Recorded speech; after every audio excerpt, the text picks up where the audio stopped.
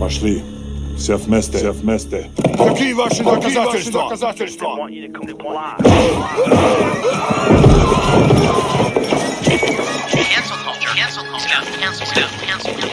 Кокаином. Yours.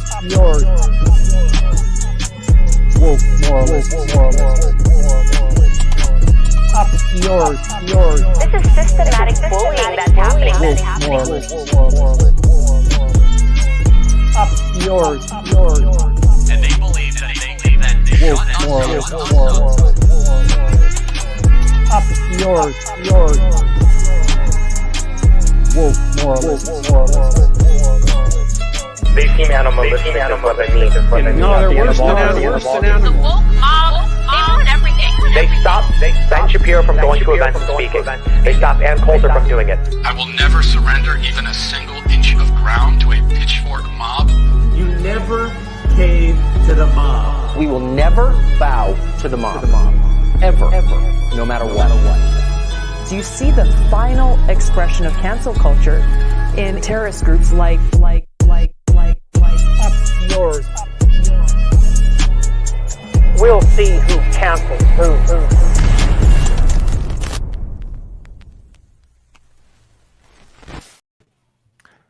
Hello, everybody. And hello, our guest. And Lance dropped out during the intro, interestingly enough. We're starting with Katy, leftist audio strong this time. Yes. So I'm sorry, but Katie, before we get to you, just the intro was weird. The audio was weird at the intro. I'm not sure if anyone else heard that, if that's going to be a problem now. Do we all sound fine? Okay, good. We're all good. Katy, hello. Hi. Nice to have you on. Yeah, thanks for having me at this. Yes, please introduce yourself and let people know where you're from, what you do. Yeah, my name is Katy Montgomerie. I'm a British feminist and LGBT rights activist. I spend a lot of my time arguing for trans rights in the UK, and it's 1:30 a.m. for me. Yay! Oh my god. We apologize. Yes. Okay. Yes. I did another show. I've got my own call-in show for trans rights if anyone's interested, called the Transatlantic Call-in Show, and it's on Thursdays. And I did that, which is 2 hours, and then I went to sleep for 3 hours, and I've woken up in the same hair and makeup, and then I'm here, so it's all good. Oh my gosh, I feel so bad for anyone that is, across the pond. That is really brutal. We really appreciate you being here, because it's bedtime for you. I feel so bad, but thank you so much. It's really nice to have you. No problem. Thanks for having me. Yeah, Lance is back, and nice to meet you, by the way, Katy. I don't think we've been on any stream or anything before, so nice. Yeah, and you. Yeah, same. Yeah, I didn't think we have. Yeah, always nice to make new friends. On new enemies. Oh, come on, Mike. What is this, Mr. Rogers' Neighborhood? What is this? You would be a good Mr. Rogers. I could see you hosting like a show that would be very wholesome. Yeah. I would enjoy that. You've got to make new friends to replace old ones. Mike, you should start a kids channel. You should be the next wow, Blippi. that one just went way over my head. No. I can't. Delay. I can't do that. No. We should mention that Olay is off this week as well, I believe. I mean, she's not here. So she's taking a couple weeks vacation. Okay. We squeezed in a little time to make a video. I think me and Mike did a little interview with her that she released. If you want to go check out the Olurinati and go subscribe and thumbs up and all the good things and go give your support to her exploding in popularity channel. Mm-hmm. It's like basically episode 30.5 of Leftist Mafia. And I watched her interview with Laverne Cox. It was fantastic. Like I watched that as it was premiering, and usually like most celebrities, I don't, they're celebrities, I don't really care, right? So, but even like Laverne Cox, I don't know all that well. I just know her from some of her work. But that interview, just the way that she was very open and the way that she presented her positions, and she's a very interesting person to listen to and has a lot of insight into these sorts of issues. So it was a really good interview. Definitely check it out. And yeah, Olay did a fantastic job also just as the person interviewing her and getting her to open up on some of these topics is really good stuff. Yeah, because it's hard to do. Yeah, that's what's wild is that Laverne Cox watches the Leftist Mafia. That's just it's so cool. You know, I was a little bit starstruck. Yeah. I don't know if you're watching right now. Oh, this is gonna be awkward. Right. So I don't know. There's a lot happened this week. Though also not a lot happened, but a lot did happen. What happened in my world? I've been on all over TV in Canada and Egypt, all because of Instagram threads. Which Canadian shows have you been on? CBC, or networks? Baby. I'm not sure what show though, but CBC. I talked with Sarah. I forgot her last name. A host of one of the CBC shows.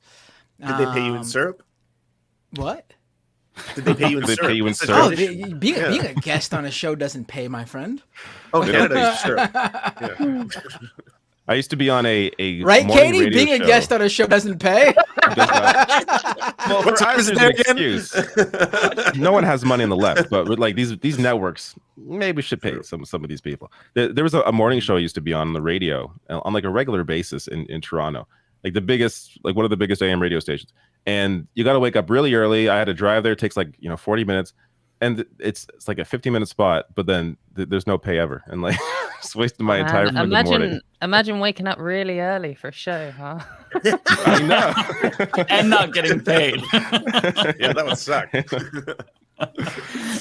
One interesting thing was someone said to me, someone tweeted at me today, "Oh, I enjoyed hearing you on 1010 Wins, which is like the major AM radio news station here at least in New York. I don't know about the rest of the country."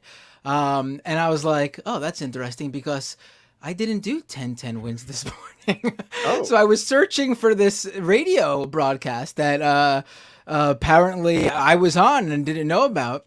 And I was like, did someone like use AI to like fake me? And I found it, the podcast version. And what it was I can't believe they did this. I did my live stream last night on Threads and Twitter for like my podcast, like for both Doomed and Scam Economy. And they apparently saw it and they just like clipped portions from it and like put it in, like they introduced me as if I was on the channel and just like used portions. That's so weird. What? Yeah, I thought that was really interesting. I mean, I don't care as long as they credited me, which they did. But it was very weird to hear like, "Oh, enjoyed hearing you this morning in that interview," and I was like, I didn't do one. Did they? So wait, they actually presented it as if you were like a guest on the show? They didn't really say that, but they worded it in a way where it was like, according to, reporter Matt Binder, blah, blah, blah, blah, blah. And then they played me saying that exact, like a version of that exact same thing on my show. So, they didn't like introduce me as a guest, but it was framed in a way where it sounded like I gave them like this specifically. But I don't mind. Hell, it makes my life easier. Please, all broadcasts, feel free to clip my show and use it all you'd like as long as you say it's me. Just clipping 1 second segments of you being like, yes, and no. Yeah. Isn't that right, Matt? Yeah. If people need that, I'll be happy to upload a video of me just saying words like that. Just it'll be used against you. Yeah, well, maybe. It's going to be weaponized. Did you genuinely think that there was like a doppelbinder out there? Like a lookalike? I honestly had no idea. I was like, what is that from? Like, I've done 1010 Wins before. They've invited me on previously, but I didn't do one today on Threads, and the app just launched, so it's not like I have this whole library of content that I gave them. And they literally just saw the live stream from last night. I may have to dip out for like 5 minutes to switch computers because I'm. Oh no. Yeah, I'm getting a lot of robot sounds from Binder, and I think it's me and not him for the first time. I think it is you. Yeah. It's happening. Yeah, I'm not getting it. All right, let me dip out. I'll be back, folks. Okay. No worries. Oh, so it's not me. Wow. Is it real? It's not me. I sound clear? You sound fine, yeah. Wow. Okay, so Binder, tell me what's exciting about Threads. Why are we excited? Why is all of our data being sold to the man who smokes meat? I'll tell you the number one, the best feature on Threads right now is that it is making Elon Musk very angry and upset. It is the number one feature. I'll download it. Threads is doing it better than anybody else. I mean, Twitter's lawyer just sent Meta a legal threat in the form of a letter saying we are going to look into suing you because we are accusing you of hiring ex-Twitter employees, and we are alleging that they used proprietary information to create threads. Now, Meta is completely denying that, and I don't see, looking at threads, I see nothing that could even be confused for that. It's just a basic text posting app. But that's how upset Twitter and Elon Musk is about this, because they are going so far as to make legal threats, which they did not do to any of these other alternatives yet. Isn't that incredibly expensive and deeply, deeply, profoundly sad and pathetic? Sounds like Elon, yeah. Yeah. I mean, guy spent $44 billion on Twitter. What's another couple of million for a petty lawsuit? Does he even have the money left for that lawsuit? Like, it just sounds this is going to be a waste of time for him. I mean, it's just a legal threat so far, so we'll see. I mean, he's also claiming he's going to sue all the various web data scrapers that have been, using, compiling Twitter's data for their own purposes, which I don't think he would win that either, because the courts have ruled in the favor of data scrapers when LinkedIn took one of them to court. It's all just building up to this cage fight between Zuck and Elon, isn't it? This is also the perfect. I can't wait. This is also the perfect way, though, for Elon Musk to get out of that cage fight. I don't think he's going to go through with it now. He already did. His mummy said not to do it. She's like, "Don't do this." Yeah, but he didn't get back to the Emerald Mine. We need you in the Emerald Mines, Elon. But he didn't respond to that. I think this is going to be what he uses. He's going to say, "I'm not doing anything with Mark Zuckerberg when he's stealing my app's IP." So this will be his way to get out of it, I'm sure. I mean, Zuckerberg clearly definitely wants to do it. So if it doesn't happen, it's because of Elon. Mm-hmm. But is Hopefully there anything exciting about it besides that? Oh yeah, you said great. I mean, okay. it's lacking a lot, but it just launched last night. I mean, the killer feature that's been so good for Threads is a feature that isn't so good for me. And that's how integrated it is with Instagram. All these huge Instagram users are just clicking a button to sign up for Threads, and all their followers are automatically following them. So you have people who already have like 1 million followers on Threads in less than 24 hours. Mark Zuckerberg's been, boasting about how the app already has over 30 million users in less than 24 hours. It's obviously because they're just people who already have Instagrams coming over. And if you're someone like me who's never been a big fan of Instagram, it doesn't really work for what I do. I don't have much of an Instagram following, so I didn't have much to port over. So I'm already a big old loser over on Threads. Yeah, I had like 6,000 followers on Instagram, and I like 70,000 on Twitter. It's a big gap, and there are, as you said, like, there are people who are super famous on Instagram and have no following on Twitter, and now they're reaping the benefits of Twitter exploding. Like, it's just right. Yeah, it's so backwards. It sucks. Yeah. That's why I'm preferring Blue Sky. Because someone put together this app that looks at the through the API and ranks every Blue Sky user, and I am one of the top 50 Holy shit. Blue Sky users. Good for you. Of like the over 200,000 people on it, and you know what? I will take it. Wow. Because eventually I will not be, as more celebrities join that platform. So as long as I am on there now as one of the cream of the crop, I'm going to wheat. I'm gonna use no it. chaff. All wheat. That's wild. Hey, I'm in a worse situation than you, Matt. My Instagram just got straight up deleted. It's gone forever. How'd that happen? I just got mass flagged like 3 or 4 times in a row, and eventually they just took it down. Posting dick pics on Maine. That's the problem. No, there were no dick pics. I would celebrate that. I would be like, "This is fucking awesome! Yeah, I got away with it." No, it was like the account kept getting flagged, and then they eventually just deleted it.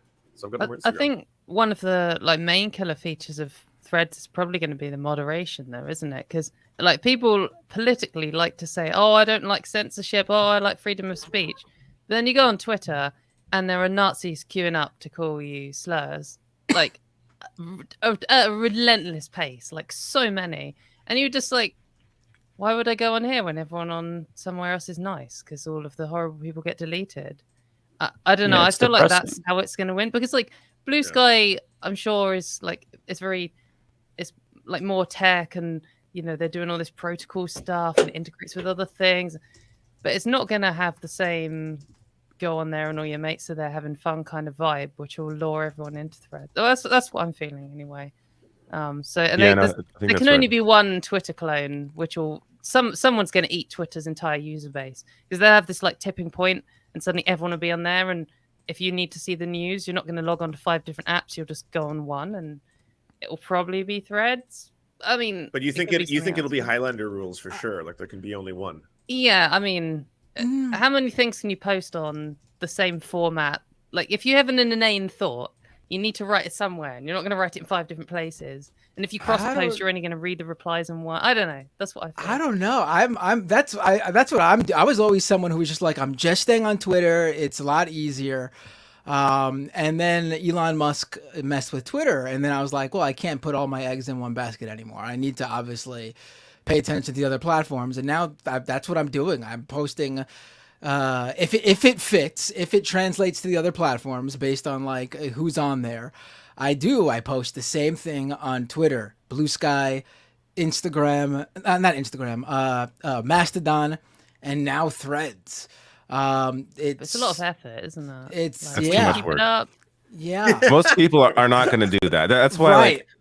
I do agree with Katie here. I think like in terms of the mainstream appeal, like of one really taking off, I think right now Threads has the best chance, and it's because of the built-in support from Instagram, like bringing over those people. It's so easy. It's like one click. My mom follows me there, which is really disappointing now because I, as a joke, well, not really a joke. I posted a few thirst traps because I'm like, I'm not getting follows. I want to get some. So I posted a few shirtless pics, and then my mom follows me. Wait, what? It's like, Jesus Christ. I thought you were joking at first. What? That's what I was going to say. You should do. No, Matt. I did. Yeah, I Matt, did. you're like your Instagram game is weak. I like no following there, so I'm like, no one's going to see these anyways. Whatever. I'm posting like as like a joke. What and do then you my see? mom follows me. As long as she followed you because she was like, "Oh, it's my son," rather than like, "Oh, who's this?" No. Oh God! But it's because it's connected to Instagram. So I didn't think she would get the. I'm like, she's not gonna get the app, whatever. But because it's so easy, she got the app and it's like, oh, my son's on here. Oh, look at this. Like, oh, great. My Instagram is just dog and cat pictures. That's it. It's wholesome. Yeah, you have a very wholesome Instagram. You do.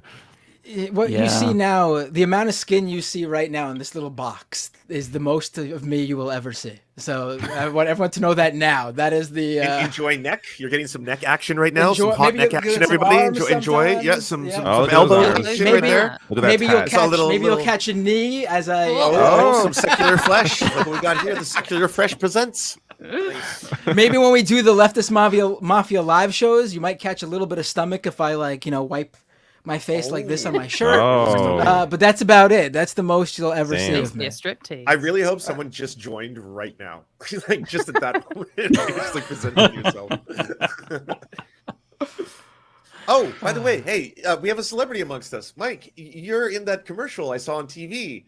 That one about Ron DeSantis, and it's really horny and confused and insecure. Not watch this. And weird. I would love to play it, but I think there's copyright music on it, right? We can't. Yes, it is copyright. Well, actually, I can play without the music if you want. You can play without the music. This is the irony, and a commenter pointed this out. I cannot play an ad with my face in it due to copyright problems. But it was really weird because I saw that. And then I was like in the group chat asking you all, like, did DeSantis' campaign post this? But like part of his rapid response did, because they're part of the DeSantis war room, Christina Pushaw. And they played it on CNN. They talked about it on News Nation. They asked Pete Buttigieg to respond to it. And it's just, it's so crazy. Sorry. The first half, I think you can play, right? It's the second half that has the dubstep. Is it the I'm dubstep not sure. I wouldn't risk it, honestly. Well, we'll see him like this shirtless dude. Like what? Yeah, the Chad guy. There's young Brad Pitt, American Psycho, Christian Bale. There he is, famous. Woo! Yeah, very weird to see. It's funny. I sent this to my niece. I'm like, I'm in a Ron DeSantis ad. And she's like, "Oh my God, congratulations!" I'm like, "No, that's not a good thing." Because like it's so wild. Yeah. I know. See, and that's them. That's a microaggression. Okay, zooming that close to anyone's face is not very flattering. So I feel personally attacked by this. So yeah.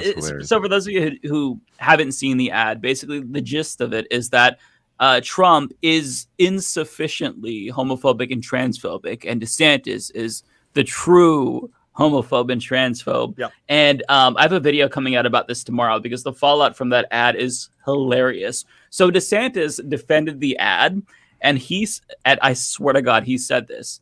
He said that the ad was fair game. The attacks on Trump were fair because Trump is a pioneer of the gender ideology movement.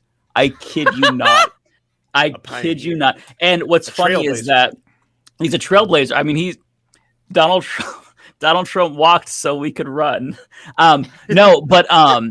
It's so wild because that ad has led to a lot of infighting within the gay conservative community, and it is the most hysterical thing I've ever seen in my entire life. Groomers. Gays against groomers versus fairness first. Yeah, so I have a video coming out on that tomorrow. It is very funny. I'm laughing at all of these losers. It's basically a bunch of gay conservatives who are completely shocked, surprise Pikachu face, that the conservatives who were coming after trans people are going after them next. Shocking. Who would have thought that they'd come after us?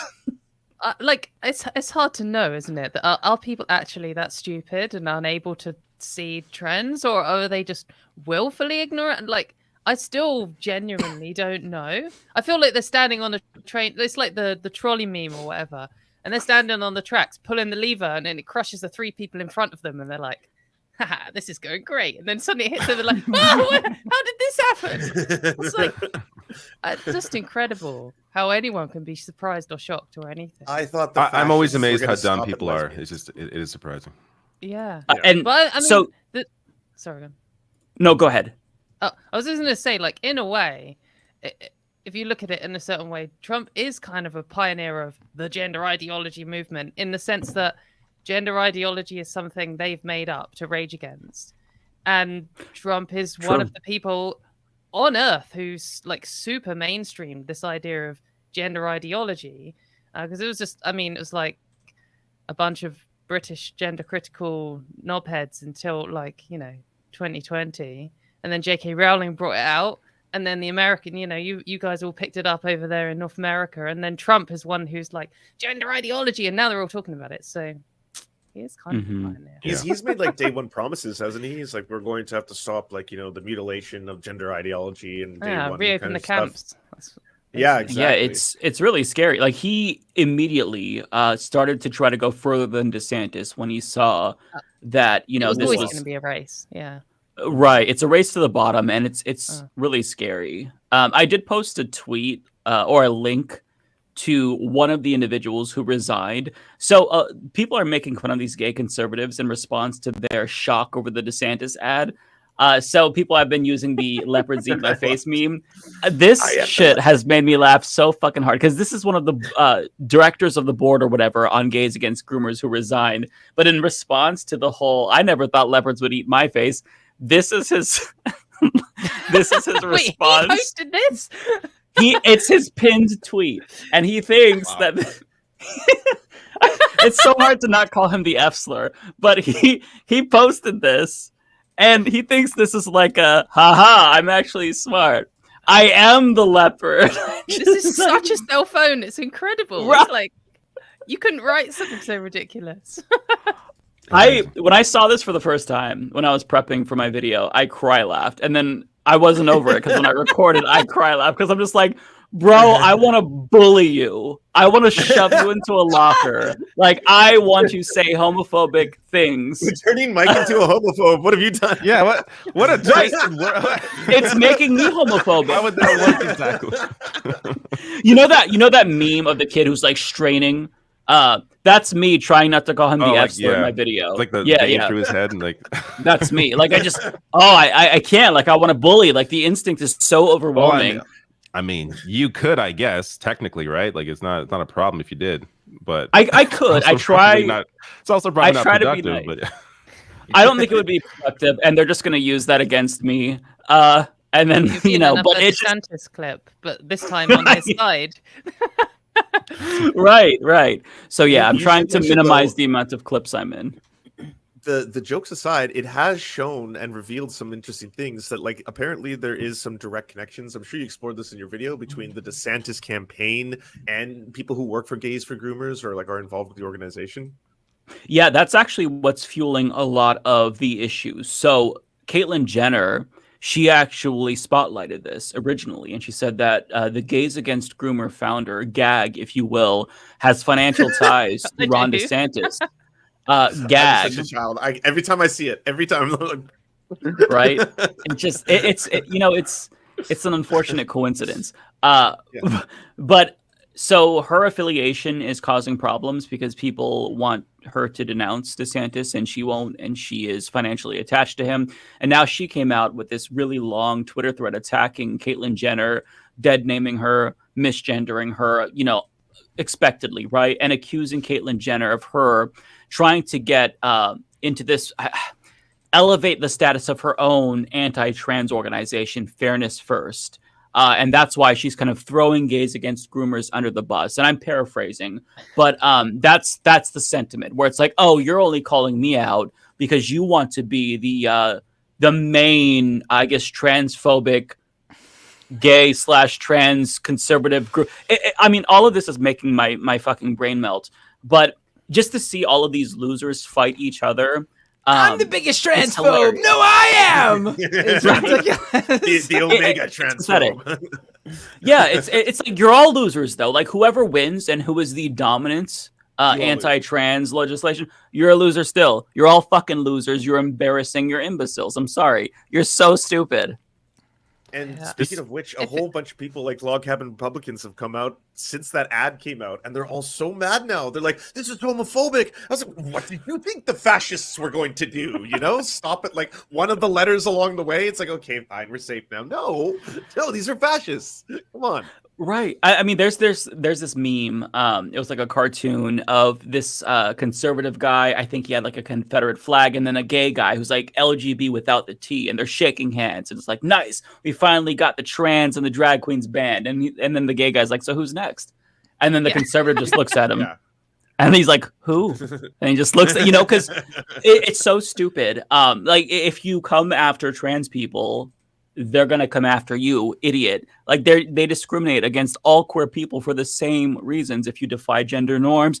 So for them to have so little self-awareness and to have this shock and feel so let down, I find it the most hilarious thing ever. There was even an op-ed in the Daily Beast by a lesbian DeSantis supporter who said that ad, that was the final straw, which is, it's so shocking to me. It's like, if only he gave them some indication that he was a little bit bigoted towards gay and trans people, then maybe it's so hard to like talk about. It was a commercial, not the legislation he's already passed. Yeah. What are you talking about? Like he's already done the bad things. It was like, oh well, that commercial was in poor taste. I gotta say, Hey, you know what?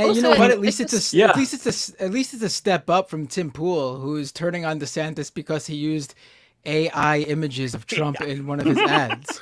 And that's the step too far for Tim Pool. The unauthorized, unnecessary roughness in the form of AI imagery in your video, that's just ridiculous. But that's Tim Pool's reason for going, balls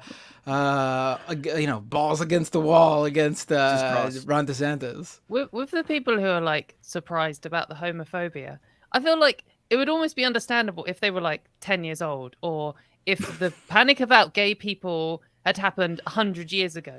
Like if we were seeing a resurgence of arguments used against women's suffrage or something, people might not recognize them because, they probably take a specific form and they would all be recycled and reused again, but no one's seen it. But like I lived through some of the gay panic and saw the same arguments being used, and they're like word for word the same arguments they use against trans people. And they must recognize them. I don't know how you couldn't. When they say things like, they're coming for our children and, that they're all mentally ill and all this kind of stuff. It's like, they were literally saying that about gay people people in my lifetime. I mean, they must have said it about you. Some of these same people said it on maybe even on Fox News, that like the same shows about you. And you must have seen that. Yeah. Like, it is amazing. They didn't even change the playbook. Copy paste. No. Yeah. There are some DeSantis supporters. So I saw this. I think it was MSNBC. They did a segment, or maybe it was CNN, a segment on women for DeSantis who support Ron DeSantis, and their support was all built around his COVID response. So they were supporting him basically because of that, because he was, I guess, in their minds, he did a good job on COVID, which of course he didn't. But so they're seeing his focus on what they're considering to be the culture war. A lot of it's just about human rights, but what they consider the culture war, they're seeing it as an electoral distraction and a barrier to his success. So they don't even really care that he is, a bigot. They more care that he's going to lose because this is his focus right now. They want him to focus on COVID stuff, which is really, it's interesting to see what people will prioritize and not care at all when it comes to the lives of other individuals. They just don't care at all. But as long as they're talking about my one issue, then, I support him. Yeah. That sucks. Yeah. Yeah. What do you say about what them? You shouldn't do if you're like an ABC News or like a mainstream publication. Maybe don't do glowing reviews of some of these hate groups, like Mums for Liberty, the ones that put Hitler quotes in their newsletters and shit. Maybe don't talk about them as being feminists and firebrand mums and all charged up and stuff like that. You kind of have a responsibility. You're failing the moment badly. The whole, I feel like it's slightly better from non-British media, and obviously I spend more time reading British media because I'm stuck here. But in Britain, it's just completely standard that any media that presents any argument about trans people will just call anyone who's opposed to trans rights a feminist, even if they themselves have explicitly said they're anti-feminist. Like one of the Sargon of Akkad, Carl Benjamin. Yeah, exactly. Might as well. Like Posey Parker or Kelly J. Keen's one of our biggest exports. And you might have heard of her touring around the world and doing all these hate speech talks and stuff. And they still say, oh, feminists have concerns. And she's doing a show in front of, thousands of people saying, I'm not a feminist. I don't just have concerns. I want to take trans people's rights away. And this is I feel like, people must be going out of their way to maintain this narrative because they've decided it's good for clicks or they themselves are gender critical and interested in repealing trans rights. And it's all the above, and they always have this desire to show every issue from two sides, even when there isn't two sides. And the media has always done this and try to play we're just being neutral. No, you're ignoring the objective reality of what is happening to trans people. That's what you're actually doing. The consensus of the scientific community. Yes, right. And they treat it. It's the same shit that they did with climate change for years, where it's climate scientists say this, but then there's the other side who doesn't think this is a big deal. It's just 3%. It's just so dishonest. Scientists, right? Yeah. I was really curious. I wanted to ask Katy about this because I was watching a video from Cavernacle. Excuse me. Shout out to him, who's a British content creator, and he was talking about the massive transphobia in the UK, and he said that Labour was basically so far behind the Democratic Party. And the Democratic Party is actually good compared to Labour, which it's striking to me as an American because not necessarily just the Democratic Party, but when it comes to these types of social issues and social justice causes, I feel like the US has always been behind Canada as well. But the UK, when it comes to abortion, when it comes to gay rights, but on this issue of trans rights, they're so far behind. Why do you think that is? Can you talk to that and maybe the media climate? Because I know it's toxic, but just to give US viewers a bit of a sense of how bad it is. Yeah, the UK has this weird kind of. We've kind of been doing the mainstreaming transphobia thing for a few more years than you guys. We had the Conservative government in charge in 2016 announced they were going to reform our Gender Recognition Act. You don't need to know the details. But at that point, the UK, there's this index rating by major LGBT charities in Europe. And the UK was ranked number one or one of the top countries in Europe in terms of LGBT rights. And since then, we've dropped to 13th or 14th. And, things are just getting worse here. that is also due to other countries overtaking us, but also because of the like extreme anti-trans media and attacks on politicians. But since the announcement of this act, basically the entire British media from left to right has just gone in, not just like just asking questions, showing a balance, but just constantly publishing anti-trans propaganda. And I mean, I think there's a few reasons why that is, and it's sort of a complicated web. But I think at least one of the main differences between the UK and, say, the US, for example, is all of the media here is so like incestuous and interlinked. Like, you get these people who write at these, you know, the far right newspapers or on our crappy far right news channels and stuff, and they like used to work at the left wing places, or they all attend the same dinners, they all live in London, they all in the same like little cliques and stuff, and there are just no trans people working for them at all. So I think that, but they switch sides politically. Like they'll work for like a left wing paper than a right wing paper. Well, I mean, we don't really have left wing papers. I mean, we've got like center right too. Yeah, I mean, we really don't either. I don't know what Lance. I don't think up in Canada, but here in the US, we don't get. Democracy Now in the US is the closest I'd say. Democracy Now, probably. I don't know if you saw the Guardian US actually wrote a letter condemning the Guardian UK's transphobia a few years ago. Oh. Which is quite, I think it's quite a big deal. Based US Guardian. Your own. Yeah, that's good. And they're right. How much of this is also due to, and I hate to give this one person so much credit, and I'm sort of half joking, half not.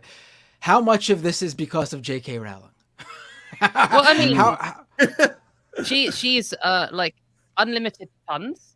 She's still regrettably well respected. And she has absolutely lost her mind to this. So, I mean, obviously she's fun. Like, she's posting in tweets that she will fund people's legal defenses and help them out with, you know, flights to tour places and stuff. So, I mean, she's obviously spending a lot of money on this, and spending a lot of time on this, and her reputation and her resources and stuff. I mean, I feel like she helped sort of super mainstream it here. Globally as well. She's such a revered figure. Oh, yeah, absolutely. And also another big difference, I think, is, and again, sorry to just kind of compare UK and US and less so like Canada and stuff, but in the USA, your homophobes say the F slur, like your transphobes just say they want to wipe trans people out. They don't give a fuck. People in the USA say what they think, and it's terrifying when you see them saying we should eliminate trans people and stuff. In the UK, we have people with exactly the same views, but people don't talk like that. When you want to eradicate trans people, not proper British. You say like, I'm a centrist, and I have just mild concerns about the way things are headed for, you know, children who are being manipulated by, you know, people like Anna with. Kasparian. It's exactly. It's this kind of wrapping your bigotry and sounding reasonable, and that's the core part of British politics. Is however extreme your views are, you have to present them in the most kind of like, you know, restrained, conserved sort of way. So you never say like, oh, gay people are destroying the family and we must get rid of gay marriage. You just say like, oh, you know, I just have concerns that, you know, what we're teaching children in schools about homosexuality is, and what you're doing is presenting the same thing, and people understand it that way. But it does just sell better if you're absolutely a concern. You know, if you're just a person who doesn't really pay attention to politics and you don't really care, and then you see someone like, what's his face the other day, or like someone like Matt Walsh. You know, if you're a random British person who doesn't care about politics, and you see Matt Walsh saying things like, we must stop this child mutilation, we must eliminate trans people. Here, for most British people, you'd be like, oh, this guy seems crazy. Like, I'm not interested. Whatever. When you see J.K. Rowling saying, like, I respect trans people a lot, and I would march with them if they were truly discriminated, but I'm concerned about the numbers of autistic girls who are believing that they are trans-identified. Like, you're like, oh my God, fair enough. Like, I like more insidious, and and people just buy into it, and they aren't going to listen to trans people. The British media is never going to give us a chance to actually explain what she's actually saying. and why these views are garbage and stuff. Yeah. I think long term, that's going to make it so much more potent because they give themselves this plausible deniability that cloaks everything they're saying in legitimacy, right? So it kind of like people are more inclined, I think, to let their guard down and listen. And that's really frustrating. Like even I think it was this year, James Stephanie Sterling, they're a video game content creator, but they talk about like capitalism, transphobia, stuff like that. Where they had to break it down why J.K. Rowling is specifically transphobic, and they went through each and every single, like all the receipts and whatnot. And I checked the comments. Katie's got an amazing article on that. Still some denial. Oh, do you? A full article on all the reasons why she's transphobic. Breaking that's down great. Piece by piece by piece on her Substack. Yeah. That's a great resource. That's still get it. Like I did a video about J.K. Rowling using one of my tweets to prove how unreasonable trans activists are. Because I tweeted transphobic trash, go fuck yourself, something like that. And even and you remember, yeah, it was. I got. I think that's why I followed you. Oh, not very cool. Very cool. So it was a positive thing. But even like in my comment section, as I explained how she's transphobic and how she was propping up, I believe my response was to her using like this conversion therapist. Anyway, like the comments were like, how is she transphobic? And it's so frustrating. One thing that she said that's transphobic. Right. Just one. We're using her own words, not your own interpretation. Yeah, it's infuriating to me. So I'm glad that you're pointing this out because it's so validating. Because these people are cloaking what they're hiding the ball, and it really helps them. I think.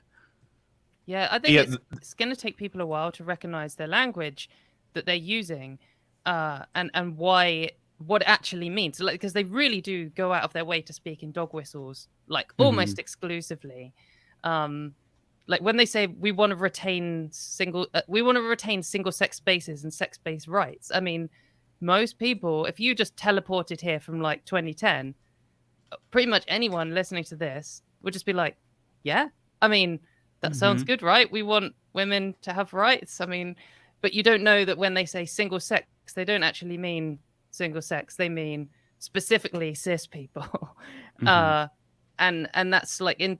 And to explain that to just a random member of the public, like, oh, by the way, yeah, and the word cis means non-trans, and when they say single sex, they actually did, and it's like there's all these new categories you have to introduce to them, and then they'll just be like, nah, because she says she supports trans rights, so that is so infuriating to me. One thing that I'm seeing more and more of, and I'm convinced this is astroturfed here, is there is this attempt to sow division within the LGBTQ plus community, like the LGB without the T's. And I don't think that that's sticking here. I mean, we have conservative gays who are dipshits that are anti-trans, I think, because they're trying to like throw trans people under the bus to save themselves. But then you have like, even within that, you have Blair White, for example, trying to throw non-binary people under the bus to save. Like it's just kind of like this game of no, them first.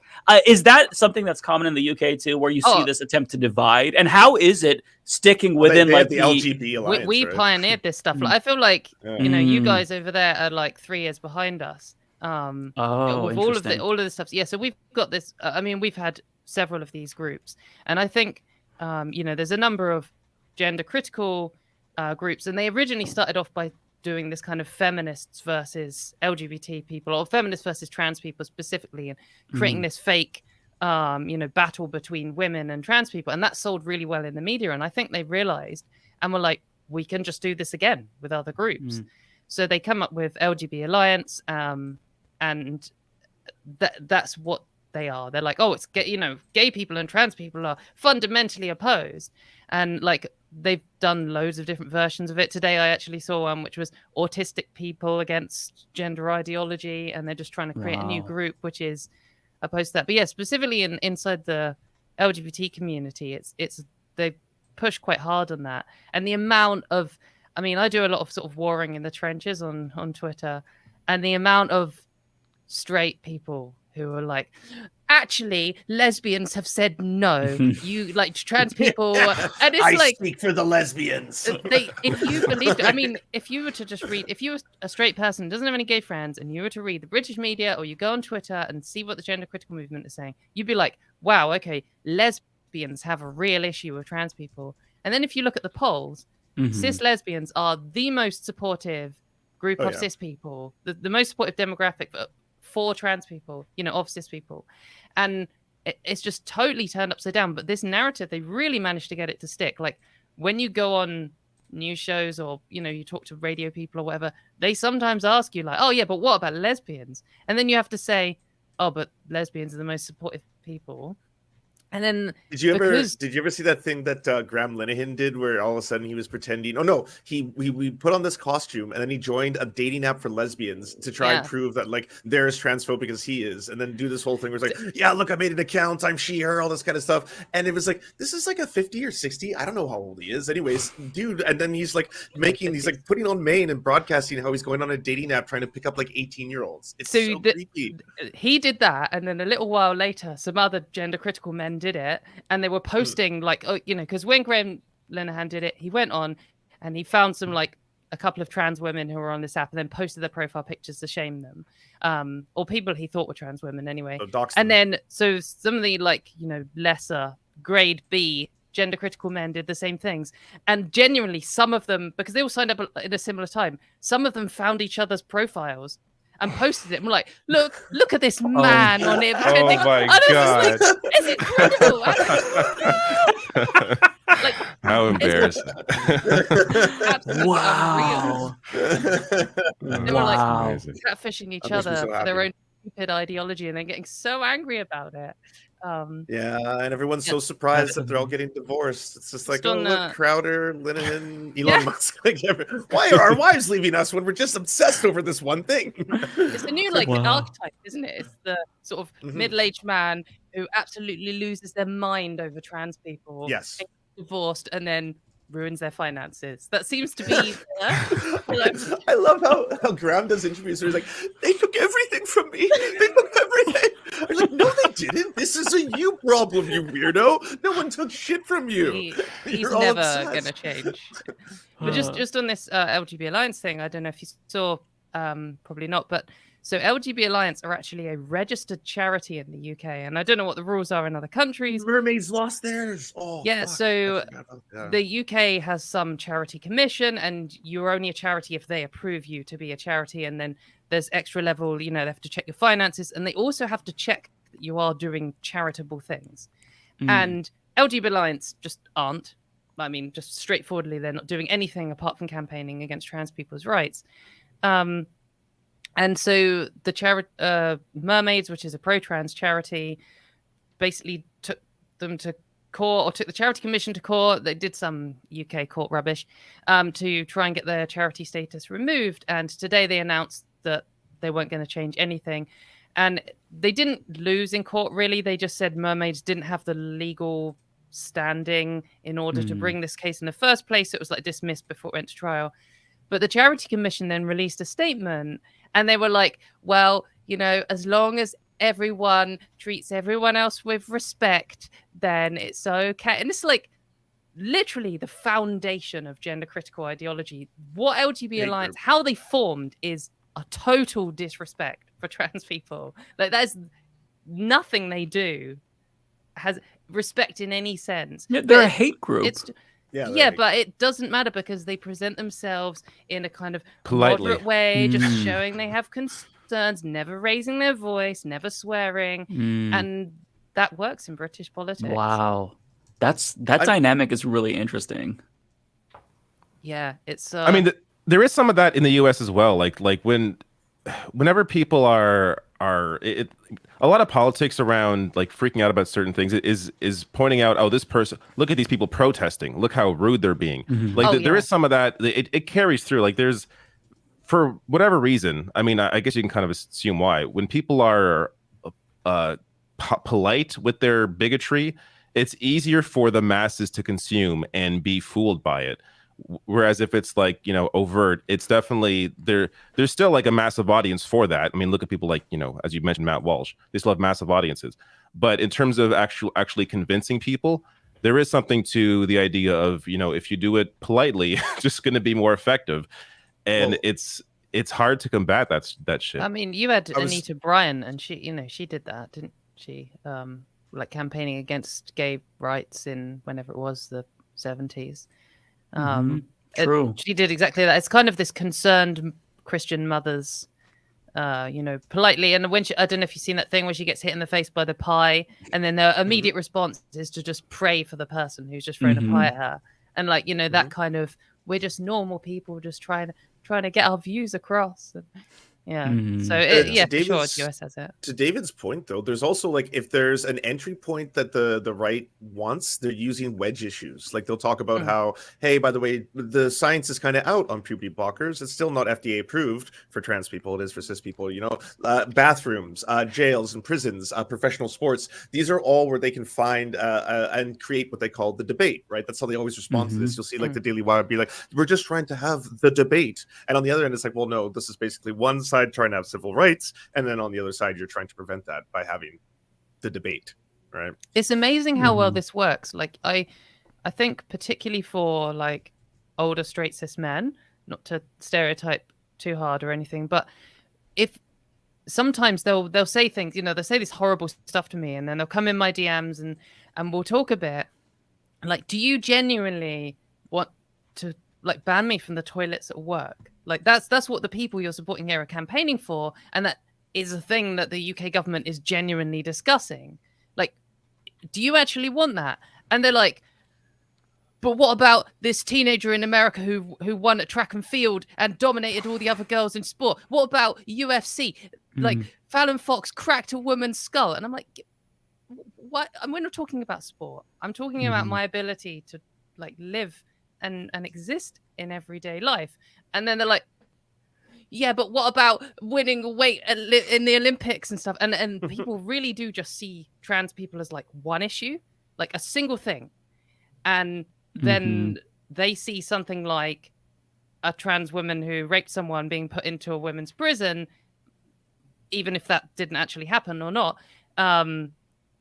They see that, and then that is trans rights to them. And it's either usually prisons or particularly sport. That's what seems, and that's really worked really well for hooking these kind of like straight cis men.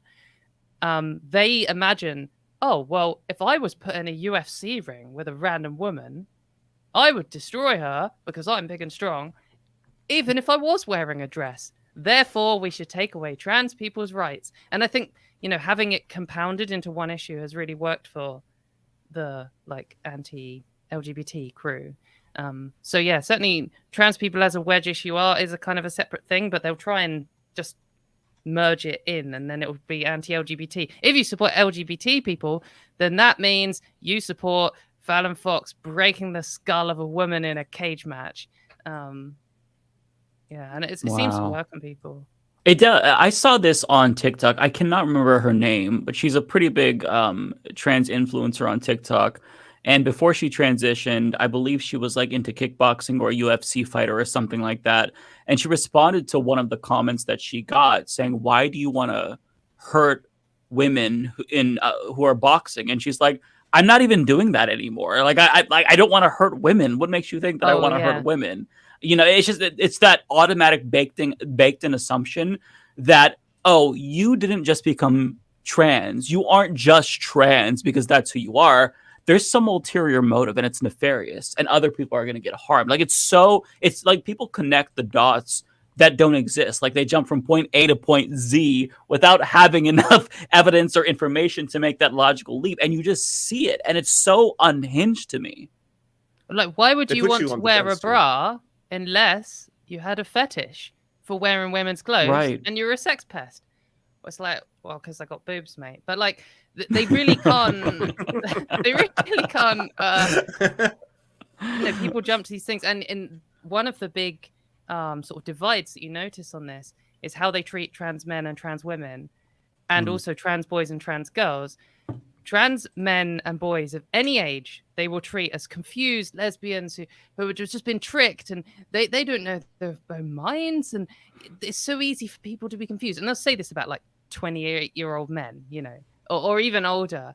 But for trans women and trans girls, like even from like age 6, they will describe them as predators and fetishists and, dangers to the people around them. And I've had people some of the more respectable gender criticals just straight up say to my face, they'll be like, oh, all trans people have a fetish. And I'm like, yeah, but I knew I was trans when I was 6 years old.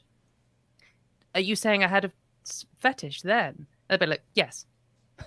And like, so you're saying 6-year-olds have sexual fetishes, and then you'll turn around and accuse me of sexualizing children because I want to say LGBT people exist at school.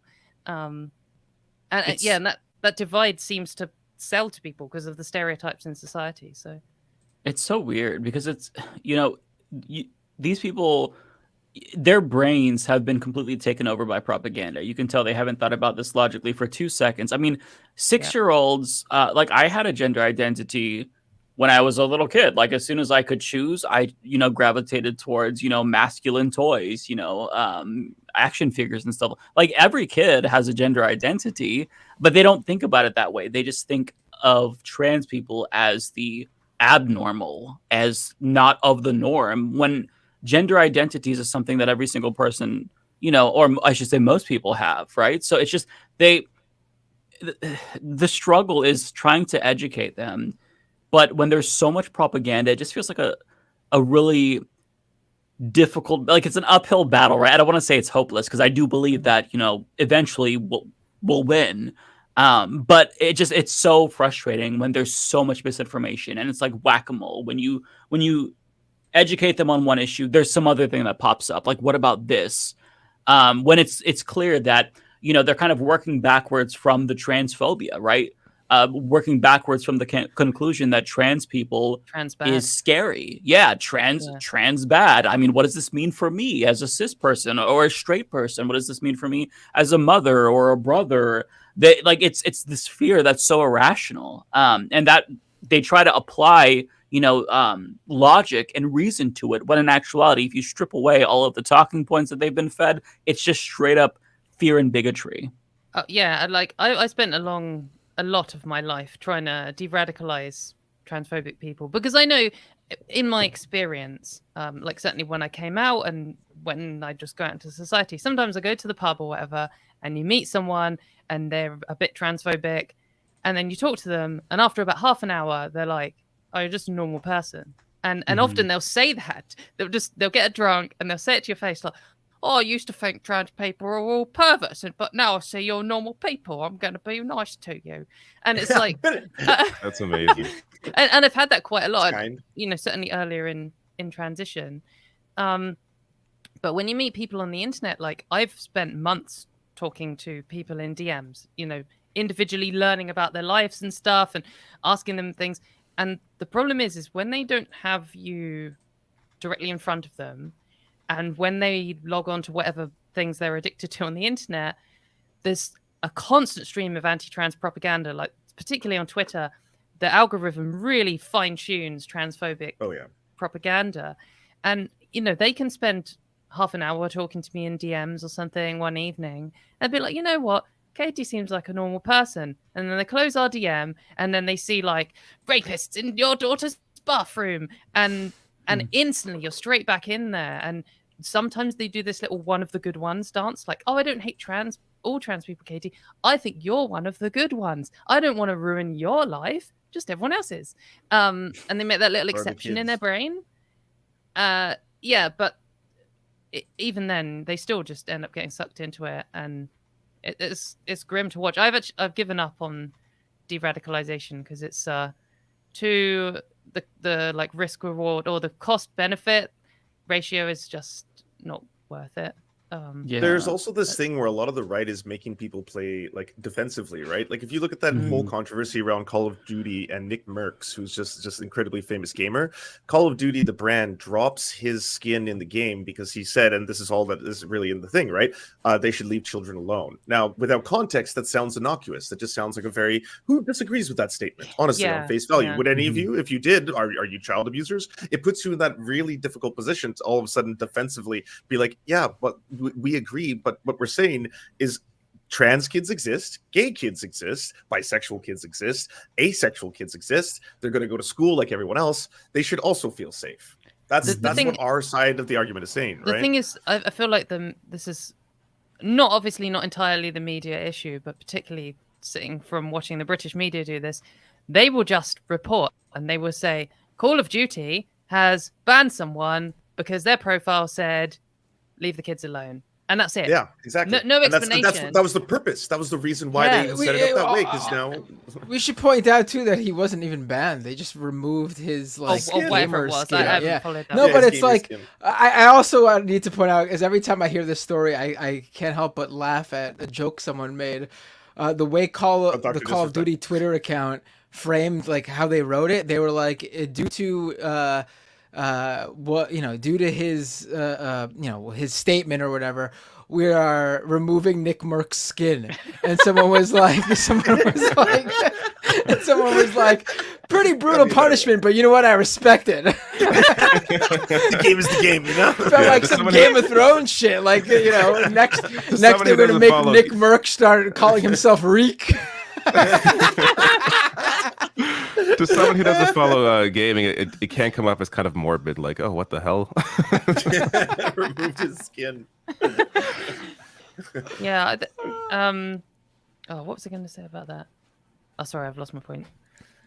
I messed it all up. I'm sorry. I'm quiet listening, and then I chime in and I fuck it all up. No, that's fine. I was just going to say, like, I feel like even if they just fact checked or gave a little explanation, I feel like there isn't. That's kind of what good journalists do, though, isn't it? They add the context so that you understand what's going on. But I feel like there must be somewhat, because there must be loads of amazing British journalists, but there must be some editor at The Guardian or whatever who is just saying, no, we're not including that bit. We're not saying that leave kids alone is a phrase used by anti-LGBT people to say they want to, like, remove LGBT kids from their parents or something like that, which would be such a little simple include and is factually true. It's not an exclusively Turf Island problem too. Like media in Canada and in the US, like New York Times, for example, as well as like The Atlantic is the one that published that Jesse Singal article that was used in order to try and pass anti-LGBTQ plus legislation and reference, hey, look, this is a not a right winger or a far right extremist or a far right extreme publication. It's The Atlantic. This is a liberal, and look, they're also calling into question: is this dangerous? Is this child abuse? What about detransitioners? What about all these issues that they won't let us talk about? Why aren't we not allowed to have a debate? Which I think is like, it's so irresponsible for journalists to do that, simply because like this is not something that's being debated amongst the scientific community in the same way it is in the fucking pundit class or amongst like media personalities, right? Like it's been settled in a large part. Like again, every major medical association in the United States agrees on gender affirming care and using it, right? So if we're debating it on the other end, like why should we be given the time to both sides in this stuff when it's like this is civil rights? You know? Yeah, and that's always the most dangerous transphobia, is when so-called liberal papers or liberal outlets or progressive outlets are spreading transphobic garbage and just saying, well, I still support trans rights, but, you know, there's questions around athletes, there's questions around, like, none of this shit is, like, trans people are under attack. Like, that should be, if you actually care about human rights, that is the focus, regardless of whatever little edge case you could find about, oh, this trans athlete lifted all these weights. Who gives a fuck? Like, trans rights are under attack. Why would you put any focus at all as a so-called paper or outlet that is supposed to be focused on, you know, reality and facts and data and caring about people, human rights? Why would you put any focus at all on anything else except the human rights of those individuals?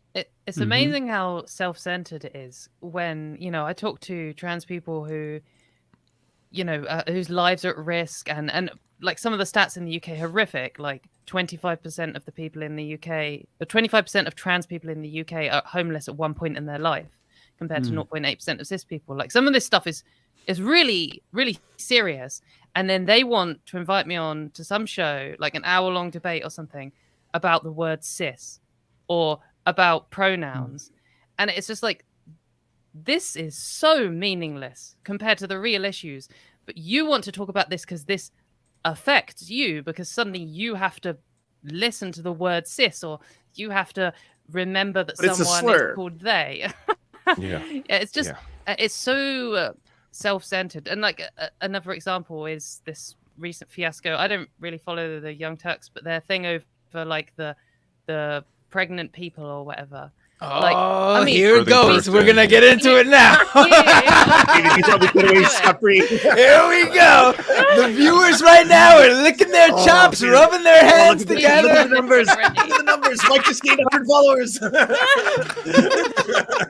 Well, to be fair, I kind of brought it up, but anyways, yeah. I thought that's maybe what you were alluding to, but like, yeah, with something like that, I mean, I would have a feminist discussion with someone, you know, in a feminist book club about the situation when we need to recognize trans men and non-binary people, and also the fact that we don't want to remove the fact that misogyny is the key force behind removing bodily autonomy and taking away people's right to abortion, and you know, trans people are just a happy coincidence that they're hurt too. Like, it's an attack on women and it affects trans people rather than it's attack on people.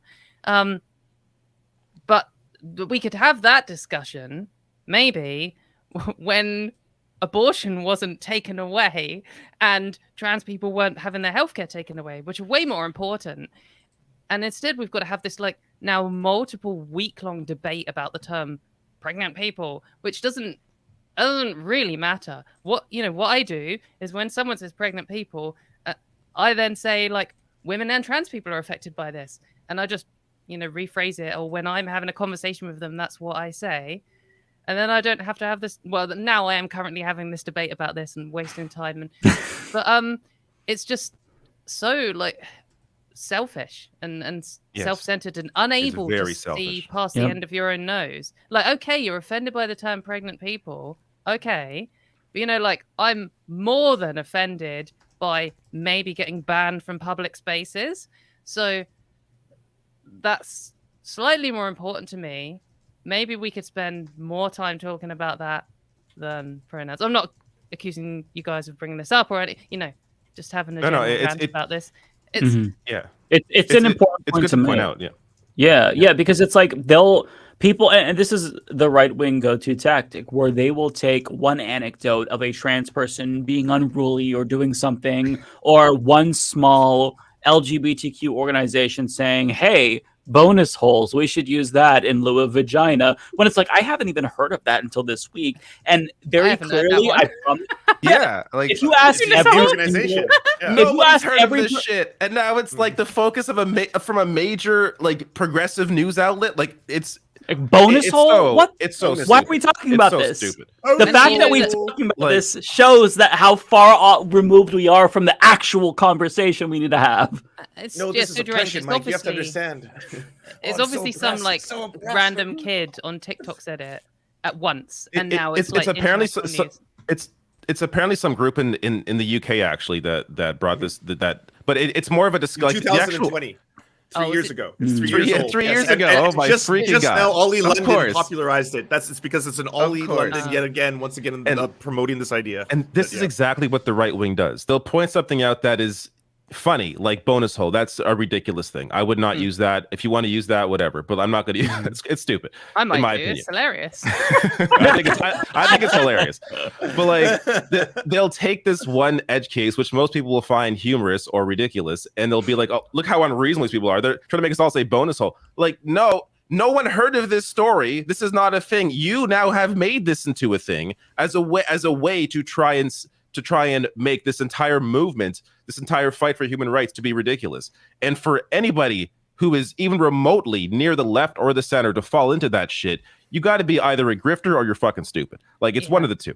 I think my favorite example of this or insidious. You know what you're doing. Yeah, possibly. My favorite example of this is there's a Daily Mail article by someone called Janet Street Porter, who's a British journalist, and the headline is, "I'm all for transgender people getting equal treatment, but please don't make me sacrifice my breasts in the name of political correctness." It's like, what the fuck is this about? And it turns out what it's about is one small section of the NHS, like in the southeast somewhere, released one like handout for their nurses and doctors in like one practice or whatever, and it said, when talking about breastfeeding with women, you've got to talk about this, and it had this huge, all about breastfeeding, and then at this little section at the bottom that said, don't forget, some trans people also do this, and some of them will be trans men, and some of them might not necessarily refer to their breasts as breasts, and they might not like the term breastfeeding. For example, they might say something like chest feeding. I don't know, whatever. So just be aware of that. Breastfeeding? What? What? And then this Breastfeeding? snowballed into you must sacrifice your breasts for political correctness. It's like, oh my it's God. so dishonest. And this whole like long article about how, yeah, you know, I want everyone to be equal, but how dare you ban me from saying breasts? Like, yeah, it's just delusional. These aren't real isn't it? problems. This isn't real oppression. This Yeah. is made up like oppression simulator to make it feel like there's a real thing going on. No one is calling people by these things. Someone in your chat, Mike, just said bonus bags. Yes, bonus bags. How dare you use the term bonus bags and refer to my breasts? I take insult to this. Honestly, that person for writing that article should have to sacrifice their breasts. Have the UK government come collect them. They lost it. The right would lose their mind. I don't know. I'm just a little bit shocked. You guys don't base your entire political outlook and ideology on one single term. You guys don't do that. You guys don't hear something and then go, "That's it." on social media. That's it. That's everything to me. They were I on hate- social media. Also, just want to say, no surprise, David Dole is not going to get any use out of a bonus hole. But go ahead. Let's. I have a child. That's true. That's true. But just have to get that in there. Go ahead. For David. It's amazing. Does your mom listen to the show too? She does occasionally. Yes. I know. So sorry. We're so sorry again. So, Mommy Dole, you did a great job. He's a wonderful human. It's amazing how often people will say, like, I supported trans rights until, and then will show an example of a trans person saying something like that. Like, you know, oh, but they said you have to do this. Or, oh, yeah, but, oh, this trans, or even like this trans person is a criminal or something. This trans person said this. It's like, do you expect every trans person who says something to be like speaking on behalf of all trans people? And is your position really, oh, I want to remove Katy Montgomerie's human rights because, you know, first name bunch of numbers on Twitter said that I was disgusting or something. People genuinely cite that. Like, this sounds kind of crazy, me ranting about this, but this is one of the most common arguments I hear from people is, oh, but this person said something horrible to me, so that's why I support J.K. Rowling. This is incredible how people's minds work. So your beliefs are basically based on whether or not people are nice to you in any category, because they're not actually based on principles or you don't even have like I'd say a stringent ideology in that regard. It's like, well, which group is nicest to me online at any given time, right? Which is wild because like. Sorry, go ahead. No, or something like a single term. Yeah, exactly. It's mad. Sorry, go on. There's an issue with like this model minority thing that non-minorities try to like push on people, where it's like if you're in public and you're not completely well behaved, and then you could be like the only experience with that community. And this is something that has haunted me since I was very young. Like when I came out, I was the first gay person that my family had ever met, I think. Besides my cousin, but they never, like, they kind of live far away.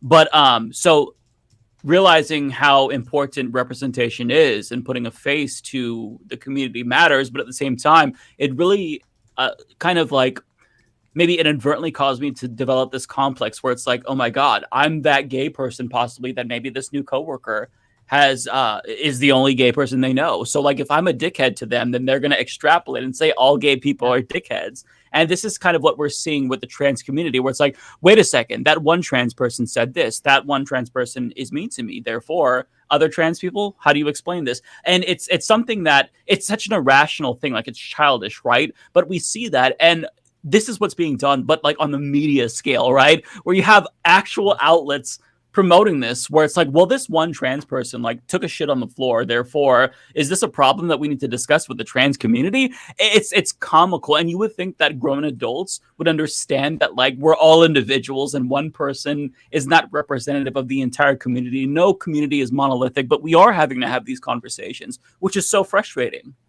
Like imagine holding like the entire, like all white cis men accountable for the actions of like a single white cis criminal, like for Trump. Exactly, Trump's a great example. Like, imagine going to every single white man. What do you guys say about this? You a free one there. It's just. So I mean, absurd. I am responsible for. I will take full responsibility for Donald Trump and all everything that cisgendered men do. I will happily. Be the bearer of that load. Good point. Have you seen fucking cis or straight Twitter lately? The red pill community, just pearly things. I mean, what's going on with the cis straight people? I mean, something's up there. Maybe we should take away their fucking rights. You know what I mean? Like, and their ukuleles. Take away their ukuleles. No more apology videos for groomers with ukuleles. Fuck that noise. Those days are done. All right. Yeah. Right. I mean, if we were going off of that, then like the straights would have nothing left. You know, if you take the ukuleles. Have you I guess like kind of, I don't know if it's similar to this or the inverse of this, but like I feel like when I'm discussing my point of view, sometimes I'll say this is what I think, or I could say generally this is what trans people I've encountered would say, or trans people are asking for these rights is kind of a statement of like, in general this is kind of what people say, but I don't speak for everyone. But when you see particularly gender critical people speaking, they instead of saying I think this, they just say women think this. I don't know if you've seen this, like especially when they're trying to do this, or they do gay people think this. They're like lesbians actually think this, or women have said no. Women are concerned about you in women's spaces and stuff, and they always seem to talk as if they're a monolith.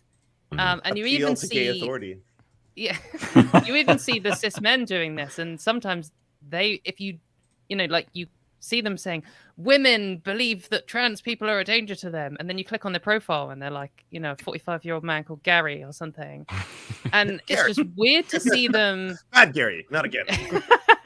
It's weird to see them, like, because they treat trans people as a monolith, and then they also kind of treat themselves as a monolith. It's almost a way to try and galvanize like support, be like, all women think this, so therefore this is very normal to think, and you must think this too. Like that's it. It sounds like that's the argument they're trying to make there. Yeah, I really do think, I totally agree. I think a lot of the pushback against like cancel culture in general is that it really does have a strong effect on people to believe that what they think and do is normal. And when they see someone getting reprimanded for having a view they do, they worry about it because they're like, oh, this isn't normal. So the solution is to like all massively rally around this person and make a big song and dance about how actually they're the normal ones. Yeah, and they definitely do that with transphobic stuff. Like people, they say this all the time. Like often when you'll see them talking, they'll be like, "Oh, I'm actually, I used to vote left wing, and I'm very normal, and no one's ever called me a bigot before, and now all of a sudden I'm being called a bigot." And that's like the full argument, rather than saying, "Oh, well, the thing I've said isn't bigoted because here's the logical reasons behind it." Instead, they give you a little rundown of their like history, politically and stuff, and that's the full argument. There's no willingness to just have some introspection and like analyze, hey, maybe this thing I think, maybe I should reassess why I think this, and think from the other side, like what they're saying, and like it's very much just, I was called a bigot, therefore I am now against whatever you are for, and there's no assessing at all. There's no, like, all of us at some point in time have been either called out for something or thought something that was incorrect, and we have reassessed. Like, I think that's a very speak for yourself. Bender was born perfect. I forgot about that, but the rest of us, no, he's immaculate. He was born without original sin. It's really cool. It's true. It's true. David's totally right. You made a great point when you were talking in your video, David, about how like you wouldn't do this kind of stuff to other people's different forms of healthcare. You wouldn't go after children who have leukemia and be like, "Oh, excuse me, the chemicals you're putting into their bodies are going to mutilate them," or things like that. You'd stay the fuck out because it's a stranger, it's their kids, it's none of your business. I have no place in the doctor's office with these people. It's so weird.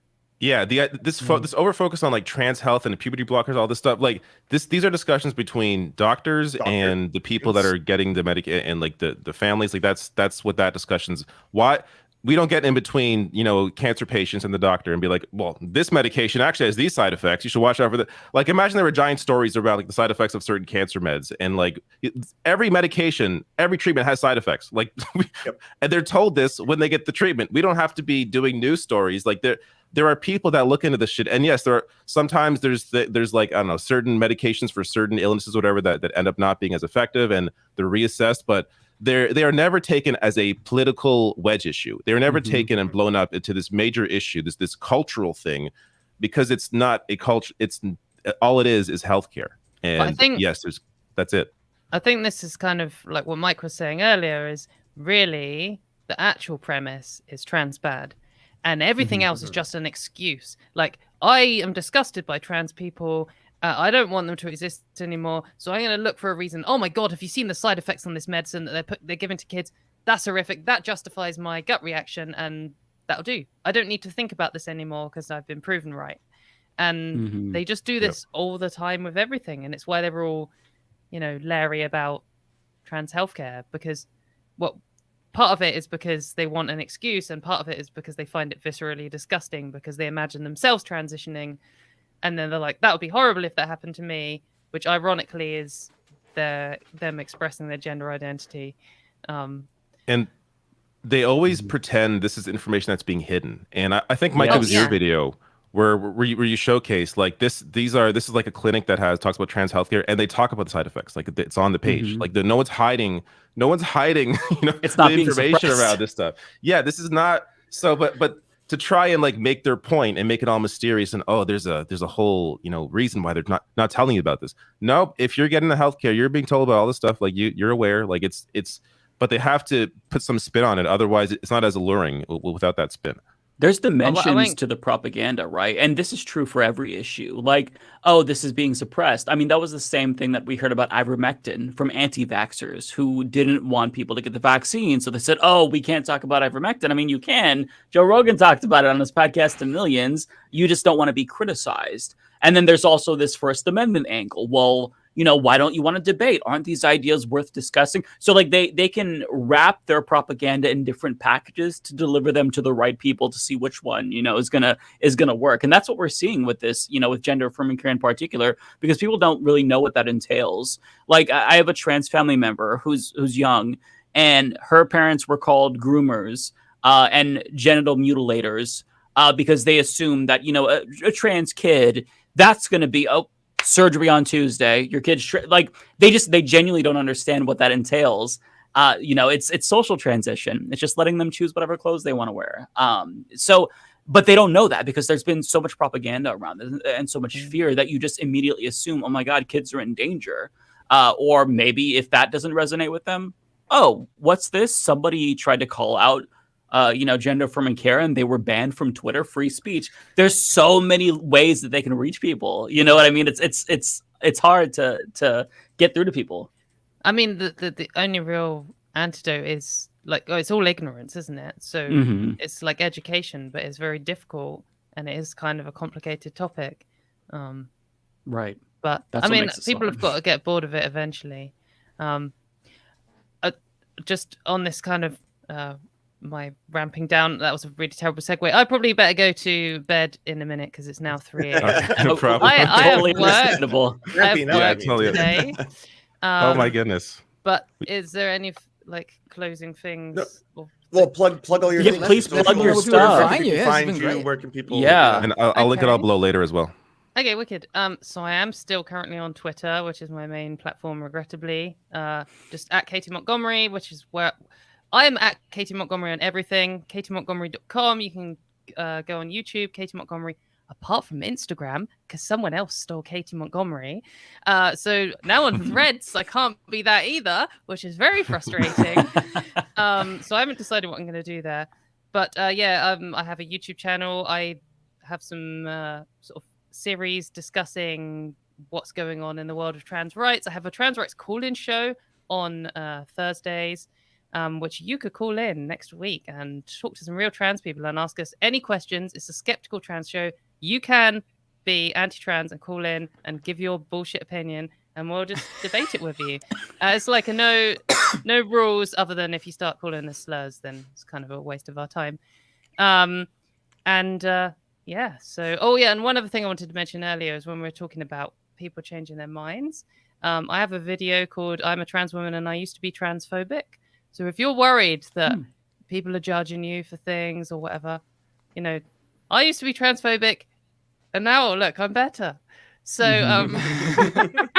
it's probably a good video to share with people too, to like the people that are transphobic, and just like see what Katy has to say about this. Like that's definitely helpful, I would think. Former bigots are some of the best advocates when they realize how wrong they've done and they try to make up for it. I think that's a powerful thing. So don't be afraid to come out of the closet, with the closet being the bigoted closet, and say, I was wrong, I fucked up. It's okay. But that doesn't include that lady who used to be in Westboro Baptist Church who did a she's canceled forever. For J.K. Rowling, which is yeah. Well, she's still a bigot, just in a different way. She's she changed the target, re-angled it. Yeah, it's just like the same. It's the same thing. Yeah. Anyways, thank you so much. Thanks for being late. Coming on late, and thank you for losing sleep literally to come on our show. We really appreciate it. Well, I'm hoping, because I had 3 hours sleep before, and I've done less than 3 hours on here, that I can just, humans are fine with just splitting up sleep schedules, right? Let's hope so. It's overrated anyway. Yeah, it'll be fine. But yeah, nice to meet you all. Thanks for having me, and follow me on things. Bye. It's been great. Thank you, Katy. Been great. Thank you. Take care. Nice meeting you. She was great.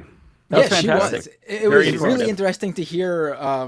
We hear about it, but I don't think. I mean, at least on my show, I haven't yet had on anyone to bring a on the ground personal experience about how things are regarding trans rights in the UK. And obviously online we hear so much about how they somehow they've managed to outdo the United States of America on being ass backwards on something. Yeah. Shocking. Yeah. Does that make you Americans feel good? Is that a little? You know what? We're not the worst. I'm a little. You know how everybody else feels about America. Yeah, exactly. This is what it's like. 2 days ago, I pounded down 20 hot dogs while thinking about this very issue and going USA, USA, because I knew it was something to finally be proud of in this country. That we are not the most transphobic nation on the planet. We're at least second. Not the most. Yeah, I'm curious. So basically, it's about the same in Canada. Probably not as bad as the United States. Is transphobia in Canada? I'm curious. I feel like in terms of legal protections, you have better legal protections here in large parts of that bill that Jordan Peterson mischaracterized. But what it was wait, how many sissies got jailed? Zero. No sister Zero in prison. people. We're all gonna go to jail. Like no one went to jail. No. But the whole idea behind it was that you could, prior to these protections, be fired from your job or evicted or denied housing in Canada simply for being trans or having a different gender expression than what is considered the norm, aka cis, right? So having that in language that it's protected in the same way that other categories are protected in Canada, such as ethnicity, religion, stuff like that. Well, now gender and gender expression is part of that, which does add a lot of benefits. And I've spoken to people who have transitioned fully through the Canadian healthcare system, and it is in certain provinces pretty comprehensive, pretty good. You do have access to a lot of resources, the things you need. Like I have heard very good first-hand accounts, as well as some horror stories, because it's like anything else, right? There's bad things and good things, but yeah, it's one of the reasons why Rainbow Railroad, actually the charity that we're fundraising money for on July 15th, by the way, Saturday, right? Next Saturday, they've partnered directly with the Liberal government of Canada to bring in as many queer refugees from the U.S. from red states or far red states, trans refugees too, into the country as possible. So that's amazing. Awesome. That's that's amazing. Yeah. I do worry though about the cultural impact of what's happening in the U.S. and the UK on Canada. Like if this shit continues going on, Canada, it always feels like, at least culturally, we're like a couple years behind the U.S. and like this shit's gonna spread out here in some way. Like you saw that in Waterloo, right? 3 people just got stabbed, and that was at a gender studies class. Gender studies class, just happened. Oh no, real world violence is here. Like in my backyard in Kelowna, that's where that story where the old man was yelling at the 8-year-old cis girl, being like, "Oh, you must be trans. That's why you won at this fucking meeting." Like, no, Canada is fucking terrible. If anyone tells you it's not transphobic, it's not homophobic, it's not racist, it's racist as fuck. This is a colonial fucking resource extraction project known as a country called Canada. That's what it is. It's racist. Well, hopefully Canada can be saved, because that's like plan B for me. I mean, for the first time, honestly, for the first time, and it's not just me, because I've talked to other queer people about this as well. And everyone I know is basically like, yeah, I have my passport updated. I'm getting one for the first time, just in case. Come to Vancouver. I mean, you never know where life is going to take you. It's close right? by for you. Yeah.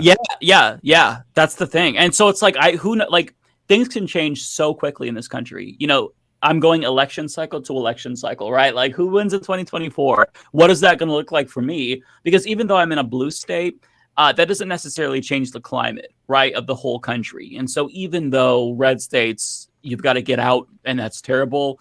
In blue states, like that culture war stuff, it does, and I say culture war in quotes, but it does like trickle over. So it's like, I mean, what happens if like, you know, it gets worse? You know, if we start actually losing more and more rights, like what do we do? And it's like, you've got to have an exit plan. And it's a little bit paranoid, I'll be sure. Like, I'm not going to become some doomsday prepper, but I think that just looking at the climate and trying to be realistic is something that at least gives me a little bit of psychological comfort temporarily. And I'm glad to know that I'm not the only one who's doing this, because other people are saying, yeah, you're not like absurd to start thinking or to start catastrophizing really about the situation, because you never know. I mean, nobody in the Weimar Republic, you know, predicted the Holocaust. You know, everybody was just sitting there, and it just happened, right? So you always need to prepare and protect yourself. So that's kind of my thinking.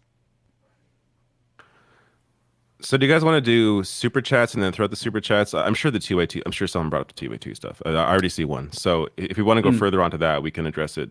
You mean to make a segment on it? I mean, I feel like I'm not sure talked about that all week. You know, I've watched both your videos. They're both excellent for different reasons. They both go real hard. I love David's fact-based approach, because like you laid it out so clearly, where it's like, this is not waiting for the topic, it's not waiting for DeSantis, it's not waiting for this, it's not waiting in politics. And then I clipped David. So many good personal stories. Mike's video is really good. And then we also got David Dole in Mike's video too. Yeah, sorry. Right. That was they were both excellent. It was just I couldn't restate what he said better, so I'm like, I'm just gonna fucking clip David. It's good. Yeah, it's just it's just amazing to me for people who are the polling should not dictate what you fight for, right? Go back to, you know, the 60s. How was polling on civil rights? But like, let's say that is how you drive a lot of your coverage is around polling. What's really popular? What's poll? For you to get the polling wrong in your attack on trans rights, like, and that your focus is polling, if that's and you're still wrong. Like, I'm getting closer and closer to the belief that this is a grift, and I know it's taken me a long time. I should apologize to Ole, but like it's just we all should. Yeah, but like I don't apologize. I didn't say nothing like you guys. You never had a position on anything. She was so right. I already told you that I. Yeah, I think Mike put his money where his mouth is by putting his YouTube channel in the position it was for so long. Should point out, I went out of my way to, like, before people accuse me of being like this drama baiter, I went out of my way to avoid the drama. When I think people probably put two and two together. You didn't even talk about it till you couldn't get the monetization back. Like, I even credited TYT because their person who works with affiliates was really helpful, you know? Like, I was trying to go out of my way to not make this a drama thing. Like, I'm leaving TYT because of the, like, I just quietly tried to exit. It was a nightmare. Of course, it would have been easier to stay, honestly. But like, I don't want the drama. Like, this has literally taken a toll on my mental health because I get transphobia from my family with my trans family member. And then I log on to the internet and I see more transphobia. And it's not just the discourse, it's the comment sections, right? My comment section is usually pretty good. Like, I try to call the bigots, take away the slurs. But when so many eyeballs are on us specifically, they kind of brigade it, right? Because we're in the center of this, right? We were accused of gaslighting, which is one of the most fucking amazing things I've heard in my goddamn. I got attacked for being too kind. Like, our segment we started by me showing, hey, these are all the videos they've done on, you know, helping like pro trans rights, whatever. Like, just to give context that this is like a one-off thing. We don't know why she said this, and to claim that we were gaslighting when we were attacked for being too nice. Like, are you out of your fucking mind? And Ole was the target of that, as if Ole was just so uncharitable. I went back and I said this on Ole's show. I watched it. We were all kind. Ole got targeted somehow, which doesn't make any sense to me, aside from other, you know, reasons. But we were very fucking kind, which is it's astonishing to me. I feel like we were trying to, because at the time we were trying to be like, okay, I'm not sure what she's reading, what's going on here. I'm not sure what hole she's fallen down, but we think she can come back from this if she understands. Like again, if one of you said something ridiculous, like this is how the approach we would take. Be like, okay, no, like this is why.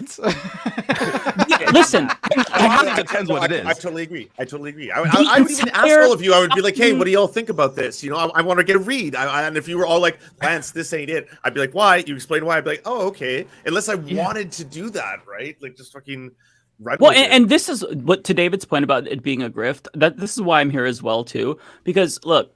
We're all human beings. We hate criticism, right? The entire fucking leftist mafia was at the center of this Blair controversy. We were getting bombarded. Imagine if we handled that situation in this way, where we just doubled down and be like, no, we're right. The audience is wrong. They're so pure. Like, imagine if we responded that way. Yeah, no, listen, we apologized and we admitted that we were wrong. We can do that. We're adults. That happens, you know? But I feel like Matt, you haven't had. I don't know if you made a video about this or talked about this on your stream, but I feel like we should give you the chance. Out of this completely. you talk about it's like a pan. Right.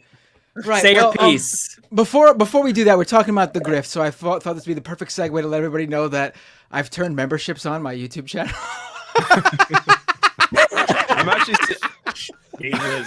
I saw a few new members. So by the way, this is the big announcement. This is the big announcement. YouTube.com/Matt Binder. It's been requested fucking for so long. And YouTube will give me a couple $100 if I get 30 subscribers, not counting the gifted memberships. I saw someone tried to help me out by giving away 10 gifted subs. Unfortunately, that doesn't count towards. That's so stupid. Yeah, so I need 30 individuals to sign up, and YouTube will give me like an extra couple $100. I think it's like $500. So YouTube.com/Matt Binder. It's open now. All right, now back to the the topic. By the at way, hand. You might be reaching now. I'm seeing a lot of like new memberships in the chats here. So we'll get to the chats in a second. But yes, you may be getting close to that. All right, here we go.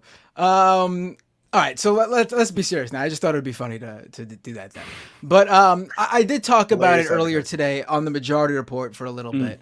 It was their return back, so everyone wanted to hear what Emma had to say. Did everyone talk about it? Yeah. Okay. Yeah, and I mean, I think it's, Emma doesn't need to put out a statement every time. She's not affiliated with the Young Turks anymore. Anna's not addressing her in this like she addresses the leftist mafia, but people still want to hear from Emma. And so we were talking about it on the show earlier today, and I'm not going to repeat what she said. You could go listen to the Majority Report to hear it straight from her. She's great on this topic, obviously. But what I said earlier today was I personally have no connection to Anna Kasparian or any host, period, the Young Turks hosts included. So for me, I don't have a friendship or any relationship with these people. I didn't grow up watching them.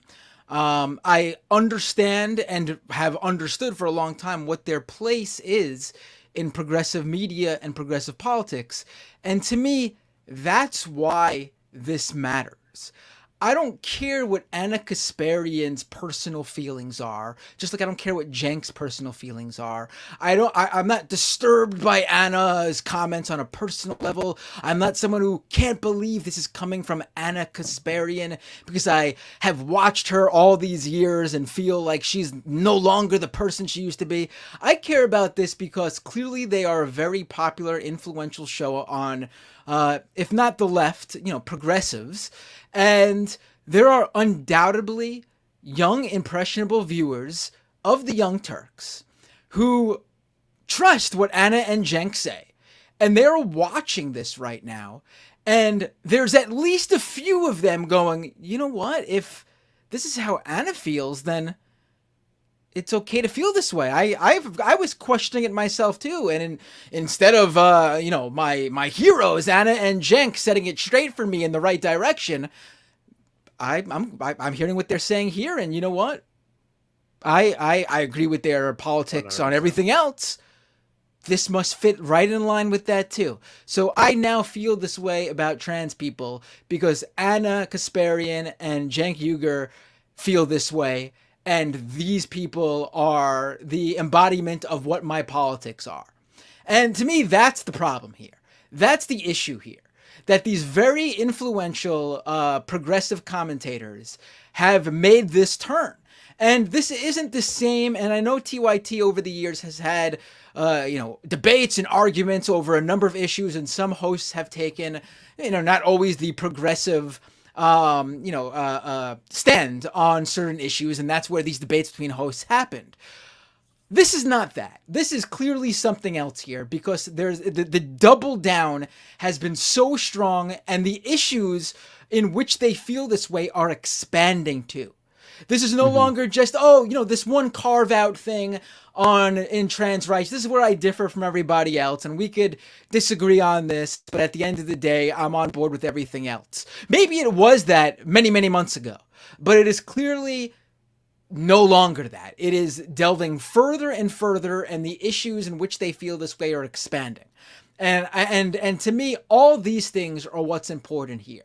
Not how I feel or you guys feel or how anybody personally feels about their good friend or their favorite, leftist host, Anna Kasparian. The issue here is how their audience is going to digest and interpret what they're saying.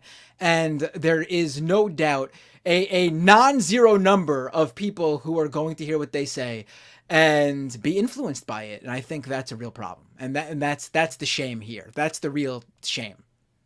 And can I just say one feelings? Sorry, go ahead, Lance. It's like, do you care about anyone's feelings, Matt? Oh, no. No, I was going to say that, I've seen the criticism. I saw a comment in our section on mine that it's like, oh, see, this is just further proof that the left is, they blow small things out of proportion, and it's not like they're your number one enemy. And that's not what one of us is saying. Like, that's missing the point, right? We live in a media ecosystem where we've seen the Dave Rubins, the Jimmy Dores, and it starts very small, but then it grows and expands. The double down happening. It starts to happen. I'm not saying that there's gonna be, Jank and Anna, PragerU videos. Like, that's not what I'm trying to say. But people are skeptical of content creators because it is more lucrative to grift towards the right. And so I think that Jank and Anna have to be cognizant of that. This is why people are very hypersensitive. And it's not like we're being overly sensitive.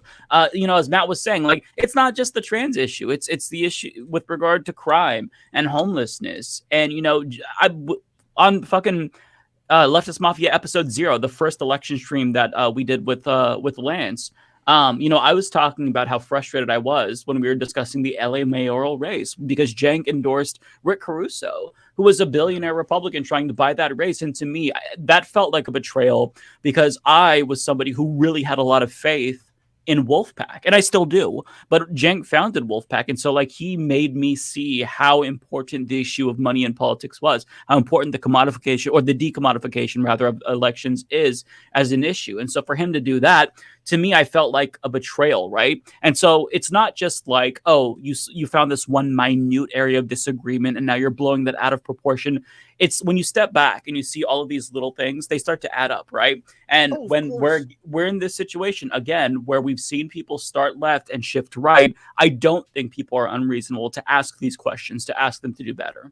Absolutely not. And also, just like I guess both of you said at this point, we have given her the benefit of the doubt so many times. There's been so much good faith. Like, for anyone else at this point, if one or two of those things had gone down, you probably would be like, this person is doing a lot of turf talking points.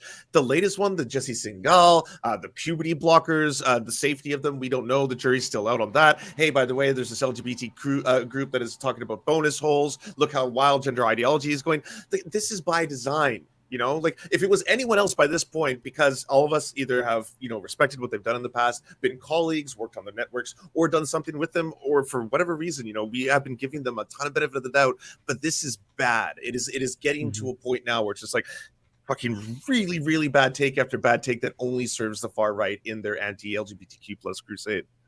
And this idea that the activists, I guess there was a trans activist that stopped a speaker from speaking or something, that somehow being unreasonable and and then going on to say on Twitter one of the dumbest things I ever fucking read in my life, that the civil rights movement was peaceful, and that's how they got it. Like, are you like you what? Deleted. What? Deleted. Like, I'm Canadian, and I know that's not true. Like come on. It all feeds into this narrative of like, oh, these trans people are so unreasonable. And even if you say it, this goes back to the thing like what Tim Pool does. Oh, I support universal healthcare, but I'm going to spend my time attacking everyone that supports universal healthcare. Like, you can't say I support trans rights and then spend at least a portion of your time pretending these minute things are big freaking deals when they're not. Like, this is the impact you have. And as Binder said, on that audience specifically, this is an audience that's malleable, that you can, move in the direction you're clearly trying to push them into. So people like that, especially from where they're sitting, from the network that they have, it's even more effective because of the audience they're speaking to. This isn't like Matt Walsh, who has his built-in audience, and you're either going to be with him or not. These are people who otherwise, to most viewers, seem like reasonable people. For them to say this shit is really harmful, and that's why it needs to be just called out, and that's why we're calling it out. Yeah, and we're being used as evidence that, oh, well, see, it's even the Young Turks are getting called out. So like they're contributing to all of this. We're not dealing with dumbasses. Like, we're dealing with very smart people. This isn't a Jimmy Dore where it's like, oh, well, maybe I could see how he's like walking backwards into this right wing. Like, these are very smart people. So that's why at this point I feel like I have to deduce that this is intentional. Otherwise, it doesn't make sense, right? They're not stupid. They've been in this game longer than all of us. And one thing that I also want to say, like, it's really so fucked up the way that they've targeted Olay, because Olay has went above and beyond to be kind. Like, before the Leftist Mafia started, I remember watching, before we worked with Olay, I remember watching that video where she went on to educate them about abolition. And I remember cringing watching it because Cenk mistook what she said. She was speaking about propaganda, but I think that Cenk, if I'm remembering correctly, thought that she was calling them propaganda or something. Like, he took whatever she said as an insult. He was accusing her of basically saying that they spread propaganda. He was trying to say, we don't spread propaganda specifically, and then she was, and I think in very good faith, trying to point out, if you hyper focus on a very specific story, one that is going to fearmonger and enrage people towards violent criminals, and no one is going to defensively be like, I'm going to stand up for the person who just stabbed a grandmother 47 times or something like that, right? But it makes them have to play defense, and it obviously serves that narrative that the streets are violent, filled with criminals, and we have to do something to take the streets back. Yeah, but like and thank you for explaining that. It's been a while since I've seen that. But like, she went out of her way to be kind to them, and I remember feeling really bad. This was before I met Olay. Just like, oh my god, like, Cenk treated her like complete shit. That was so I remember watching that interview and I was watching with my girlfriend. We were both like, what the fuck? Like, why is he being so mean to her? Like, this is ridiculous. Like, what the fuck's going on here? It was It stood out to me. Like, I was watching it. This is before everything?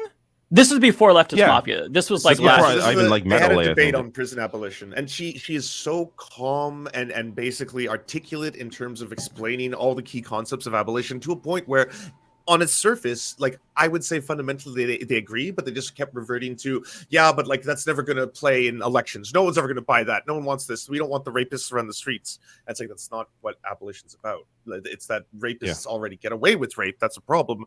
Can we do things that'll have better outcomes, Yeah. Not to mention, like, this idea that all activists have to be concerned about like how Democrats are going to do in elections. Like, activists are always going to exist. Like, you can't, like, and this is another issue I have, just to quickly, like, not to go on a tangent here, but the idea that activists are not going to change their strategy based on what Cenk Uygur is saying on the Young Turks, like, all trans activists now, okay, well, you know what, Cenk said this, so now we're not going to talk about this issue. Like, that's clearly not going to happen. So you have to think about, as someone presenting this information to the public, how is the public going to receive this? What is the actual impact? And the actual impact of what they are doing is not on the activists changing their minds. The actual impact is on promoting transphobia to people that are your viewership. And that's the actual impact of what you're doing. And like you two pointed out, by the way, when it comes to the legislation passing, they use center left, liberal, or progressive people in the actual fucking trying to describe why they should pass those bills. Like Jesse Singal, the same Jesse Singal. Like, I don't want to get to a point where it's like Anna Kasparian of the Young Turks is referenced and saying the puberty blockers could be dangerous for children, and then all of a sudden in that state some new draconian law gets passed. Like, that's the real world danger of what can come from this. Yeah, and the idea that their number one thing too is the electoral side of things. After two things here. Number one, the 2022 midterm elections were clearly for the right about the transpanic culture wars. And you should watch my video. There you go. And they got they got their asses handed to them. And then secondly, it does take real gusto to talk about how you're worried about how these trans activists are going to translate to electoral politics when you literally ran a campaign, the most direct translation to electoral politics, and you lost really bad. I mean, clearly your issues and your way of framing things wasn't a winner either. Yeah, I just want to say, and I don't know, just my closing thoughts on this is I think that we have shown that we are good faith actors and we tried to go above and beyond to be charitable. Olay, despite what Anna and Jeng says, she could have disregarded them after that interview. But the fact that she didn't and was still very kind, but yet she's somehow the most unreasonable, and it's absurd. Okay, she was very kind to them. We were all very kind to them.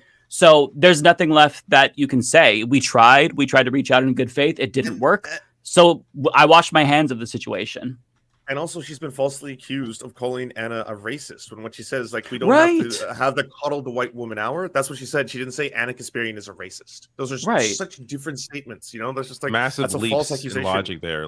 Yeah. Did she also say something that I haven't watched? I have no interest in watching. I've seen some clips, so I have no interest in watching the full thing. But did she also say? I've seen this going around, that she can't talk about certain issues because she's afraid that she'll be called a Karen or something. What was her exact word? No. Her words, and we can play the clip if you want, is that she now starts to feel a little bit awkward about talking to people of color because she's worried about what she might say and if it's going to be interpreted the wrong way. And I was like, that says so much more about you.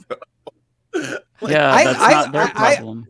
I literally sometimes I'll be thinking about something and I'll crack a joke here and I don't even think twice about it being misinterpreted in any way because people know what my politics are and my I know.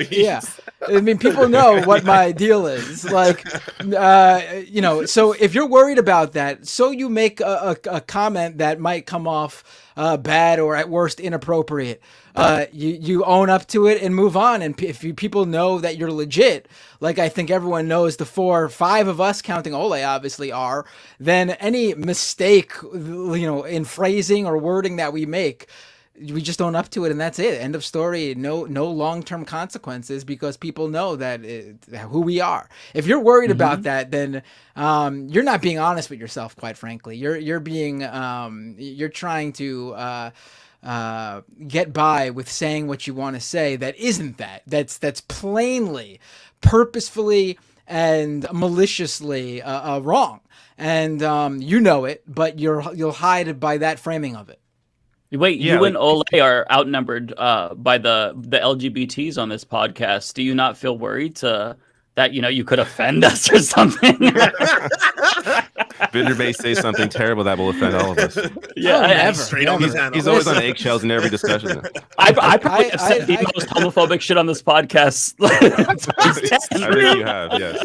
You and me teach all earlier you said you want to say the F slur. I think you have said the word. Hey, you know what? Before, I probably would have been like, maybe I can't say the word Shraggit. But Mike has said it's okay to say on this show, so here I am saying... Bender, you have to give me the pass to say Shraggit. Oh, that's right. It's your word. It's your word to empower. You have to reclaim it, friend. You have to reclaim it. You have to reclaim that. So, Mike, hopefully you know what? I don't give you that pass. Screw you. Sexist? No, that's sexist. What would it be? You I don't even know. Heterophobic. Son of a bitch. Bender's like, they're gonna put a tweet where it's like, I say breeder, and Bender's like, this shoe. Yeah. He would. He always brings receipts too. That's how it's going down. Yeah, I think we've proved that we make pretty edgy jokes on this show. None of us are on edge. That's a you problem, man. If you feel that way, you've got to venture out and really talk to other people. Challenge yourself, then. Yeah, you have to be okay with being wrong. You have to be okay with being challenged. Anna Kasparian did it was a short-lived show, but she did a show on the weekends with Michael Brooks when he was around. And there is no one I can think of on the left who walked up to that line of when it came to jokes and said hilarious shit without crossing it like Michael Brooks. The dude really literally had a character called Right-Wing Mandela, Libertarian Martin Luther King Jr., all sorts of, he had Nation of Islam Barack Obama. The dude was legit, and he was able to joke about these things because the points he was making in doing these jokes, in getting these points out to people, were real, legit, well thought out, from the heart leftist politics. And he used that sort of edgy humor to get that stuff out there. And the idea that she did a show with him and she's saying this when there was never once any sort of movement to cancel Michael Brooks. I mean, give me a break. Give me a break. Yeah. It's also worth mentioning that show she was on, which, but by the way, I don't want to show a clip because I don't want to give those people any fucking attention. But the show she was on, before she was on, the other clips they were doing, like right before she was on, they were attacking Emma on Tim Pool, acting like Emma got like she got owned on Tim Pool's show, which what world do you live in? Like, that's what happened. But on top of they're like, I don't want to get into this drama, but whatever's between them, but like, I thought like they were friends, and for Anna to go on that show and they're like attacking what was her friend, like, it's just, I don't know. It's insidious. It's terrible, and I don't know the intent. And as Bender said, I don't think that's the most important. The most important thing is the actual impact, and I think we would discuss why that's clear.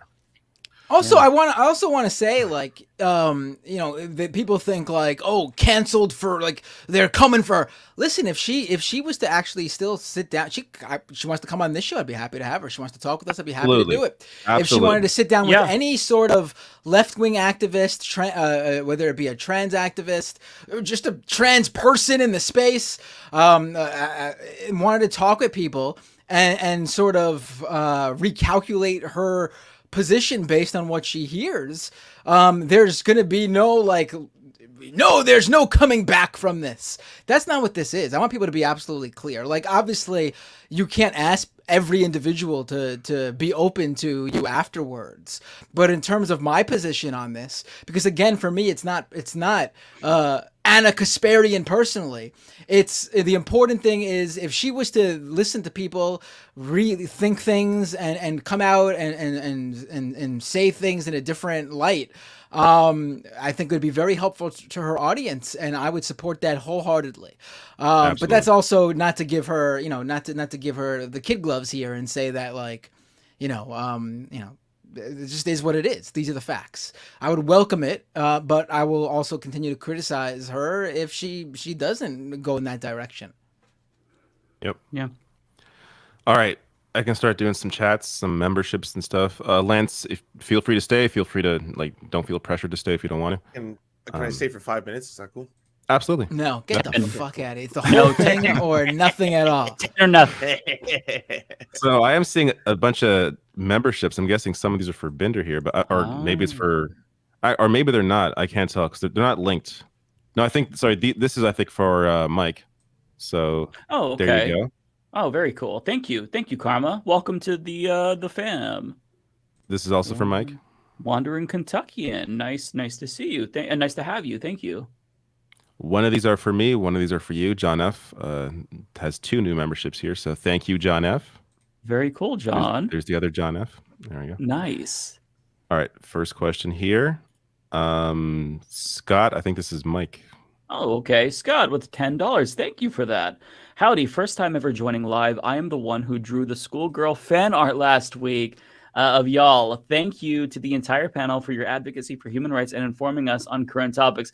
Well, thank you so much. That made our day, obviously, because we were gushing over it. I really appreciate it. I love it. You are very talented. Yeah. Put it on my wall. It's I was beautiful. actually, I didn't have time this week, but I wanted to make that our new thumbnail that I use, just because I think it's so good. I love it. Yeah, I tried to make it into one, but I had to zoom in too much, and then I think next week I'll try to put it into one. Or Mike, you're better at Photoshop than I am. I could try to figure it out. Yeah. Yeah, I would love to make it with the next week's thumbnail. It's beautiful. It's awesome. I'll be honest, I was a little bit disturbed by the bows in my beard. See, I didn't mind the schoolgirl outfit. Didn't mind any of that. The stockings, me being the only person with my one leg kicked up behind me like a giddy schoolgirl. Didn't even mind that. But something about the bows in my beard was just a step too far. It was very disturbing. It's funny. I keep learning discovering new things about that. So I didn't even notice that if you look at Ole's hair, there's little bows of Raheem. I didn't even know this until somebody on Twitter I didn't notice that out. either. Right. Wow. It's subtle, but the details are amazing in that thing. Right. It's incredible. But every time I look at it, we're going to see something new. Thank you so much, Scott. You are very talented, my friend. This is for Binder. All right. Damn Cedar with a super chat. Preemptive Binder mic check reminder. Left is best. The mic worked fine today. No problem with the mic. So it has this thing. So when it works properly, it has this thing where it'll crack a couple of times between like sentences, but it won't. Your entire voice won't like crack. Mm-hmm. So it's really I'm not sure. Whatever software you're using, like it. I don't know what's going on with that, but it seemed fine today. Thanks for ruining my my celebratory mic. It still sounds great. It still sounds great. Dynamic editor says, David, how do you reconcile your anti-gun stance with the fact that you're absolutely packing? That's fucking hilarious. I have to what am I say, missing here? I had to stretch that. We're talking about the photos I posted earlier, I believe. I had to go a little far back to post some of that stuff, but I have. It's not quite how it looked like right now. Lines for dudes. That's a good one. That's a funny one. It's pretty funny. Just the right level of cringe, you know. No, I think it's good. That's a pickup line you can use at like some leftist like meeting. I don't know. Well, maybe not a leftist meeting because leftists are relatively pro-gun. But if you go to like an anti-gun rally, use that. That's pretty good. I like it. It's for me. It's for me. Yeah. Tokyo Hans. These next three are all you. Became a YouTube member. Tokyo Hans, my first YouTube channel membership. Thank you so much, Tokyo Hans. I guess you are truly the #1 Matt Binder supporter. I appreciate it, my friend. There we go. 29 left to go, Matt. 29 left to go. Here's the next one. Oh, Ryan Lennon fan also became a YouTube member. Ryan Lennon fan up there with Tokyo Hans and being longtime listeners, longtime supporters. Thank you so much, Ryan Lennon fan. Narrator also with the YouTube membership. Now, Narrator is my my big bucks supporter. Narrator's the guy who always drops the big super chats. So I appreciate the extra support here with the monthly subscription on YouTube. Narrator, I really appreciate it. This is for Bender. Oh, Scott with a super chat. Scott's the same person who made that anime thing. Here's 5 buckaroos for my favorite crusty punk commentator. Thank you so much. Mike Thompson says, thanks everyone. Thank you, Mike. Thank you so much. Lawn Gnomes, this is for me as well, says, which leftist is posting the biggest thirst traps on Thread since it's linked to Insta? Well, yes, that would be me. Hey, I got like 100 extra followers out of it, so nice. Maybe it worked a little bit, but not to the degree I needed to. I want to get the hell off of Twitter, ideally, like completely. And so if we could just move to, I don't mind using Blue Sky as well. Blue Sky, I feel like is I like the audience there. I like the whole. People that are there feel like they're intelligent, funny, great people. Threads is more of like for the masses, mainstream, and I don't mind, having to use both. But if as long as I get off Twitter. Yeah, that would be wonderful. You stop with this blue sky slander. I will not accept it.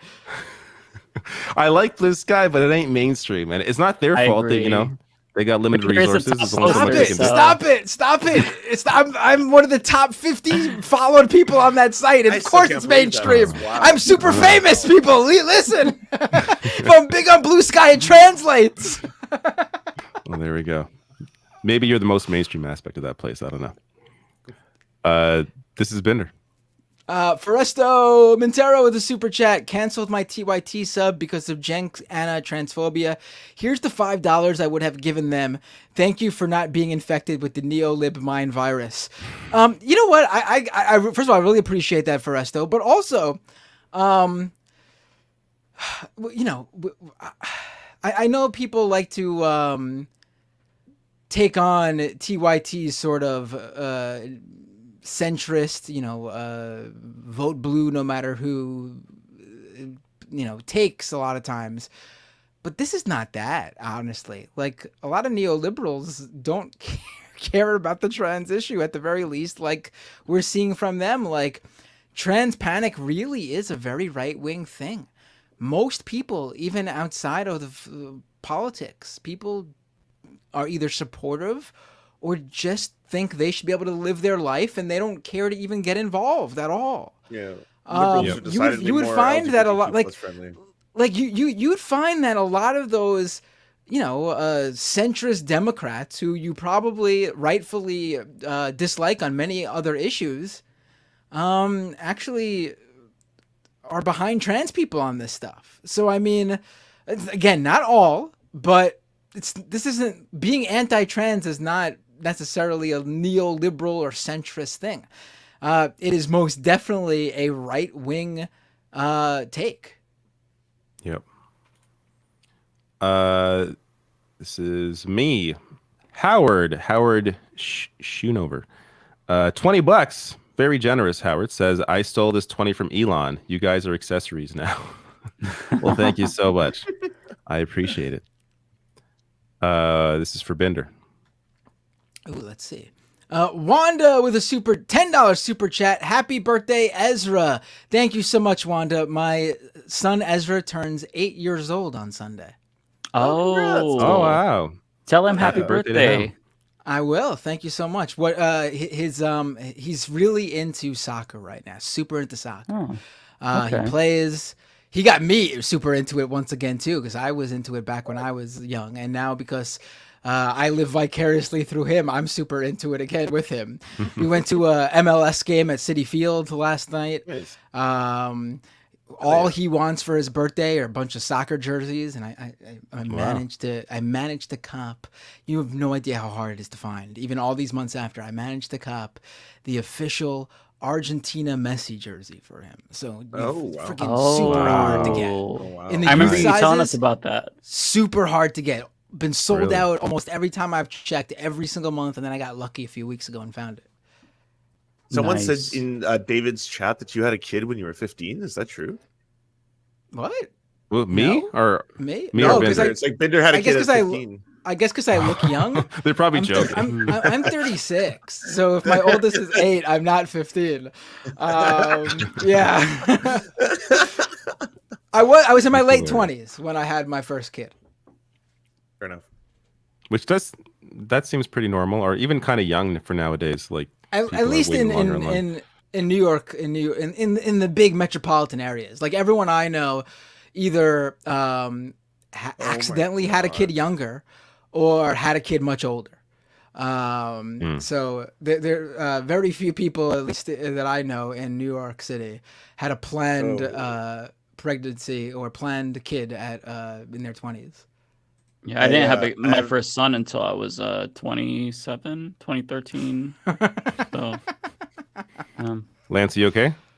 No, Jank is fucking tweeting out, calling out Benjamin Carollo right now, saying saying she's too pure for us. She's an unhinged person who called me evil, racist, transphobe, and other endless insults, and lied about our private conversations. Wow, what a level-headed person that could learn from and grow by talking to. Great idea. He's attacking his former employee. Yep. Tweeting through it.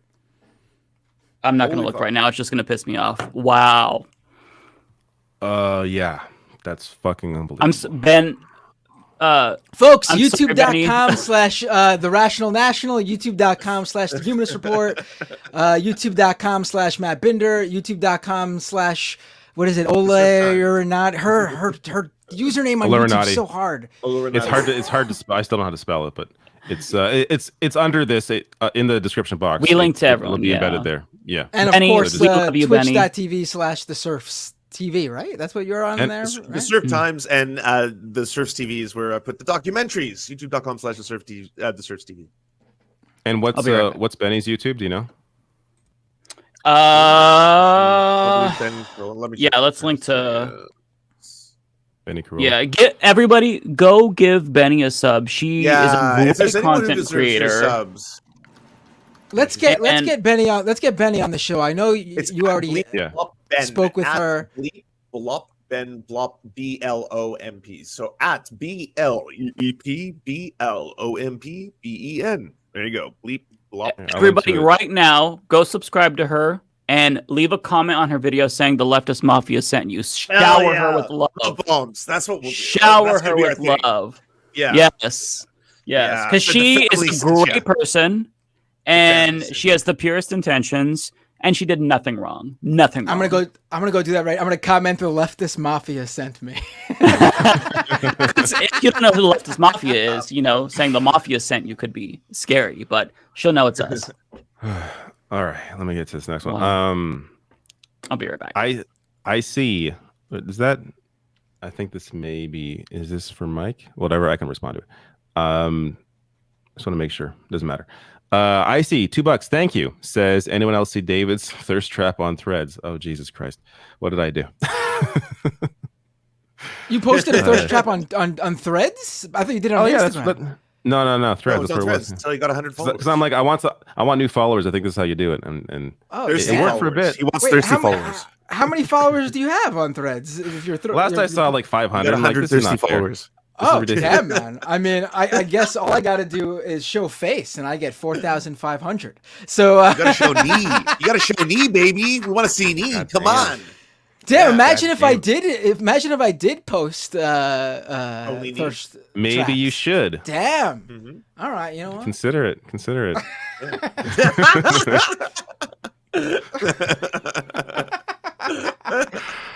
I had to dig deep for those fucking pics, though, man. It's like 10 years ago, almost. Oh, really? 10-year-old photos? Well, almost 10 years ago. Not necessarily. That's awesome. That's more shameless than Binder. I'm shameless as hell. This is Binder. I'm a spooky kitty with a super chat. I think Anna is trying to reach across the aisle. Enlightened centrism is a mind virus. Also, Mike, please unban me. I did nothing wrong. I have no idea what happened over on Mike's channel. Can you ask the mods?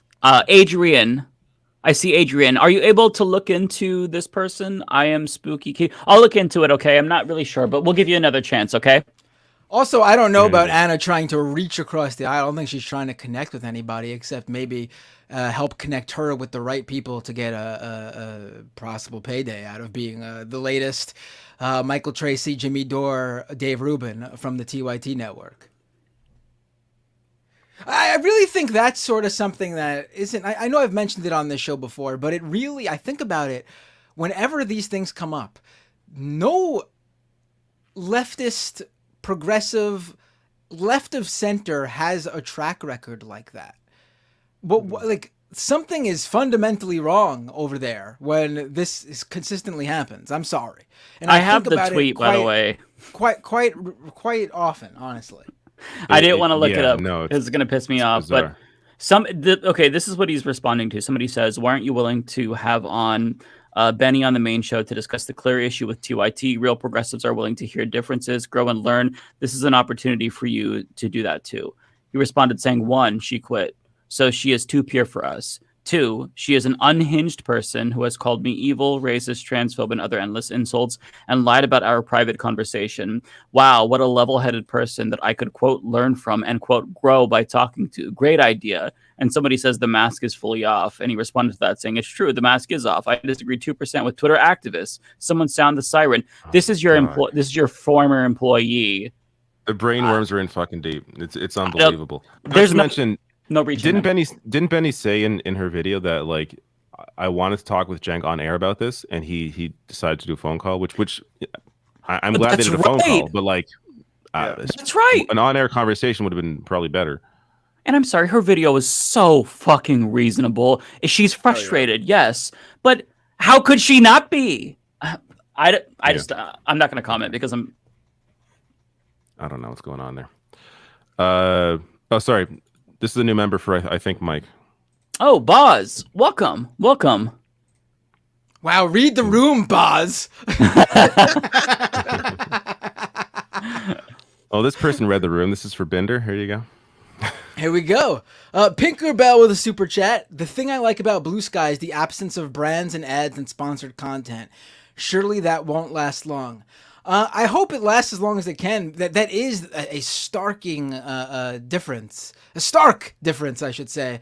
Even on Threads is... Listen, I'm liking Threads when you get the right people, and I'm building a little community on Threads too, but it's the stuff they send you that get like tens of thousands of reposts and likes and comments is the most like banal sort of banal, I should say, shit from like brands trying to be all like silly and like post. I saw a lot of Wendy's posts today on Threads.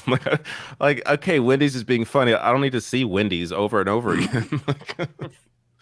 But no, right. That's definitely something that I'm worried about, that they're just gonna like right now. There's no, as far as I know, there's no sponsored content on Threads either. But and another coming, right? Like right, and another thing you see. Well, according to Threads, they're not gonna start looking into advertising until they hit, I think, 1 billion users. They said. We'll see if they listened. I mean, It's not gonna take them very long, honestly. Probably by the end, in 1 year's time, because they've already hit over probably 50 million now in 24 hours. That's wild.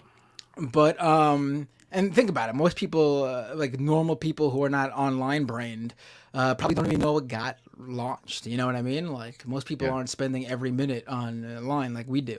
But I mean, just you look at some of the people on there. Even when you don't see a brand, like Twitter has brands too doing that stuff, and it's easy to see those company accounts, corporate accounts, brand accounts, and just be like, all right, block, or just scroll past it, because it's quite obvious. You see Subway or Wendy's or McDonald's or whatever, and you're like, I don't have any interest. But the thing that Threads has already incessantly, because Instagram is so flooded with it, are the annoying influencers who are all about treating their own personal account as a personal brand. And they speak in corporate sort of like girl boss lingo and all this sort of, ridiculous shit. I mean, it's so annoying. It's so annoying, and it's already filled up Threads, but hopefully once they fix shit on there, you could stop seeing this algorithmic stuff that has no bearing to your interests. Yeah, once the feed is fixed, hopefully that improves. This is also you. T-Types with a super chat. I'm on the fence about subscribing, and flashing some skin might help me decide. Oh, you want a little knee? There you go. There you go. Damn, look at that knee. Shadow Project says, David Dole, you're trying to thirst trap your new accounts. David Dole, the naughty national. Someone else on Twitter wrote, you should change your name to Rational Thought, THOT. But that was pretty funny. That is good. I am not the naughty national. It was one time. It was one time. And some of them are old, and I posted some of them before, and some of them are already on Instagram, so it's not like it's too hard to find. But it's all good. JS fan, this is for me, says, is David and the rest of Leftist Mafia crew subscribed to the YouTube channel? Not just bikes. Someone mentioned this last week as well. Not just bikes. It's a great channel. I still humbly believe that David Dolan and Jason Slaughter share a lot in common. So this is I checked their channel out. This is someone that is I believe from what I didn't from what I gathered from the channel is more about like public transportation and riding a bike and like basically moving away from using a car, and a lot of the content's around that. And it seems really interesting, and it's also a very popular channel. It is someone that I think is definitely on the list for someone that we can talk to. We have so many people that we should bring on the show. I talked to Cavernacle as well. I'm like, you should come on sometime. I'd love to have him on. Yeah, I like Cavernacle. He's good people. Yeah. There's so many people that want to come on the show that we're going to roll out a new monetization scheme where for a low fee, Elon Musk style, nice, $19.99 a month, blockchain based, amazing.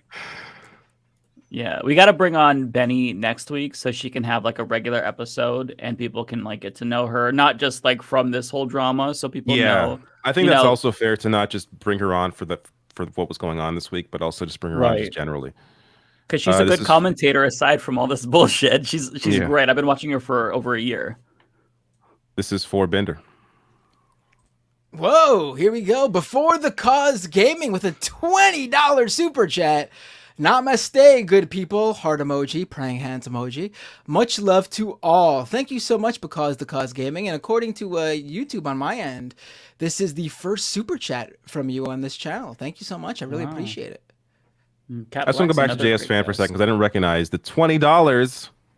I just went right to the chat, but thank you so much, JS Fan, for the very generous. I see. Trying to do Matt didn't scold you, David, like he did me. Oh my God, $20, amazing! Trying to do you gotta hand it to the big bucks. You know, you gotta give it up to them. You do. That's very generous. Everyone's. To be clear, everyone's generous. Of course, absolutely. But obviously, if it's like $20 or $50, it's gonna be a little crazier. Our voice has got to go a little higher. Yeah. Impossible for me, but yes. You're ridiculous. I think this is for you, Mike. Oh, okay. John Finn with $4.99. You are all amazing. Sending love. Thank you so much. And I have to point out that the color of the super chat matches your glasses, and it's very aesthetically pleasing. Love those glasses. So thank you. I just lost my place. Here we go. Bender. Foresto with another super chat. This leopard eats something other than your face. I'm not sure exactly what that one's in reference to, but it actually probably fits quite a few things. I think we still have it up, right? Can we bring it in? Yes, we do. We do. Oh, this one. I forgot about this. There we go. All right.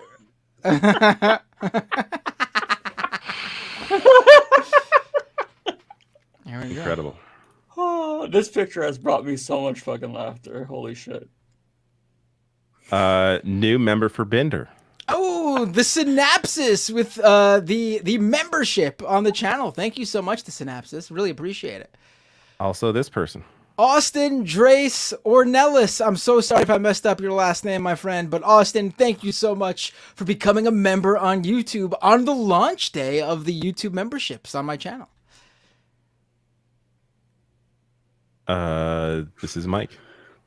Archangel, $10. Thank you so much. I appreciate that. That's a big super chat. Mike, I loved your take on Ben leaving TYT. It helped me see that they were shifting that way, and I didn't see it. It makes me sad to see TYT is going this way. I plan to distance myself from them. I appreciate you saying that. You know, I have just one perspective based on my experience, so I'm glad that it was helpful. Ultimately, you know, everybody can make their own decisions, but I feel like, you know, it's important that I speak up. I'm in this space. I have we all have very large, you know, LGBTQ plus audiences, trans audiences. So I appreciate you finding it helpful or saying that you find it helpful. Bender. Ooh, let's see. Narrator with a super chat. Moms for Liberty are literally the rebranded Daughters of the Confederacy. I'm not sure if you mean literally, because if literally, then I want to look into that. But they certainly have that same aura about them. That's for sure. Let me know, though, if you are saying literally as in they actually are, because I would like to look into that. Narrator with a $50 super chat. Oh my God. See if my soundboard works.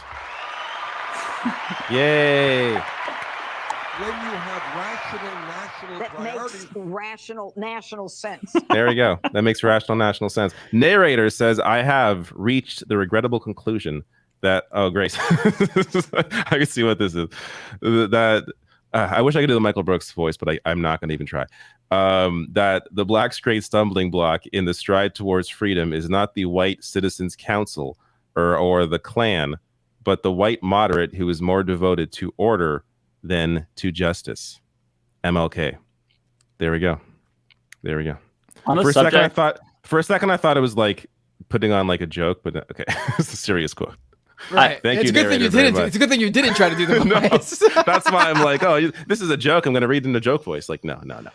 I just want to plug a really good palate cleanser on the subject of Michael Brooks. Look up the Halloween special. I can't remember what year, where he was playing Jimmy Dore and Sam Cedar was playing H.A. Goodman. That is going to improve your mental health, I promise you. Right. I've watched it multiple times, and I laugh hysterically each and every single time. It never gets old. It's so fucking funny. It is hilarious. It is very funny. The only unfortunate thing about it is while the Jimmy Dore impression stands the test of time, no one remembers H.A. Goodman. So. Right. No. Yeah. The sketch was a product of a very specific era on YouTube. Kids these days have no idea of the H.A. Goodman era. They don't know. Here's how Bernie will win, part 625, and the date on the piece is November 2021.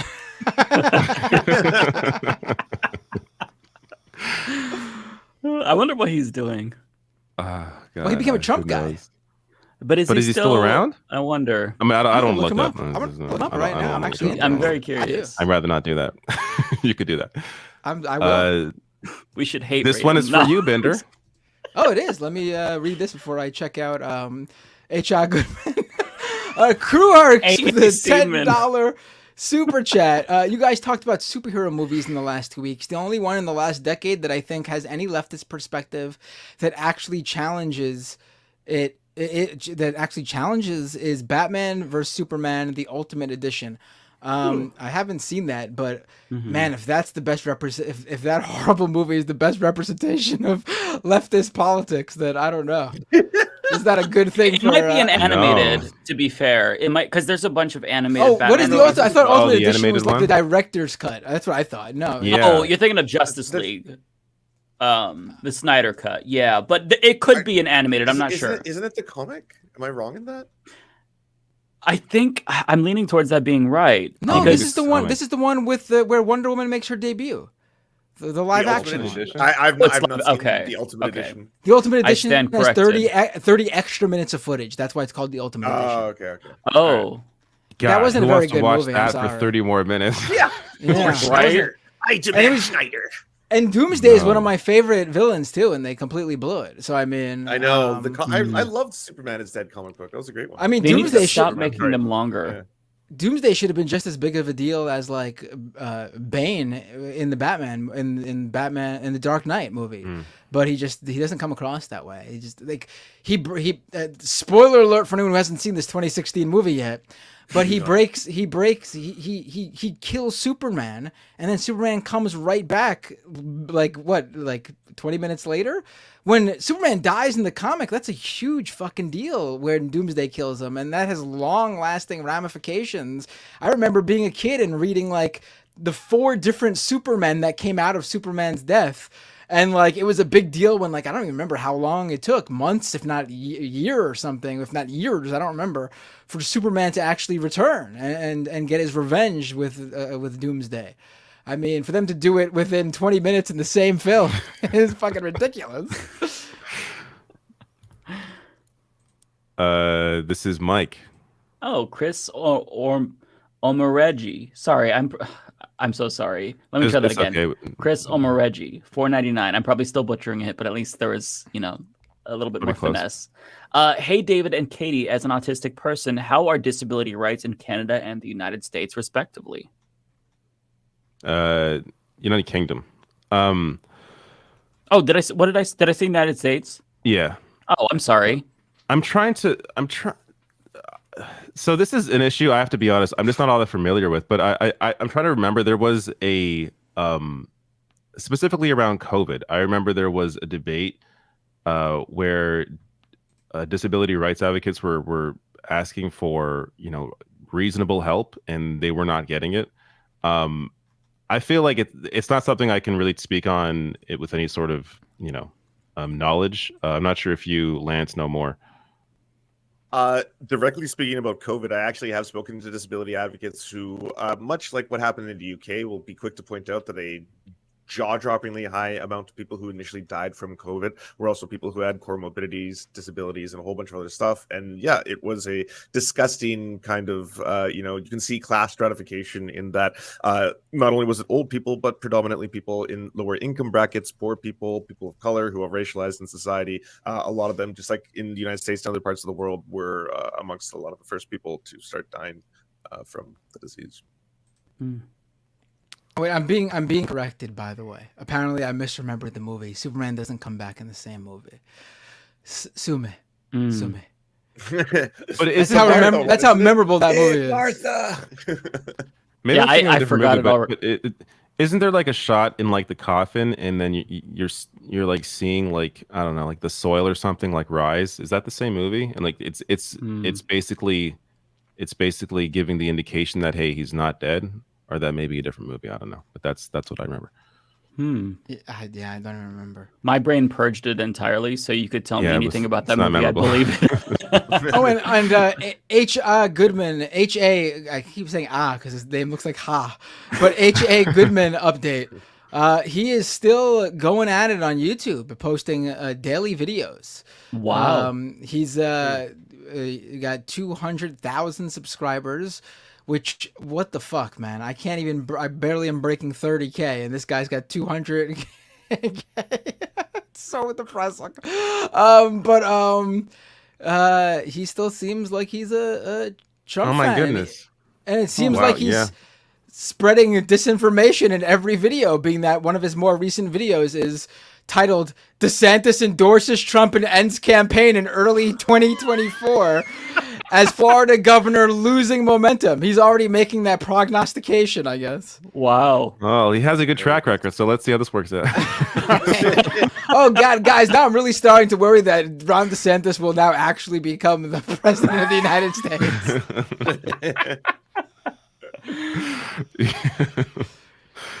All right, where am I? Narrator. He's gonna start. This is gonna start a beef arc with AA Seaman. He's gonna see this and react to it. I wonder if you ever saw that. I gotta go. It's 8 back here. I gotta go take. No problem. Take care, Lance.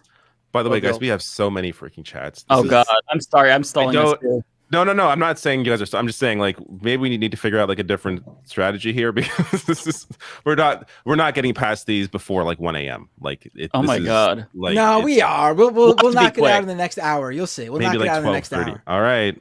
I hope so. Anyways, if you need to leave, I can stay, David. All right. Then at some point I may have to rush through mine. But this is for Mike. If both of you have to leave, I can keep it going for as long as people keep sending me money. You can't though because me and Mike are hosts. Once we both leave, you're done. We could just like leave the stream going all night with none of us here, and then end it. Well, then I'll wake up in the morning and still going. Do you guys see this censorship regime going on here? How both Mike and David have teamed up to quelch the growth of my YouTube channel. Well, Mike is on the West Coast, so he's unlimited time. Well, I wouldn't say that, but you all have unlimited time over there. All you do is like swim and like go to the beach and shit. I hate all of you. I wish. This is for you, Mike. Oh, narrator with $20. Wow, thank you. That's a big super chat. I appreciate you. It's great that people support LGBTQ rights, but passive support isn't enough. There are too many people who, quote, support those rights, but will vote in a bigot because that support isn't a priority over lower taxes or something. Precisely it. And that's a really important point. That's just being a passive supporter is the bare minimum. That's just being a decent person. But those aren't the people that are going to be there for you when you really need it. The people who are the best allies are the ones who stick their necks out for you. Speak up, even if that makes them feel uncomfortable when they hear something. But yeah, passive support, it's very fickle and very conditional. So yeah, I'm glad that people are noticing the difference. This is also you. Oh, okay. Panda Gay with $5. Absolutely love all the work that the Mafia puts in. I really hope you all keep kicking ass. Would you guys consider having JT from Second Thought on? Second Thought. That sounds very familiar. Why am I? Oh. Yes, I love Second Thought. I had to think for a second. Yeah, he does basically like relatively short video essays. They're like 20, 30 minutes. He's a socialist. Really, really great work. Yes. I don't think I've ever heard his name, but I do know the channel Second Thought. My some of my patron community. Yeah, they put me onto his work, and he's great. I would love to have him on, honestly. I don't know if any of us has a contact, but if any of us do, it'll be Lance or Ole because they have all the contacts. Yeah, they know everybody. Just yeah. Most of the guests. This is Bender. Rachel K became a YouTube member. Thank you so much, Rachel. Really appreciate it. This is also Bender. Night Owl and the Moon with a $10 super chat. Love your humor on the show during the super chats each week. Thank you so much, Night Owl. And this is also Night Owl's first super chat on the channel. Thank you so much. Really appreciate it. Glad somebody appreciates my humor. We all appreciate it to varying degrees, you know. Goblin T Nuts, one of my biggest fans right here. Says this is for Bender. F, marry, kill. You name the name. Fugazi, Idols, Black Flag. Oof. It's a good one. I'm gonna go.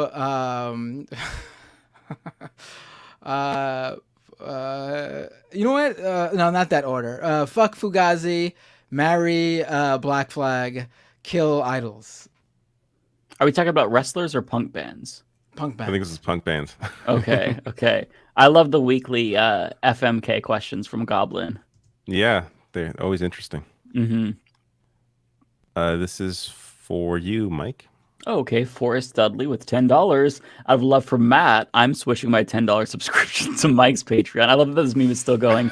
Instead of subbing to TYT, looking forward to hopefully chatting with you tomorrow, assuming I can find the link for it. Yeah, so I'm doing my Patreon chat at 4 p.m. Anyone who is a $5 plus member can join the Zoom call. I send it out about 15 minutes before in the community tab or in a post on Patreon. So that's how you can find it.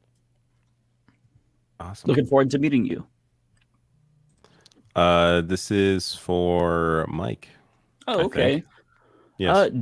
Daz Bose Fleisch with $5.99. Hey, Matt.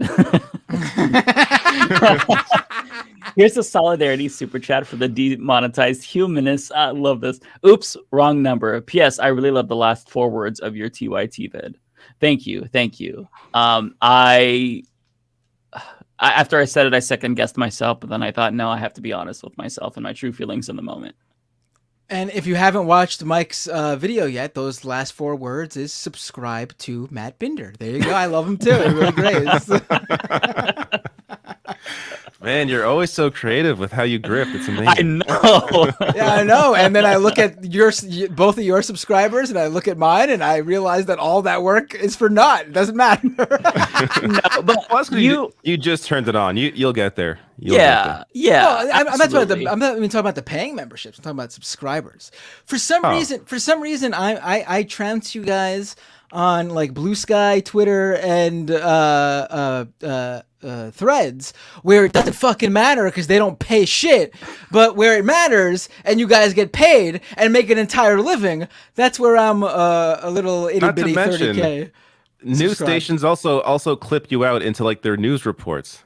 Yeah, I know. Apparently nothing will. Apparently I'm just really that bad at this that I'm all over the place. And people are like, you know what? We're going out of our way to not go to that channel and listen to it. Everyone's finding ways to like not give you money and like not watch your videos.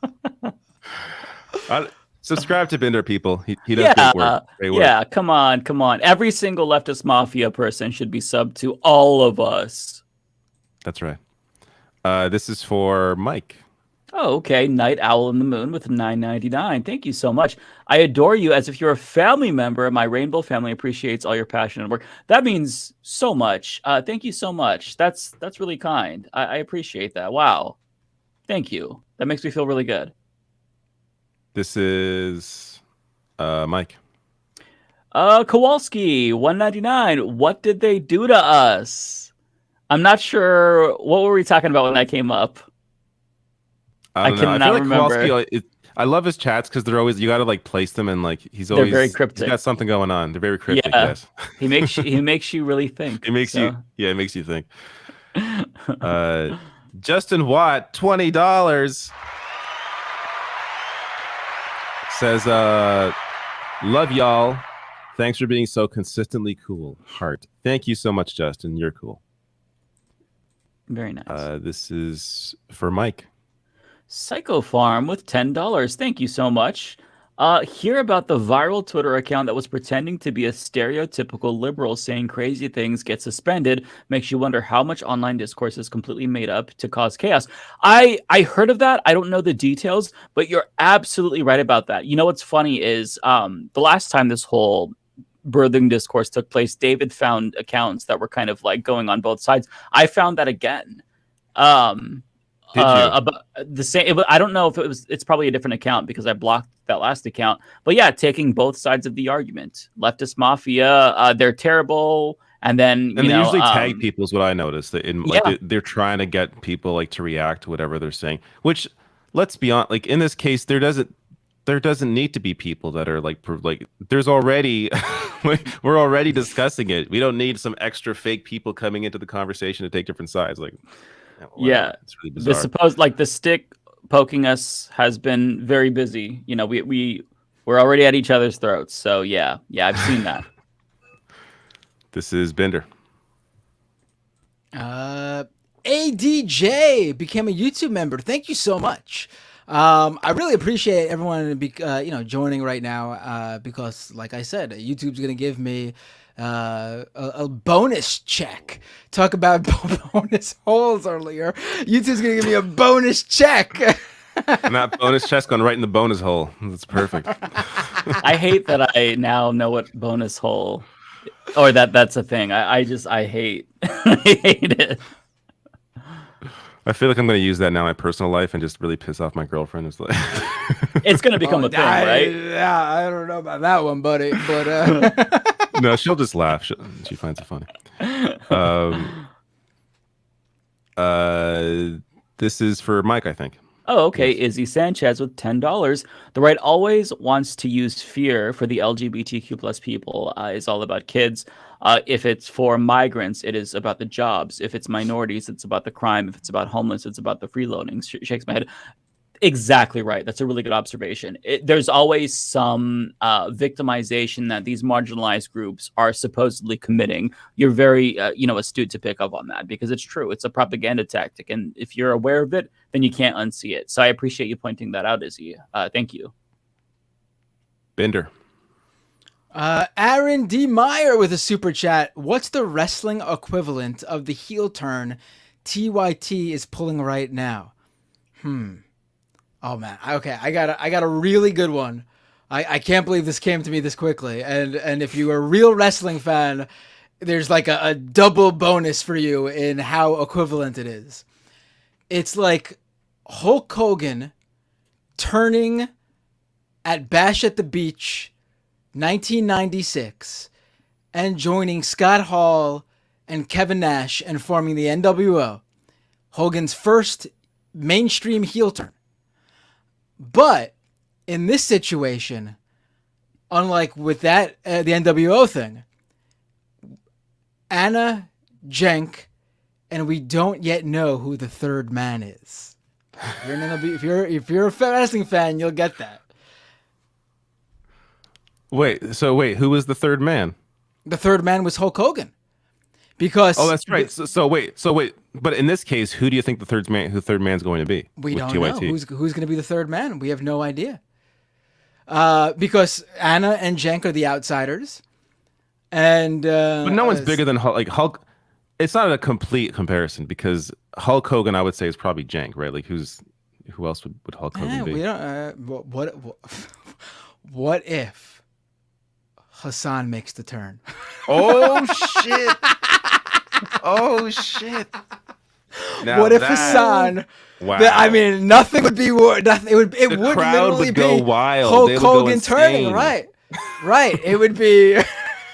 By the way, speaking of Hassan, I was watching his stream about this shit. Hilarious. Hassan is fucking hilarious. He was trying to talk about this in a very like reasonable way, and he was going off on chat because he pulled up the tweet and they noticed that Anna had unfollowed him, and that's all that they would focus on. He's like, "You fucking drama perverts!" Like, it shit is so funny. Hassan cracks me up. Yeah. Oh my god, what is going on?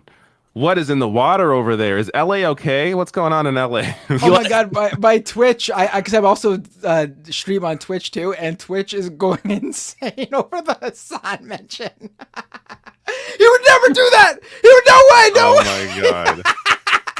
Yes, I know Hassan's already come out against all of it. We're joking. That's why it's hilarious. That's why it'd be the ultimate turn, because no one saw Hulk Hogan turning heel in '96. He was on the team with Sting and Macho Man Randy Savage. He was the representative of WCW. He was the ultimate good guy. That's the equivalent. That's the joke here. I'm actually kind of surprised that back in the day when that happened, that the audience bought it. That it wasn't something that they just turned against. They were in Bobby Heenan with that call. Who's the third man? And the crowd watching as Hulk turns and does the leg drop on Randy Savage. The crowd was throwing shit in the ring, which you don't see that much anymore. At least they were throwing cups and food, and it was insane. Oh my it was insane. I feel like as a viewer, that's got to be one of the most mind-blowing things to ever happen in wrestling. Like, to see that happen, like it'd have been crazy to be there at the time.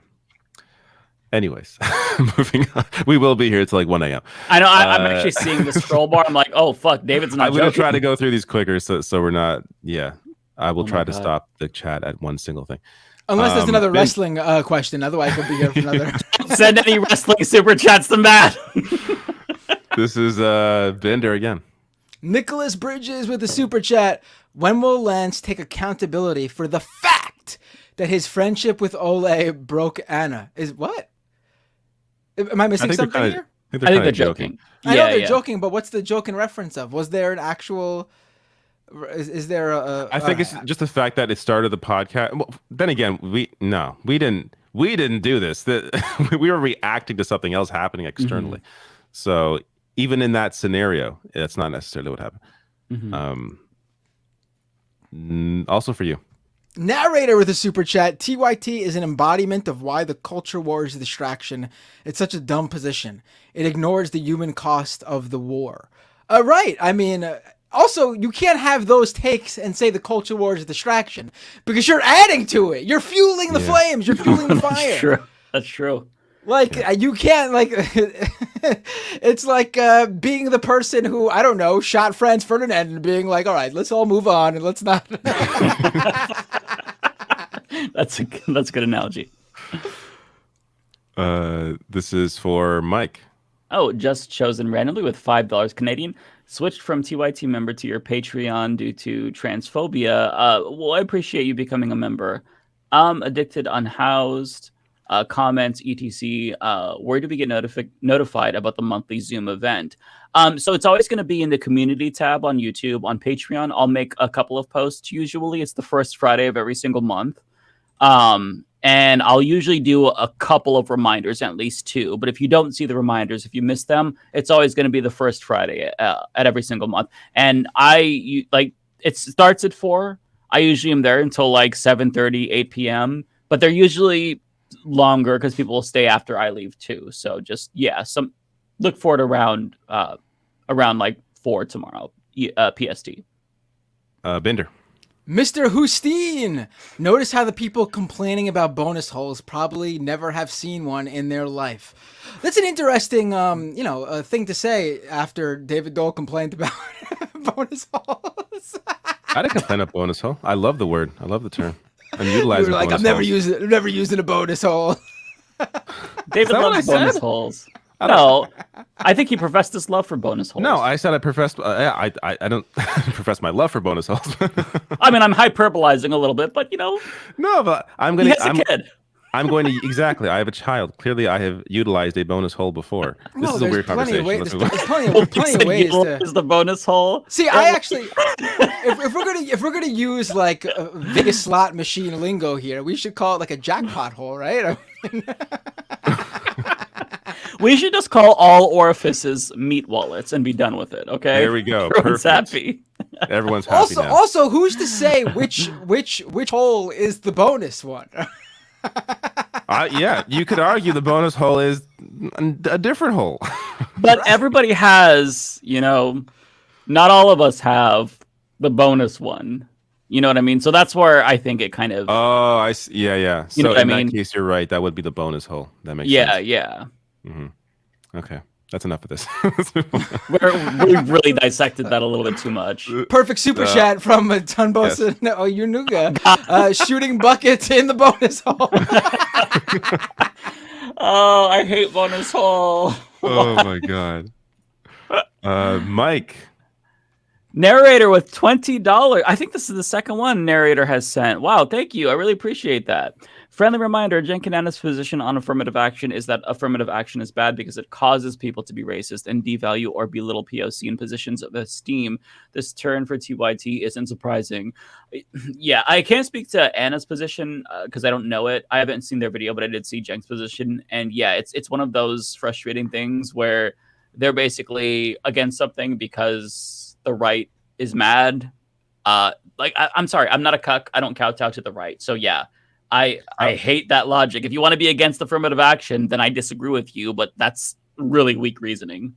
And Jenks always had this position against affirmative action. Like this one isn't new for like he's always had this position. Like there's old videos of him saying the same thing.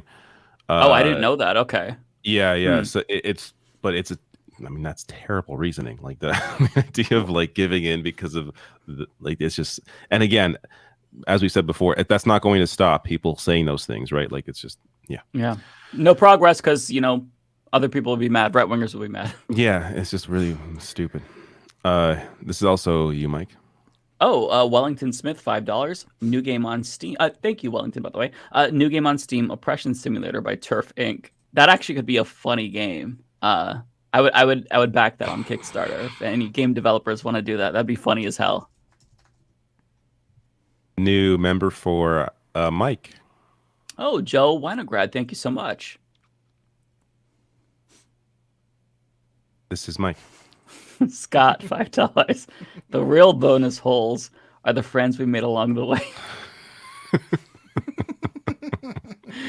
Oh my god. That's really good. Bender. Justin Watt with the $20 super chat. Finally have some extra money to give. Thanks for talking about things on the internet and being super relatable. Thank you so much, Justin. I really appreciate it. And of course, being that you mentioned, I want to make it clear, any money you send my way, or I'm sure everyone else on the show feels the same, it should always be extra spending money. Never give money to us that you need. Yes. This is the money you would use to go to the movies or, do some other extracurricular that's just for fun or whatever. Do not give me money that you need to provide for yourself or your family. Yes. You and your family come first.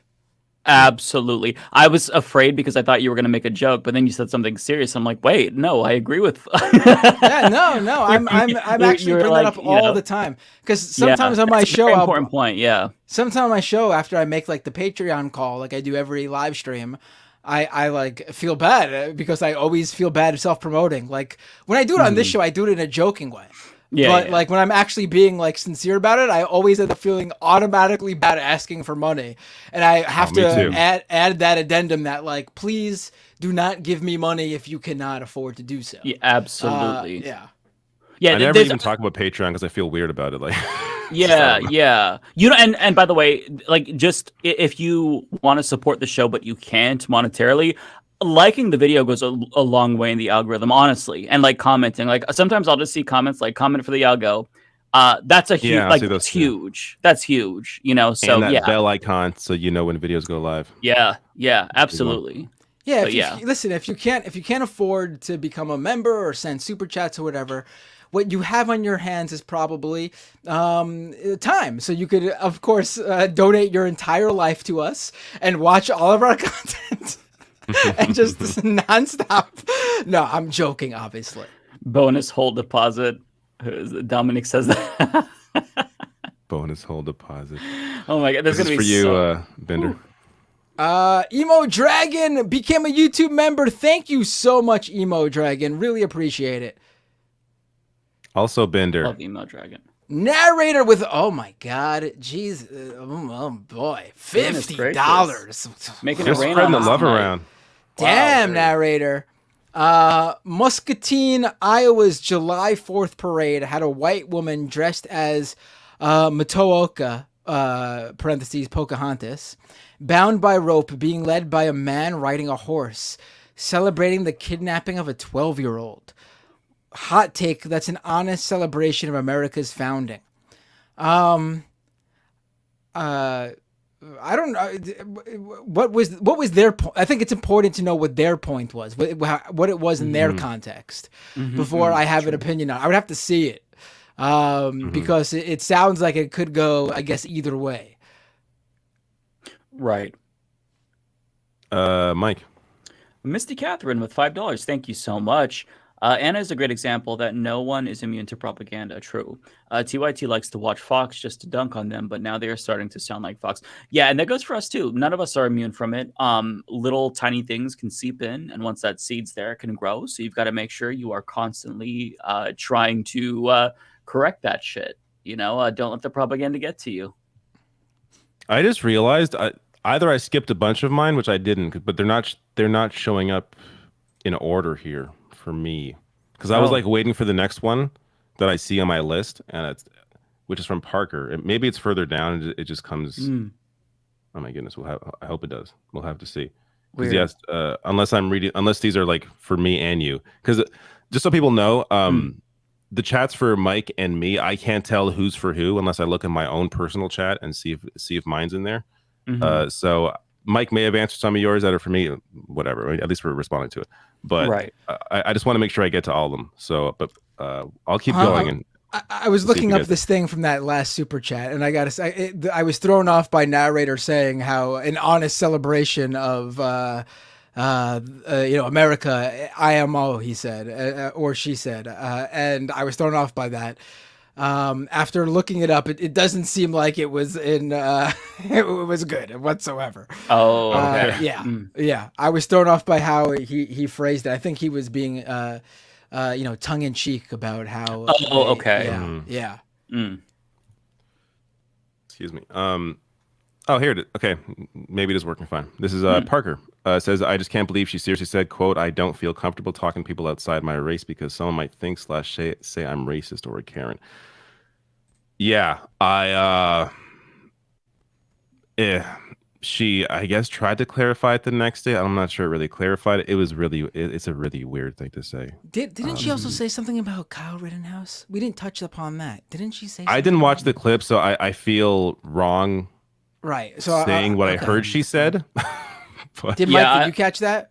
No, I don't want to comment if I don't know specifically. Right, yeah. That's why I asked. Yep. Yeah. This is Bender. For Resto with a super chat, the fact that Anna declared she watches Jesse Singal regularly and sees no transphobia there is wild. His entire content is unsubtle transphobia. Yeah, that was very bizarre. That was, I mean, Jesse Singal is basically like the leading transphobic voice in U.S. sort of coverage of trans issues. He's everywhere on that beat, and to say that you consume his content and don't think there's something suspect with it, because and that's putting it mildly, is bizarre. Yeah. Yep. This is for Mike, I think. Oh, wow. Joe Winograd, $50. Oh, my God. Thank you so much. That is very, very kind. I really appreciate that. Mike, been subbed to your channel for years now. Love to hear that. Became a supporter today. Can't afford more on my Starbucks wage. Oh, please. Well, listen, please do not ever feel compelled to monetarily support the show on your Starbucks wage. Just watching, that's all I could ever ask for. So please don't, offer monetary support if you can't. I hope more people understand that too. But thank you though for your kindness. After watching your vid calling out Jenk and Anna, deeply sharpened my perspective as a cis man. I think the work you do is incredibly important. That means the world to me. I really appreciate you saying that. I gotta say again, people, if you haven't seen Mike's video, it's really good. It's definitely worth the watch. Check it out. It really breaks down the whole situation, and yeah, just a fantastic video. Thank you. I tried to be very honest. And it was like and it was it was measured at what. Not that I would mind if you were just sitting in there and screaming either, but like measured as my. Yeah, but it was like it's informative, is what it is. It's very informative. It's because I always try to be honest, but measured is the word I was looking for, right? Like where it's like I'm trying to I'm still trying to my first video where I talked about that I was trying to reach Jenk and Anna. This video I'm trying to reach people, right? Yeah, so I hope that people kind of got what I was or picked up what I was putting down, But yeah, getting tired. Sorry. No, it's fine. For me, it was the exact same thing. Like my first video was more like the first time we covered it was more trying to reach Anna, and then the second one is like now I got to reach their audience. Like I want their audience because I know at least a portion of their audience watches me, right? So it's like no, I don't want you falling down this trap thinking that trans people are sinking elections. That's so fucking the opposite. Exactly. Ridiculous. This is Mike. Oh, okay. Narrator with $5. Thank you, narrator. Hey, I love when they do this. Hey, David, can you ask Lance what Matt's favorite Chuck Tingle book is? And then this goes to you. I'll have to ask Lance what my favorite Chuck Tingle book is next time he's on. Who's Chuck Tingle? What is that? I thought you would know. I assumed he was a wrestler. No, I'm looking at a pseudonymous author. Chuck Tingle is a pseudonymous author, primarily of niche gay erotica. Okay.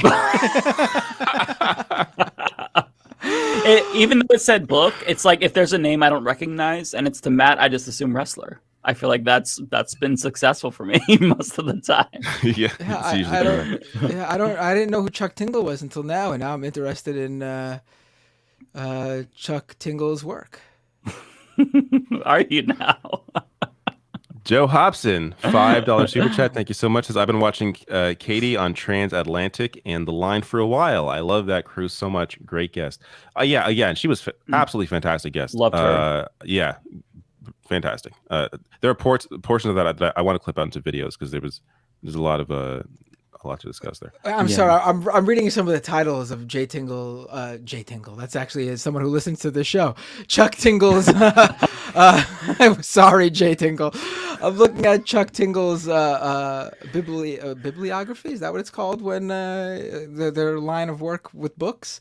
Whatever. The titles are something else. Helicopter Man Pounds Dinosaur Billionaire Ass, a novel. My Billionaire Triceratops Craves Gay Ass. These are book titles.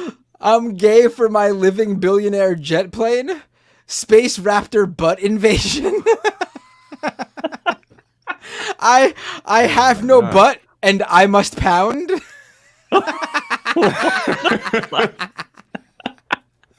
These are very creative. You can see why there's a following there. Apparently, they've won a Hugo Award before, and so then one of their titles was slammed in the butt by my Hugo Award nomination. I want to check this out. This is good. I'm officially intrigued. I am. Wow, that sounds crazy. Bender. Kowalski with a super chat. The United States will always do what's right. I think Kowalski got another super chat coming up. Yes.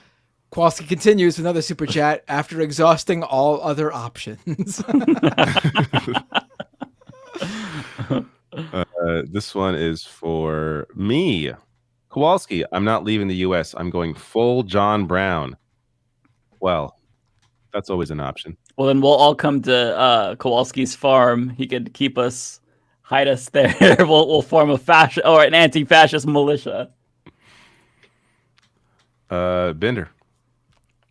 Narrator with a super chat. MLK had a 75% disapproval rating before he died.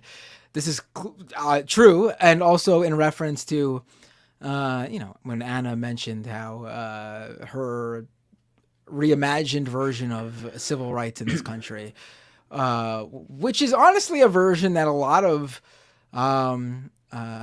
white Americans believe, because it's the sanitized version that we're taught in school, where the civil rights movement was successful because they were completely and entirely peaceful, and the country saw what the police were doing to these peaceful protesters, and their heart went out to these civil rights protesters, and they turned on the authorities and stood toe to toe with the civil rights protesters and demanded justice for them, which is just not true. That's not what happened. This is Bender. Wanda became a YouTube member. Thank you so much, Wanda. Really appreciate all your continued support. This is for me. Lebowski says, would you ever have the amazing atheist on the Leftist Mafia? He would make for an interesting conversation on your show. It's not someone that really comes to mind for me personally. I've seen a video here or there. I don't really watch much of his content. But I don't know. I've watched TJ for a while. I'd love to talk to him. Narrator of the super chat, Matt, you're grifting wrong. You're supposed to not care about the money face emojis. See, that's why you have that Matt Binder guarantee that I'll never be able to grift, because I just can't do it right. There you go. And you got 2 new members here. Ooh, Andrew Clement became a YouTube member. Thank you so much, Andrew. Really appreciate it. And Jesse Link became a YouTube member. Really appreciate it. Listen, I'm jotting down the names of everyone who becomes a member on the launch day of the YouTube memberships on the channel, and I will be shouting you guys out for all eternity on the live streams. And you got more coming up in a second, but this chat's also for you. Blex actually with a super chat. Thank you to Tokyo Hans for gifting me a membership, so I don't have to pay Binder any money directly. Oh, and we should mention, I don't think StreamYard caught this. I guess they don't catch gift memberships. Earlier, Tokyo Hans gifted 10 memberships to the channel. Oh, wow. I think which is fantastic. I get that. I should be clear. I get that money, but according to YouTube's terms, the gifted memberships don't count towards that one-time incentive. They want individuals. But listen, that's the one-time incentive. Gift memberships you could continuously do, and I'll still get that money. Awesome. This is you, new member. Venetia David, thank you so much for becoming a YouTube member. I really appreciate it. This is for me, Pitchforks Dragon. Thank you so much for becoming a YouTube member. This is for you. Donald James X became a YouTube member. Thank you so much, Donald. I'm noticing all the usual suspects who are always in the live chat. I'm noticing you guys. Thank you, Donald. Also for you. Think Ronicity. Thank you so much for becoming a YouTube member. And I'm also noticing names that are not familiar to me. So thanks so much, Think Ronicity. Jay Cass says, David and Lance, can you guys sponsor me to migrate the hell out of here? Worst of all, I'm in Texas, willing to concede Canadian bacon greater than regular bacon. Yes, it is. Especially if you have I'm forgetting the name of it now. But there's like a breakfast. It's like my favorite breakfast thing, and it's too late. I can't even remember it. But there's like eggs, and then there's hollandaise sauce on top of it, and eggs Benedict. Freaking amazing. My favorite breakfast thing, and with Canadian bacon, it is fantastic. I agree. Thank you, Jay. And sorry, we can't sponsor you. It doesn't. It's like, from what I understand, it's actually pretty hard to immigrate here. But I don't know. It is. I've actually looked, unironically. Is it? Yeah. It is. Yeah. That's what I hear. It's a tough process. I mean, maybe the first step could be moving out of Texas. Maybe, but, just move Texas, somewhere blue. It's a little easier. But Texas has some real good, nice, I've never been, but I hear so many nice things about Austin and Dallas and other major metropolitan areas. I hear the people there generally are pretty like nice and welcome. Right. So, this is you, Bender. Oh, Pinkerbell. Thank you so much for becoming a YouTube member. You got 4 in a row here. Oh, Nominal Times. Thank you for becoming a YouTube member.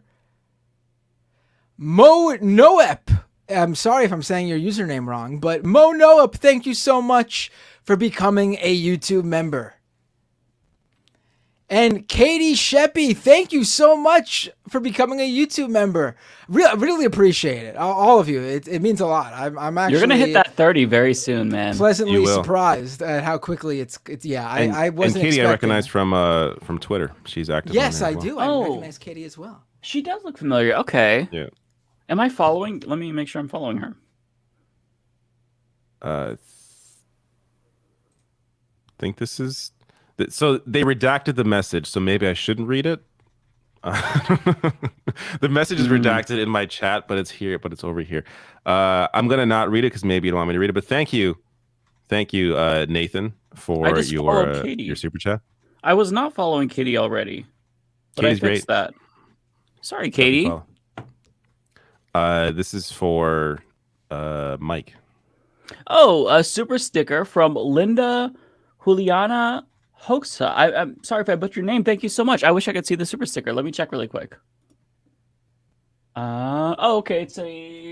It's a little fox with some hearts, and he's making like a little scary face. It's kind of tiny, but yeah, thank you. It's very cute. Love it. This is for Bender. Venetia David with another super chat. Let's get Matt that cash. I'm pretty sure we're gonna do it. The YouTube incentive, I already got it for signing up for the membership, and I think we're definitely gonna hit it. So I really appreciate it, you guys. Really, I mean, YouTube's gonna give me free extra money just for turning something on that Mike and David already have been doing. So. I really appreciate you all helping out there because it means a lot to me. Ezra's gonna have a good birthday this year, folks. Now you can pay off that jersey. There you go. Yeah. Bender. Themic with a $10 super chat. None of you addressed Team Rocket running loose for decades. Pro-crime left, typical. Now I'm going to be every type of phobic because of this fringe issue I've cared deeply about for the past 15 minutes. Listen, we got to give it up for Team Rocket because they've always been prepared to fight. So I don't know. You got 2 members, Bender, here. Daniel Castle become a YouTube member. Thank you so much, Daniel. Bay Photo became a YouTube. God, there's so much. We're gonna be here so long. I know. Okay, try to roll through. We really, we have to speed up. Pitchfork Dragon. When Anna says transphobic, anti-poor, anti-unhoused, tough on crime bullshit, their own chat is like, nope, that's not it. That's not progressive. That's interesting. I've actually gone and read like YouTube chats after the fact, like on the videos, but I'd be curious live because the live audience you would assume is more is going to be less, right wingers being like, yay, I support whatever you're saying. So that's interesting that there is some pushback there, which is good. I mean, good to see. I just noticed something really quick. I'm sorry. I noticed that no, go ahead. Both of your guys' channels, like as the show progressed, and obviously we get into the super chat area, and it's getting late. Some people decide to leave. Your channels have, your viewers are smart and they've went to bed. My channels only gained viewers as we continue. Let me look at my analytics here. Oh yeah, mine has gone down a little bit since we do super chats. Interesting. I haven't checked mine. Yeah. Let me see.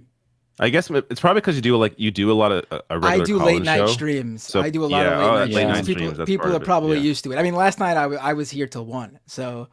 Oh my God. Jesus Christ. This is for me, Snack Panther, $5. Thank you so much. Says I watched Lance's video and I wish I was shocked with the heel turn of Anna and Jank. Great show tonight, folks. Thank you so much, Snack. Bender, you got 2 more of these. Dig It Dave became a YouTube member. Thank you so much, Dave. Really appreciate it.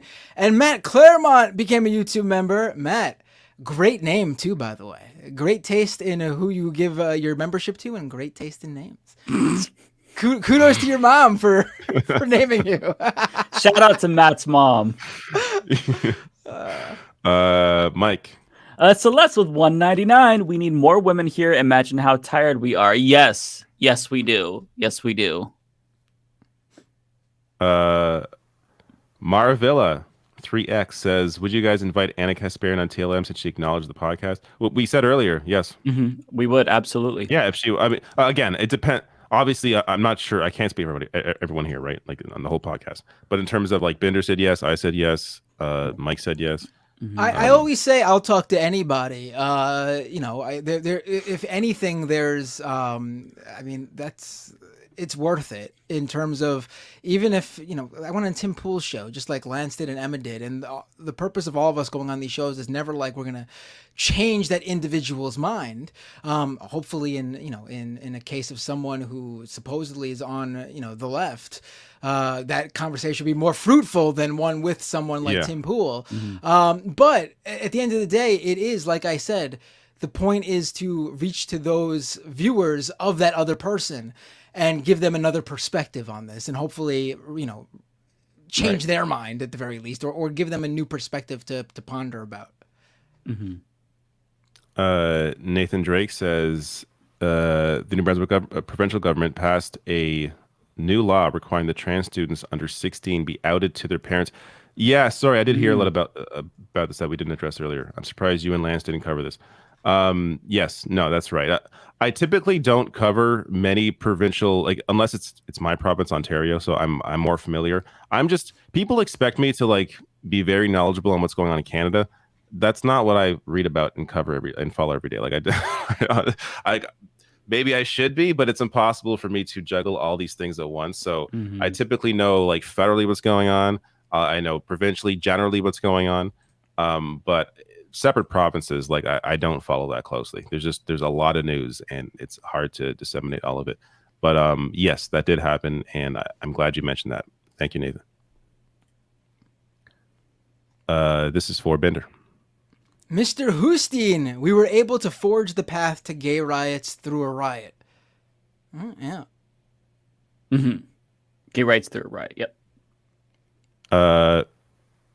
Banquet of Leviathan says, let me know if this works. It does. $20. Thank you. Very generous. Thank you so much. Oh, wait, I don't think that last super chat was for me, but I read it anyway. I'm looking at my own channel. This one? I didn't see that. This one should be. Really? I don't see it on my thing. It's linked to you.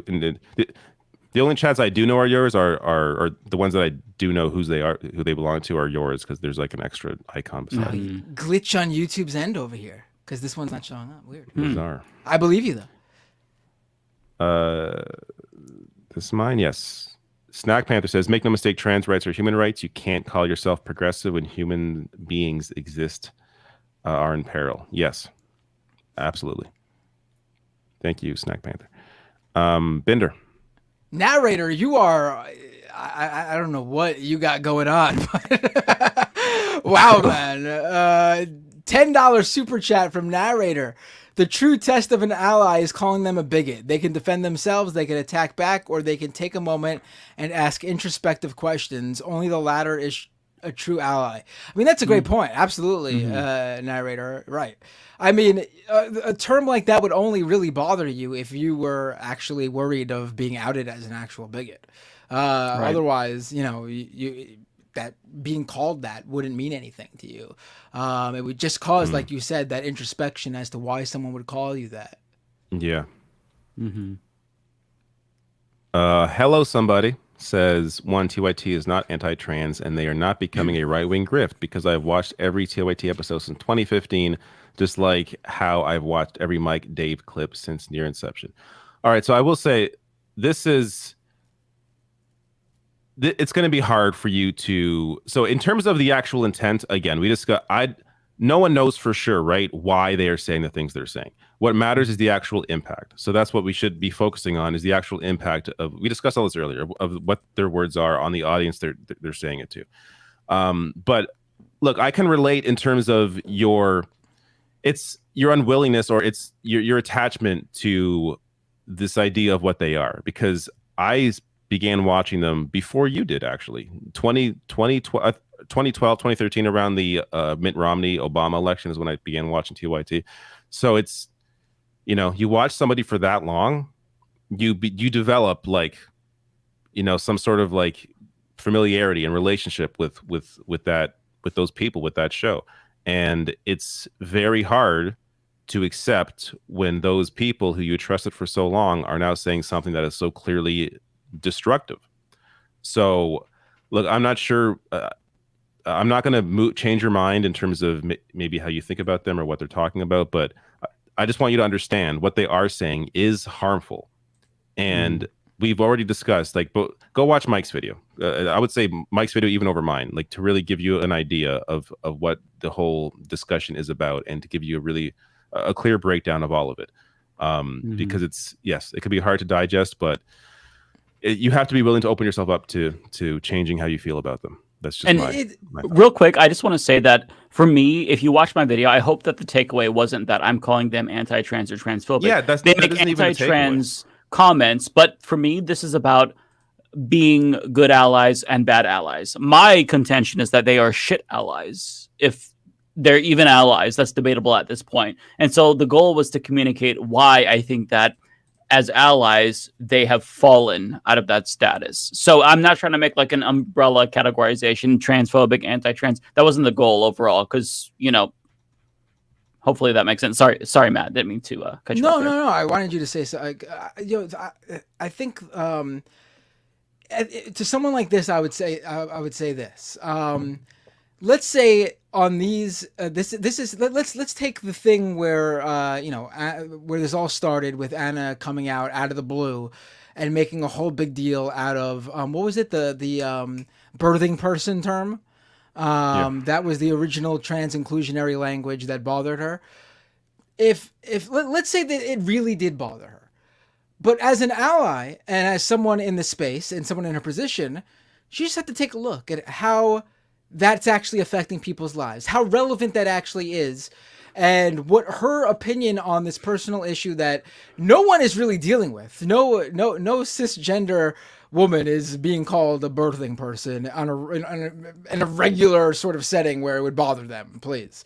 But so instead of looking at that and seeing how coming out against that would affect the broader trans discussion, an ally would at the very least been like, you know what, it might personally bother me, if I was referred to by that term, but it's not worth bringing up. The pain it's going to cause, the outrage. So that's a personal opinion. I'm just going to keep it to myself and continue to advocate for trans issues and be an ally on the policies and the trans rights that truly do affect people by and large on an everyday basis.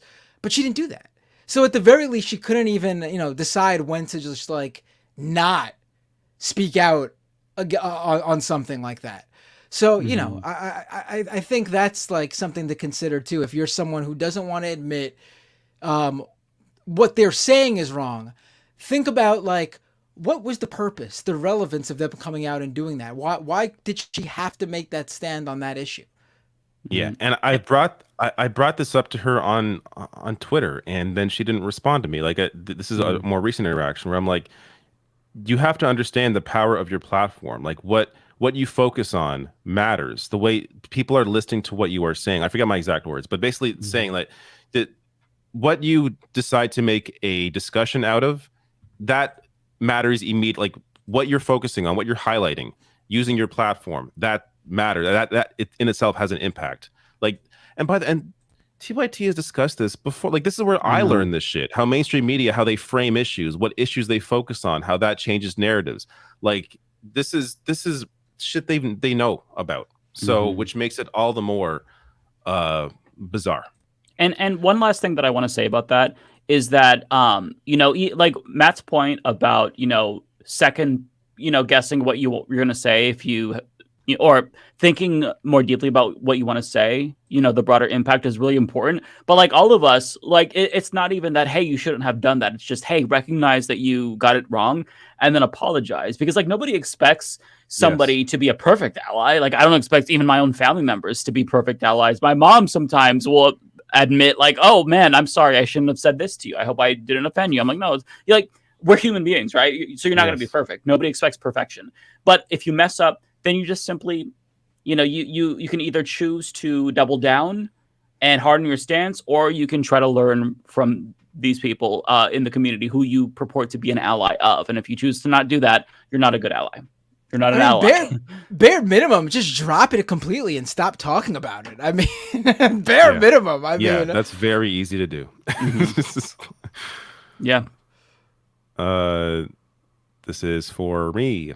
Pandora Brian, thank you for the 199. Says, so awesome to see Katy on Leftist Mafia. Yes, absolutely. I'm glad a lot of you, the audience, knows who she was. There's so many people out there. I had no idea till Lance invited her on. Yeah. But, I'm really glad that she was on and we had that discussion. I want to bring her on more, but I feel bad that she has to be, up in the middle of the night. I know, yeah. That's the same thing I said to Cavernacle. I'm like, we'd love to have you on, but then just don't feel forced, like don't feel pressured, because I know it's like 2 a.m. there. It can be hard for some people overseas. Yeah. This is for Binder. Omega with a $10 super chat. This went so far even for Benny's taste. Anna and Jenk seriously need to open their minds, given how TYT got many of us in leftism, and this polling and election nonsense is a crutch that's false and cringe AF. Yes, I agree, Omega. This is for me. Hello, somebody again says, thanks for the $10. Says, I fear a lot of the trans combat on Twitter recently is a result of 20 years of instigators and provocateurs trying to divide the left. What does OTOH mean again? I don't know. Checking. I forget what that means. On the other hand. On the other hand, and as a result, Jenk and Anna are acting like children. Oh, okay, so you get it. This is from the same person earlier. Yeah. Right. Yeah. Okay. Well, because we're not randos. Right? Like we're not instigators. We're trying to, we're friends. No, okay. To that point, I'm sure, as we said earlier, yes, we have discovered people out there that are trying to instigate, but that doesn't change what they have said on their platform, like what they have used the platform. Like that's regardless of any instigator. If there was no Twitter that existed, I'd be like, why are they saying these things? And like, you know what I mean? Like Twitter is not the reason why we are, engaged in this debate. Yeah. Losing my place. Mary Morrissey with a very generous $19.99. Wow. Thank you so much, Mary. Says, I never liked TYT, but I really feel we're going to find a financial grift going on here too. Anna called out Olay because Cuddle the white lady pissed her off. Yeah, that shouldn't piss her off. This is something that we all have to deal with, understand at some point. Is getting called a name is not the end of the world. Like being sworn at or like someone being mean to you should not dictate where your politics are. Like that's also, what's with white people getting so angry about being called white? I mean, it's the weirdest thing in the world. I'll never understand it. I know. As white people, and I say this as a white person, so I'm not racist against white people. Let's not be super sensitive, okay? If Coddle the white lady makes you mad, you need. That's actually. That's like a pretty kind insult, actually. Right? And we were coddling her. Like we were going out of our way. We had kid gloves on. So it's where's the lie? And to be fair, for a reason at the time, because we thought that we could change her mind. It just didn't. And we were wrong. We were wrong. Ole was right. Unless we're proven wrong later on, then we'll be surprised. Hello, somebody. Again, thank you so much. Very generous today. Says 3. I watched Benny's and Mike's video today, and I am not convinced. I think TYT is simply acting defensively, and they have had wrong takes. There was also a lot of. So I think so. I guess the crux of your argument is you're not convinced about the grifter part of it. Again, I would just say it doesn't matter what their intent is. Like I don't think there should be an over focus on that because it's impossible to know, obviously. So if you don't think they're grifting, that's fine. Then they're useful idiots. Like to me, me and Olay, behind the scenes kind of had a disagreement about this. Like, I don't think useful idiot is a kinder thing to say than a grifter. Like, I don't think calling somebody a useful idiot is like a defense of them. Some people may think differently, but I don't view that as like a defense of somebody. I just think it's a different intent behind what they're saying. But regardless, the impact is what matters. Yeah, and you don't have to be convinced. What I want the takeaway to be for my video is like how to be a good ally. And I'm just sharing my own perspective on this. Just if you want to be a really good ally, don't do what TYT does. But I mean, you don't have a large platform, so even if you did, it wouldn't have the impact, right? This is for me, Robbie, 82. Thank you for the $2. Says, gets Sandy Loves from left of the box. I think you love them. Didn't you bring them up in your video? I think. Yeah, I put a little clip of them in my video. They also had a really good take on this. I'd love to bring them on. I think that Sandy is a great person, really, really insightful, also Canadian. So yeah, I'd love to get them on. I think this is for you, Mike. Okay, Stoic Jeff with $10. Thank you so much. On PhilosophyTube, there's a video called I Emailed My Doctor 133 Times. The video is on the horror of the trans healthcare system in UK. I learned a lot. Interesting. I have not seen that. I do love PhilosophyTube. I'll have to check that out, though, because, yeah, Abigail Thorne is amazing. Huge shout out to her. Yeah, I'll check that out. Hello. I just realized Hello Somebody has a lot of chats coming my way on this. There's like it goes to 7, so I gotta say thank you very much, Hello Somebody. Wow. Says 4, and it's not just on Twitter. If you boil it down, however, it is my impression that it is just one big misunderstanding. I happen to agree that we should not emphasize trans women in sports. I don't think it fucking. Again, watch my video. It doesn't fucking matter. It doesn't has no impact at all. I don't understand that term though.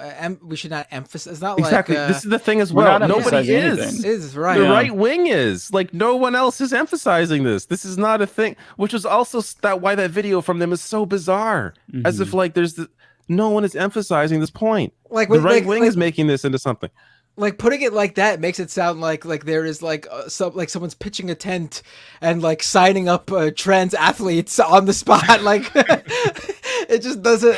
There's no emphasis. There's just literally just a few instances, literally just a handful of instances throughout the country of and usually at the high school or college level. So in a lot of cases, we're talking about literal kids who are trans and want to play sports that match their gender identity. And sometimes they have no choice.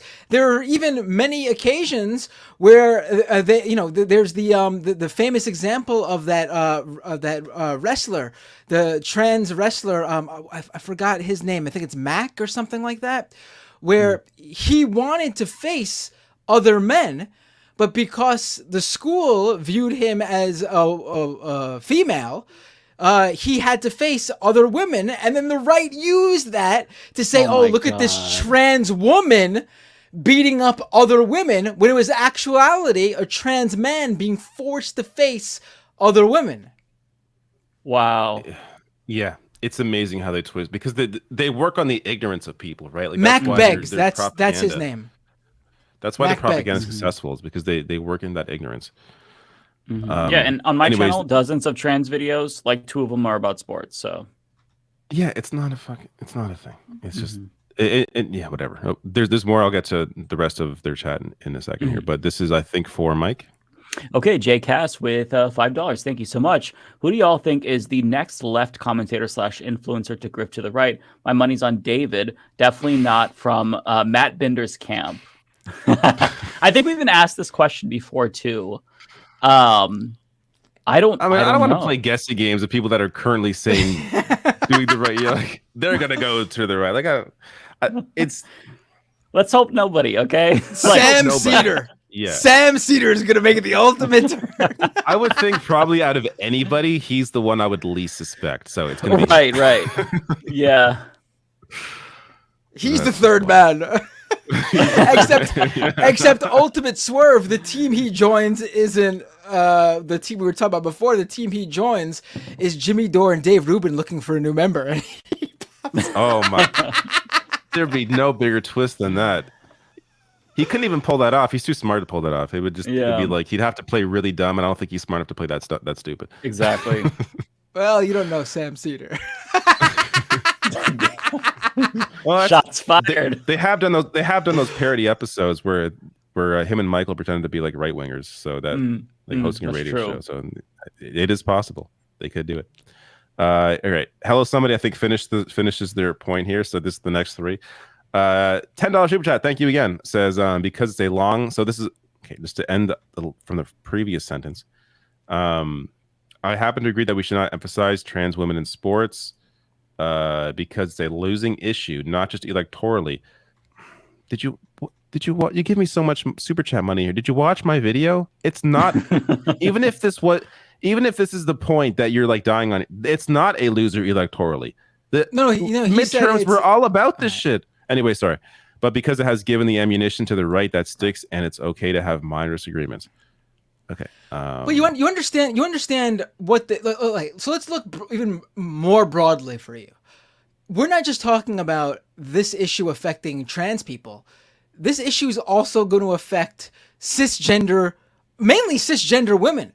There's already story after story after story of someone looking, someone at their granddaughter's track race or granddaughter's swim race, and there is a woman they're facing who I guess has slightly more masculine features than what that parent or grandparent deems makes you a legitimate feminine person. And they demand that this child's genitalia being checked to prove they are actually a real cisgender woman. It's ridiculous, and this stuff does not just affect trans people, and we want to talk about like the disgusting sort of shit we put our children through in this country. This trans panic is going to not just greatly hurt trans people and trans kids, but it's also going to really fuck the heads of cisgender kids as well, who have to go through this bullshit just because they don't look feminine enough in the eyes of some 75-year-old boomer. Yeah, and let me just say, I want to plug David Dole's video again because it's not a losing issue. Also, on the note that Matt Binder pointed out, I actually did a video a couple of weeks back about an old man. He's a grandfather in Kelowna who actually did this. He accused a cis girl of being trans. And in that video, I provide you with arguments about why this issue is being weaponized by the right and counter arguments that you can use to respond. I'm not a sports person, but the arguments that I have are political in nature, just practical arguments about how, hey, did you know that there's only 150 trans athletes in total in the United States? So statistically, you are more likely to get shocked by lightning or bitten by a shark than to encounter a trans athlete. This is a non-issue. Did you know that attorneys general or Republican politicians can't cite one example of a trans kid causing a disruption? Did you know that there was only one known trans athlete in Kentucky, and that little girl helped form her entire hockey team, but then she was banned from her sport? She's a middle schooler. So these are things that you need to think about, because don't argue on the right's terms. Reshift the narrative, right? Because you don't have to cede ground to them if you think it's a losing issue. You can still hold strong, not cede ground, but also dismantle what they're saying, because what they're saying is fucking bullshit. We have the facts on our side. They don't, which is why they cherry pick these little anecdotes. And just to be clear, so we're not called like bad faith or anything. Like, so Cenk's position is that he doesn't care about high school. Like high school trans kids, like he doesn't care about them being in whatever sport. His issue is like at the professional level, like the Olympics or whatever, which is how many? There's like what, 7 people? Yeah, it's exactly. It's not. He mentioned like somebody in like, I don't know, in some Canadian city, which I'm in Canada, never heard of this case, but some Canadian person was like weightlifting and they're trans and they lifted some, I don't know. Again, this shit's so. When has anyone ever cared about weightlifting in this country? Like, when has weightlifting been something you've been paid attention to? Exactly. The idea of conceding to any of this is completely ridiculous. And I don't, this is, anyways, we've spoke to death about this. Let me finish. I know we. Six says, again, hello, somebody says, time will tell, and I do not follow Twitter. I simply think TYT is arguing the wrong way. Cenk is arguing defensively like a child. Yeah, the amount of like screaming and vitriol he had on this, like it was like so disproportionate to like what is actually important and happening. It was wild to watch. And Seven says, and OMG, they are not expanding to the right. Mike Bender, and now all I disagree with TYT often, but you are wrong with your description. As I type, you are creating imaginary falsehoods. They're moving their audience to the right.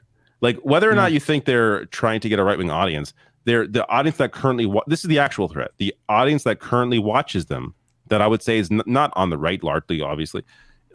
They're moving them to the right on this issue. That's the issue with the focus on these things that are not worthy of focusing on. Right. This is for Bender. Oh, let's see. Narrator, Anna's not going to self-correct in the spotlight. The work she needs to do has to be without an audience. Her pride isn't going to allow otherwise. I mean, I don't know, but that's too personal of a. But I suspect, based on most people, you're right.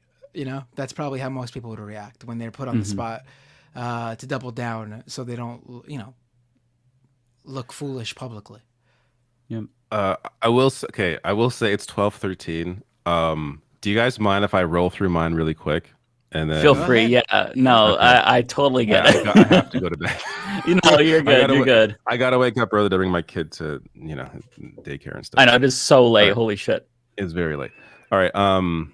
Bayphoto says there's gotta take your kids to daycare for another day of making YouTube videos. That's life. Both parents work. I know. I'm joking. We got also, actually, daycare and school and just generally, I wish I was in daycare when I was young because I think I would be a lot better socially. Like my kid is getting exposed to socially in the way that I never was. That's good. Yeah. Just that alone is worth it for him. Bayphoto says there's so much I could say about Jenk and Anna, but instead I'll just ask David to give my money to Olay. Olay has an actual Cash App. Yes. I forget what it is, but there you go. Sorry, this may not be for. Oh, this is for me. So Ren says, "Did you ever finish Warhammer 40k Bolt Gun?" I am stuck on a boss, and I have not gone back. I don't like hard boss fights. They've ruined so many games for me. But I do want to go. That game is super fun. I do want to go back and finish it when I can.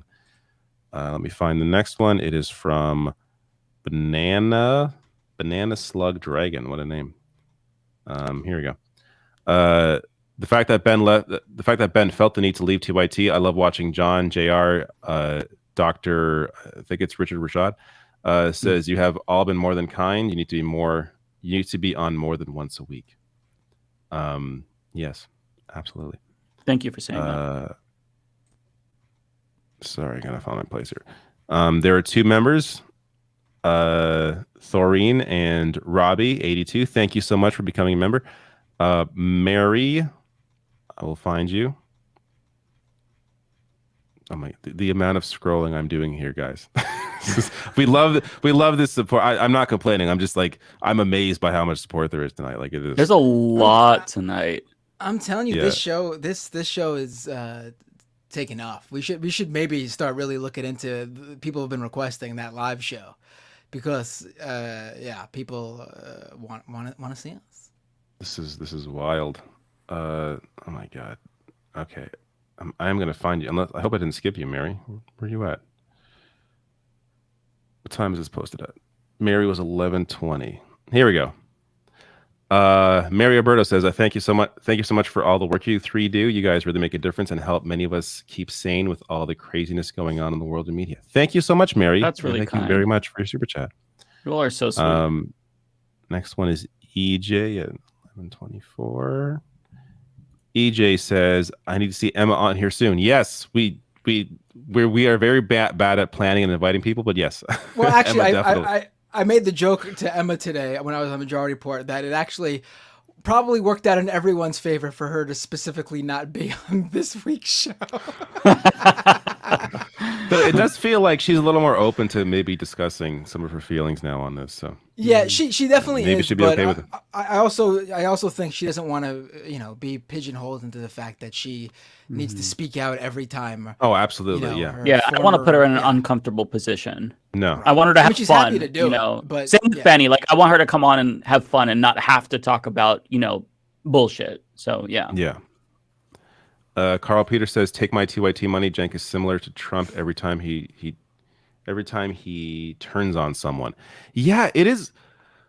It is wild to see him not be willing to open up to new information. And he's the one that always discusses how hard it is to get outside of your own perspective. And then here he is, stuck in his own perspective. Good Lord. How do you go? It is wild. Koru says, "What is a bonus hole?" So, okay. You can look it up. We're not going. Google it. We don't need to rehash that discourse. Bonus hole is gonna become. I'm sure he brought it up earlier. It's a thing that Anna brought up in a right-wing podcast, and it was a way to be like, look at how crazy some of these people are, these trans activists, and it wasn't even like I don't know, it was some LGBTQ group just suggesting from 3 years ago a different word for, the bonus hole. To break it down even further, it's so important of an issue. The entirety of your politics needs to revolve around it. There you go. You should fear this one thing, and it's funny. I've not heard a single person know of this at all. Not just queer people, but leftists in general. It's literally the same thing as the birthing person thing. It literally is the same thing. A very specific terminology that's used in such small, specific settings that the vast majority of people are never going to be in. And even the people who are in it mostly do find themselves in those positions, do not hear that term either themselves. To even make a thing of it is so ridiculous. Wow, I'm scrolling past a lot of new memberships for Binder, so you got a lot of names to read out later, buddy. You definitely hit that number. You definitely hit that number. Trying to find, here we go. Canada Rock says, I was a TYT member until about 2 weeks ago before the tweet. And I can confirm that the chat really was letting them have it, especially me. I was done with their BS even before that tweet. Good shit. That's interesting. I'm glad. It's because, again, I'm worried about the impact. So I'm glad to hear that a lot of the people watching and the people that are more engaged in the chat were speaking out against. Really, that's, I think, is encouraging. Yeah, watching critically is important. That includes me. That includes David, Matt, all of us. Yeah. Watch us critically, Absolutely.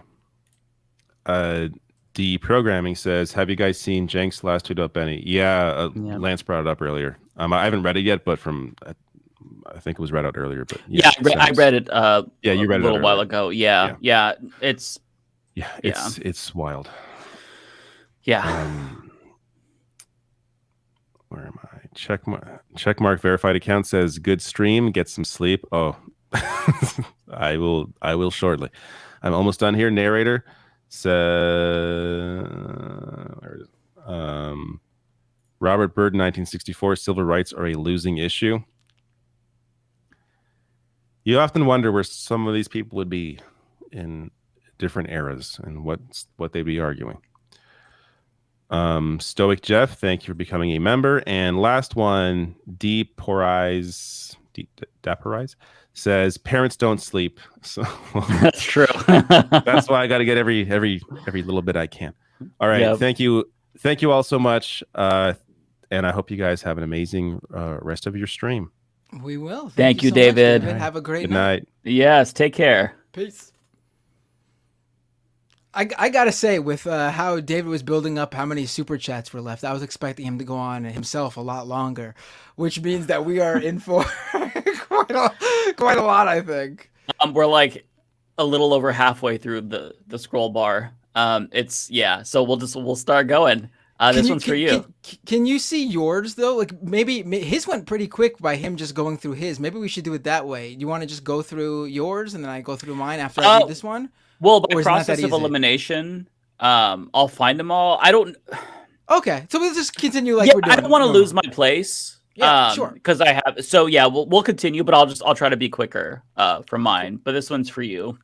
Katy Sheppy with a super chat. My workday was so long and boring. Thank you guys for the laughs on these Thursday evenings. It cheers me up. Praying hands emoji, heart emoji. Katy, thank you so much. Katy, you were a regular face in the live chat, I remember. I hope everything's going well. Great to see you back. I don't think you've been missing, but I recall seeing you all the time. So great to see you again. All right, this one's from me, from Kowalski. So we have a farmer with a carrot emoji, angry emoji, tractor emoji, fire emoji, blood emoji, fire emoji, blood emoji. Uh-oh. I'm getting some bad vibes from this. Meat emoji, sleep emoji, police emoji, Kowalski. This is... I'm worried, man. I can't even think about what he's trying to tell us, right? I hope you're doing okay. We'll just say that. The emojis are worrying me. All right, this one is for you, Matt.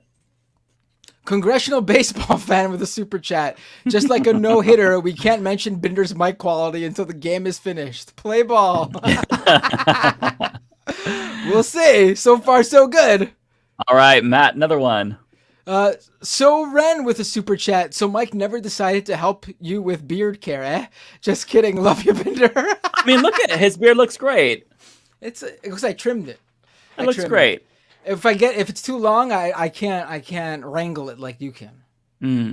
I will. One of these days, I'll send Binder a care package. Of a bunch of products that he will never use. If you send them, I will. Okay. All right, here's another one for you.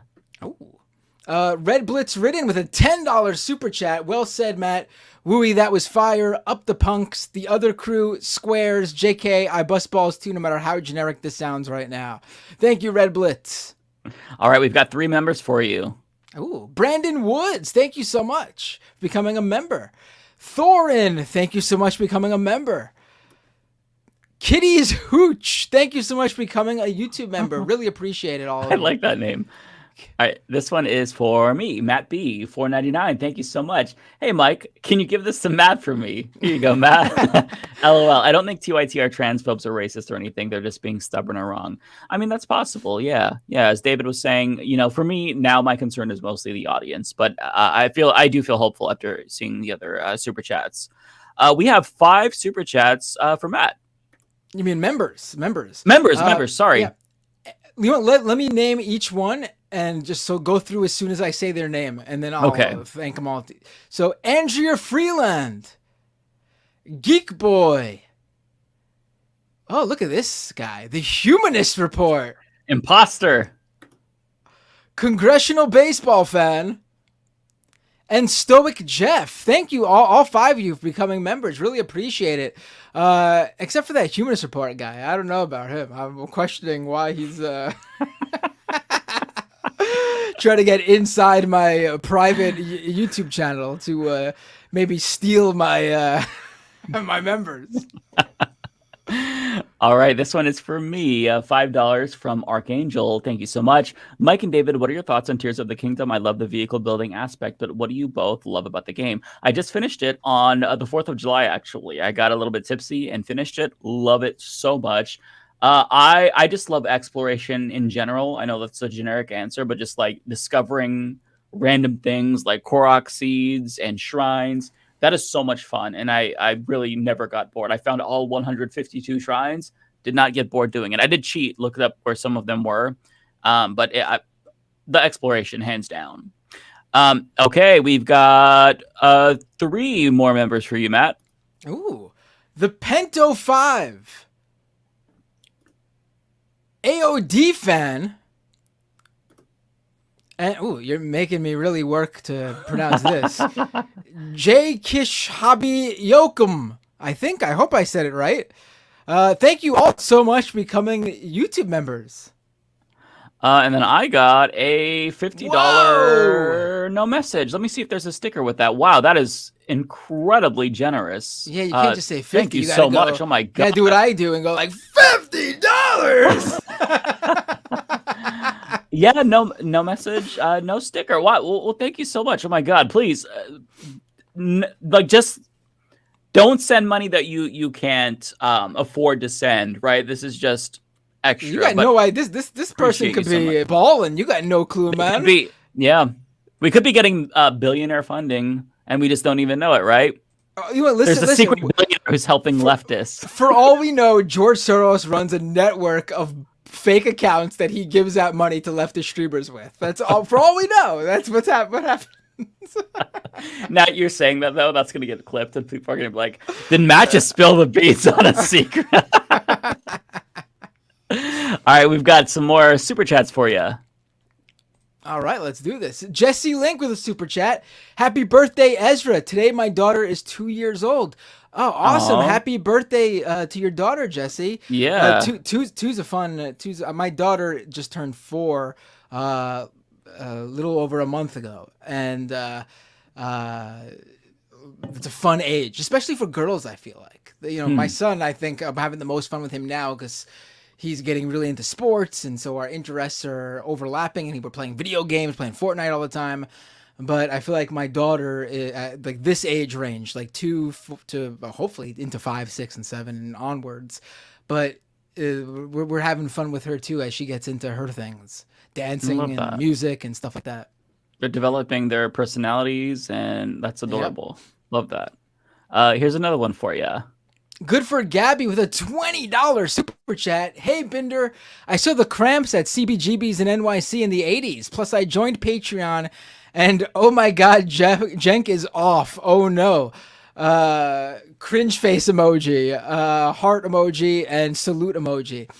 Yeah, I was actually shocked the last time CBGBs came up on this stream, and it seemed like the majority of people did not remember or ever hear of CBGBs, which was a little bit scary to me. Really showing my age, I guess. Really showing our age. Good for Gabby. But good to know there's someone who remembers it with me. Hang on. I don't think we're that apart in age. How old did you say you were? I'm 36.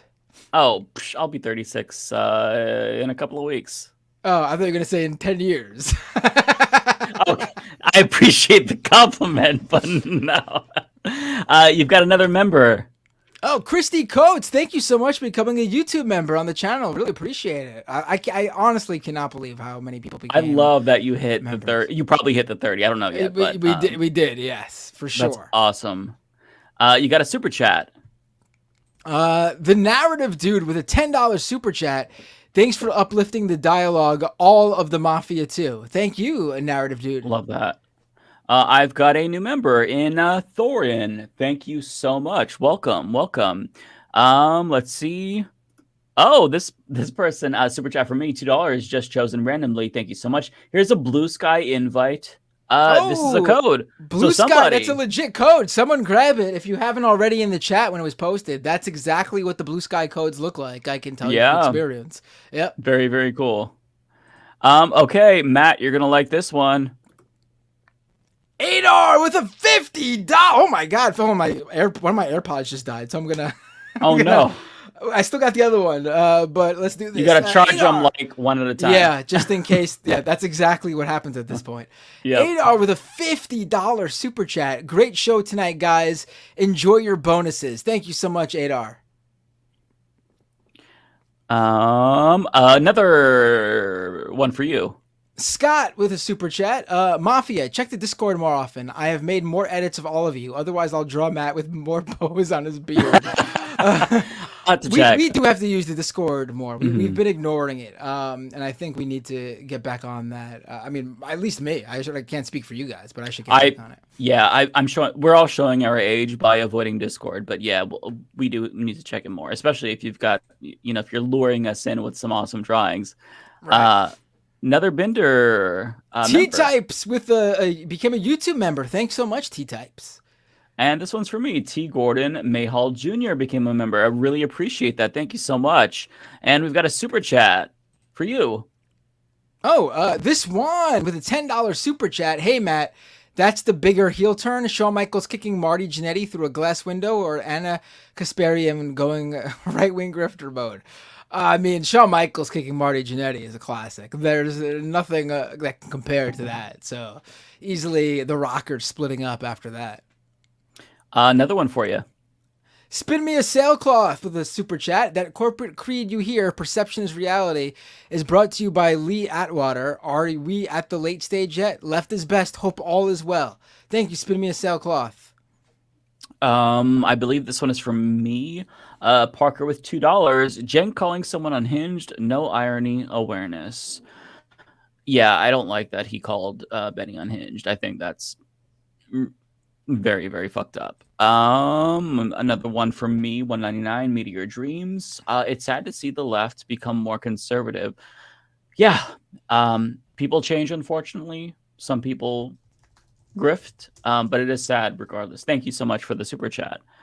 Let's see. I believe this one's from me.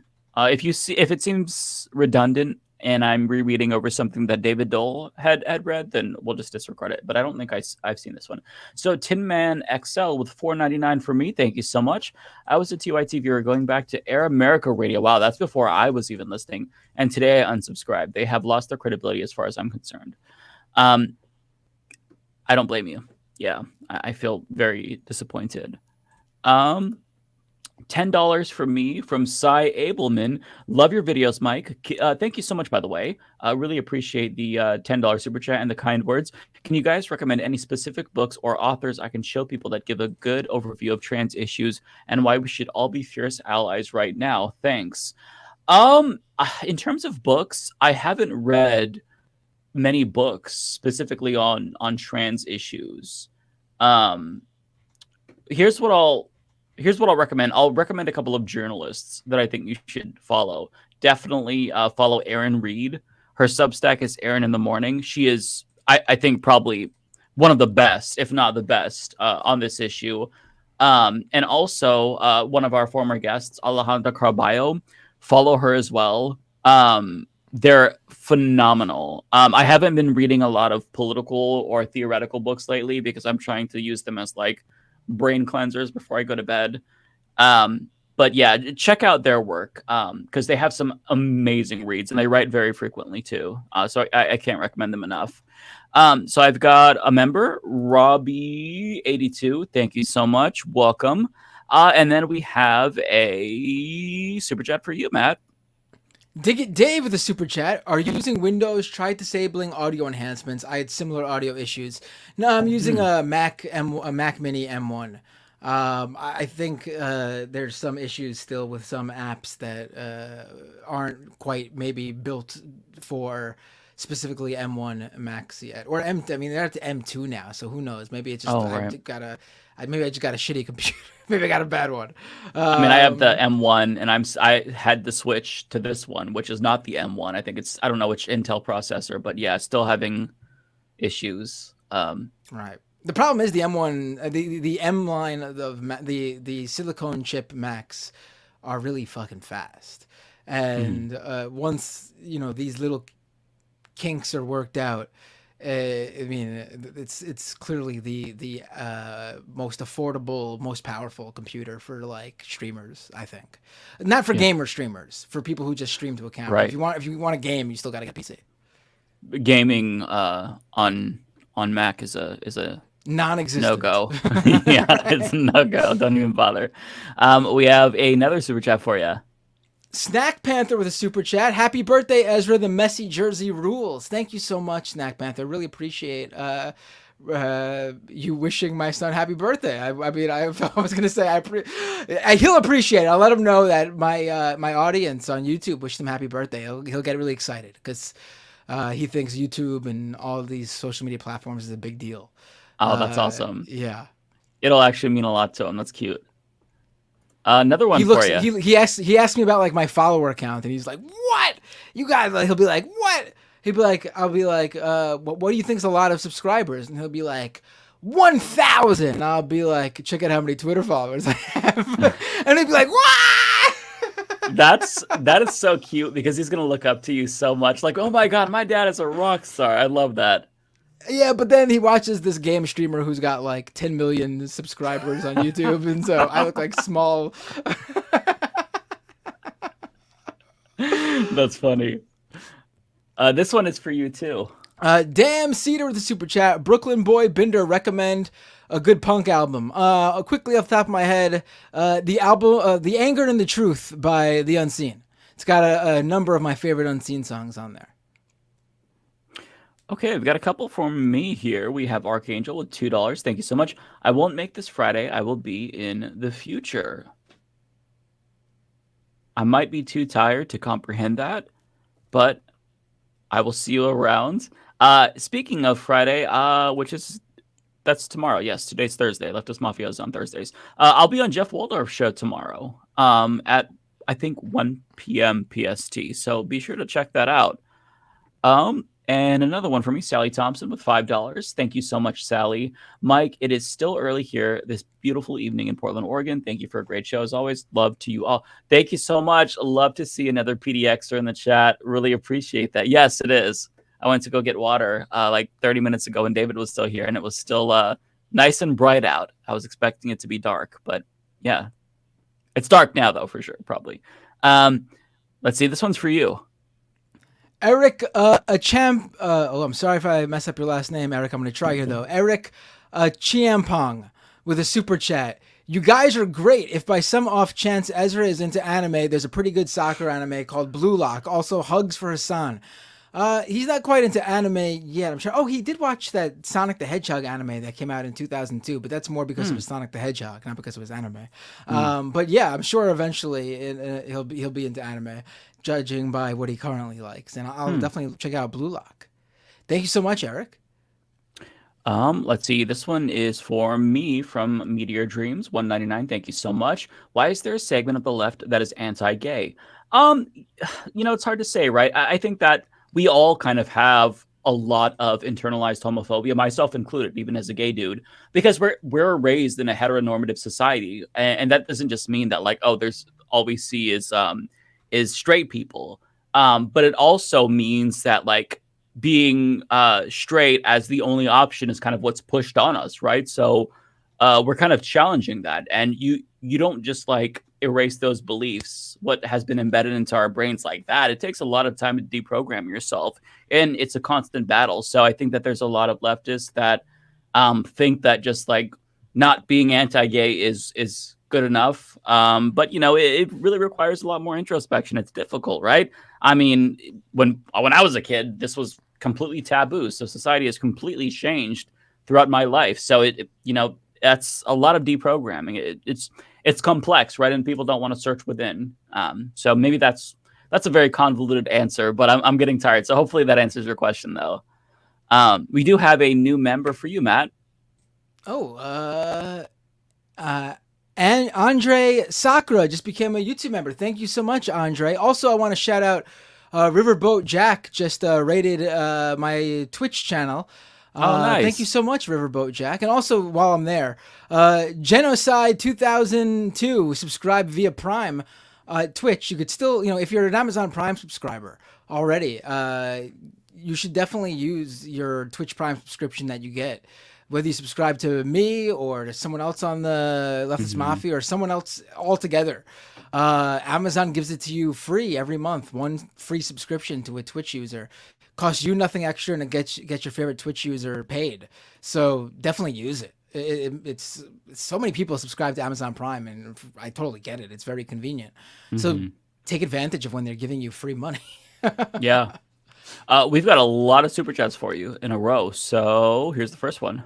Marla Surratt with a super chat. Tried to join, but your YouTube page isn't showing a join button.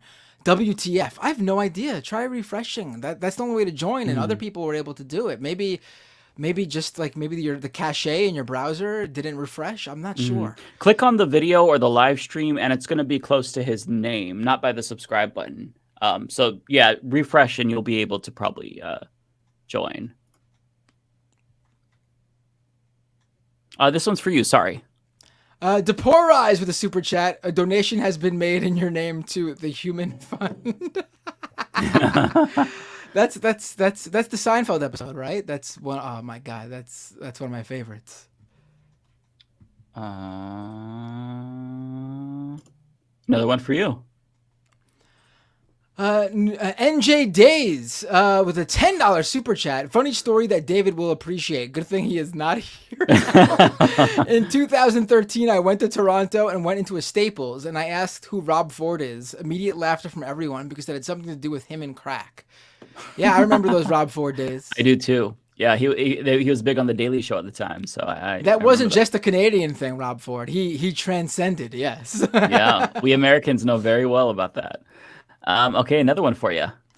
Tungsten Tin with a super chat. Binder just grift the shit coin for the money. I mean, listen, I gotta say, covering the crypto grift for the past couple of years has made me realize just how easy it is to abstract money from unsuspecting marks. And if I didn't have morals, and if I wouldn't feel horrible for the rest of my life in scamming people, I can tell you that it would be so easy to do. It's so easy to do. It's so sad. Yeah, I know. It's so sad, but it's so easy to do. And it's really unfortunate that there are people out there who take advantage of other people who are trusting and desperate. And desperate. Yes, absolutely. Another one for you. INFP me with a super chat. Oh, Matt, you're great. You're all awesome. Thank you so much. INFP me. Another one for you. Chaotic Socialist. How do I do a paid subscription on YouTube, Matt? So if you go to my YouTube channel, youtube.com/MattBinder, there should now be a join button there on the page. If not, Mike gave the other options. If this does seem to be a problem for people. I have no idea why. Maybe it's because I just joined, like I just set it up today and it hasn't, maybe YouTube hasn't rolled it out all across every server for every user or something. I don't know. I think they also give a direct subscription link, which I'll post if people continue to have this problem. But let's give it another day, and if not, I'll start sharing that link. There you go. This one is for you. I'm gonna go to the bathroom really quick because it's a wrestling question, so I know it'll take more than like a couple of minutes. All right, cool. Themic with a super chat. No way this is like NWO. NWO was cool. This is definitely DDP debuting in WWF. No reason, lame rhetoric, no substance, pathetic storyline.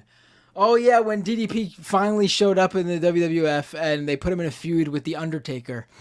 And DDP, who was like the WCW's version of like the people's champ, he would come out of the crowd would be patting him on the back, cheering for him. He was like the rebel who was fighting for the good guys, but like he wasn't really part of a team.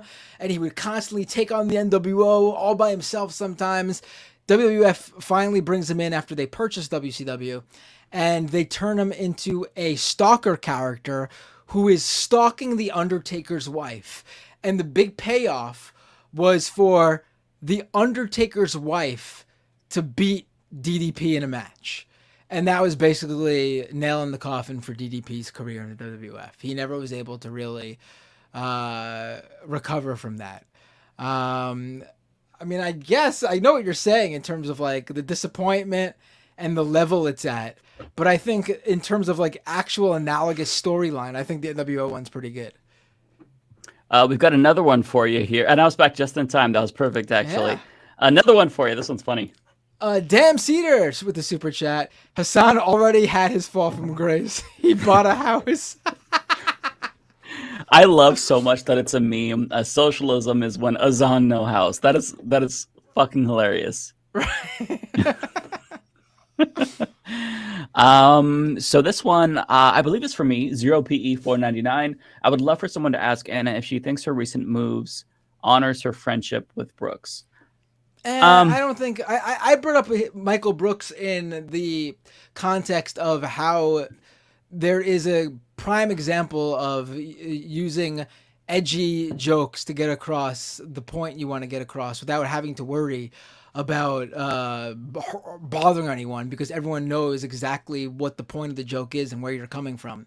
I wouldn't want to use Michael's name to in an argument in terms of like how good of a friend someone was, or if they're properly honoring that friendship. I don't think that's necessary. I get where you're coming from, but I don't think it's necessary to do that. I think use Michael Brooks to literally show people his content and how good of a commentator and educator and leftist he was, and how he was able to be a prime example of using entertainment to teach people all those things. Yeah, very well said. And also check out the Dark Web audiobook with Sam Cedar. I got to plug that. Yes. Yep. I haven't checked it out yet, but I know that Michael Brooks's book was amazing. I read it when it first came out, and I thought it was incredible, obviously. But yeah, check that out. Let's see here. So we have another one for you. AOD fan with a super chat. Lance and Olay need to star in a remake of Taxi. I mean, that movie, does that movie need a remake with, does someone need to remake a Jimmy Fallon movie? I could be mistaken. Wasn't that a remake already of an older movie, or am I wrong? Because there was the Jimmy Fallon, Queen Latifah one from, I think, like 2005, but I feel I could be completely wrong about this. No, I feel like that was the remake, right? No, I don't know if it was a remake. I think it was just. Oh, it is a film of a 1998 French film of the same name. So I don't know. Okay. I mean, I guess it is technically a remake, but it's not like a. I see. The modern day remake where you just take an old U.S. title and just do it again a couple of years later. It's that happens throughout cinema, where a foreign film gets an English language remake. Okay, so not remake in the United States sense, where every couple of years we reboot shit. All right, this one is for you. Adam Iloff with a super chat. The third person will be the surprising return of Jimmy Dore or Dave Rubin. Right, that would be, yeah. Also for you, the emo dragon Binder. Give me your best. Bonesaw is ready. Oh boy, let me I gotta to do a Macho Man. I gotta get into the. Yeah. So okay, Bonesaw is ready. I don't know why I can't get the gruffness tonight. I think it's because my voice is already getting shot from 4 hours now of. I mean, having no reference point, I thought that was amazing. So, okay, this one's for me. Kowalski with the 199. The beehole. The beehole is a loophole in the eyes of the Lord. Oh my God. Calling it a beehole just does not. Kowalski just has the fucking bangers. Let's see here. I'm pretty sure this is one that was for David that he read off, but I'll just put it up here just in case. Let's see here. Also for David, bonus hole. Matt, this one's for you. 0 PE with a super chat. Bonus holes for everyone. We all need a place to put our junk. Oh, boy. You all are on fire tonight. Oh man. I think what you're looking for is a glory hole.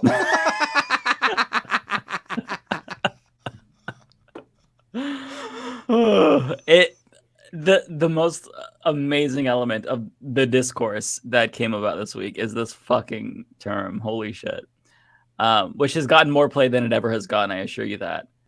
Okay, so this one's for me, 199 from 0 PE. Thank y'all for not holding back on TYT's BS.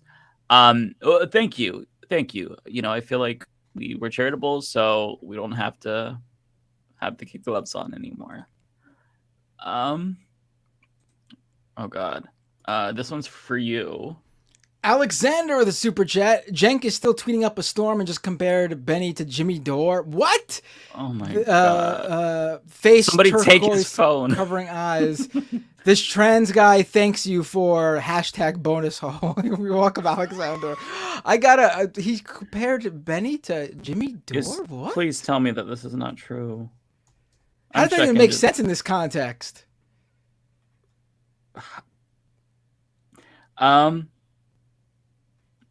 Let's see. Oh, yep. I've lived through this movie many times, and this is always my favorite part. Jimmy Dore fans and Sam Harris fans and Sargon of Akkad fans all thought we were dying because we disagreed with them. We had 450 million views last month. Yeah, you really got us. Okay, so maybe not a direct, like, you're right. The Jimmy Dore. Okay. Unless I'm missing it, but okay. I always think it's a very lame thing to bring up how popular your content is when people are talking about a topic that is not that. I mean, it's a deleted tweet, so maybe he was replying directly to that, but clearly I wouldn't even respond to that person because there's clearly a broader, more important issue people are actually going at you at. At the very least, it's deflection. To bring and people are calling you out because you're popular. We know you're popular. That's what that's why we want you to do better. Whatever. I don't. So lots and lots of members for you. There are like 9 or 10. Singing Wicked now. So we're at the point of the night where I'm starting to sing Broadway songs because I'm so out of it. I was singing. We're getting delirious. Yeah. All right. Here we go. All right. It's for me. This is these next 9 are for you. Oh no! I'm sorry. This one is. Oh no. Okay. This one's for you. Yeah, 2 from me. I'm sorry about that. EJ, thank you so much for becoming a member. We also have Cody Gratner. Really appreciate that. I'm sorry for almost glossing over my members. Okay, so now we're getting to the Binder members. All right, here we go. Tyler Wackel, thank you for becoming a YouTube member. Oh, I should probably read through all of them. All right, here we go. Jonathan Anderson. Tony Rizzo. Tony! Jordan Staten. I.I.B. Bangin. Damn Cedar. You ready for this one? No way. No way. Is this is someone using the name, right? Not, is this really? She No way. It's not like the official. This may be her personal account. She watches Leftist Mafia. This person is a member for me too. I think it might be the real Laverne. Wow, Laverne Cox. Thank you so much, Laverne. Wow. All right, cool. It feels so cool to know that like Laverne Cox watches the show. Love it. Yeah, absolutely. We are not done yet. NJ Days. Andrew S.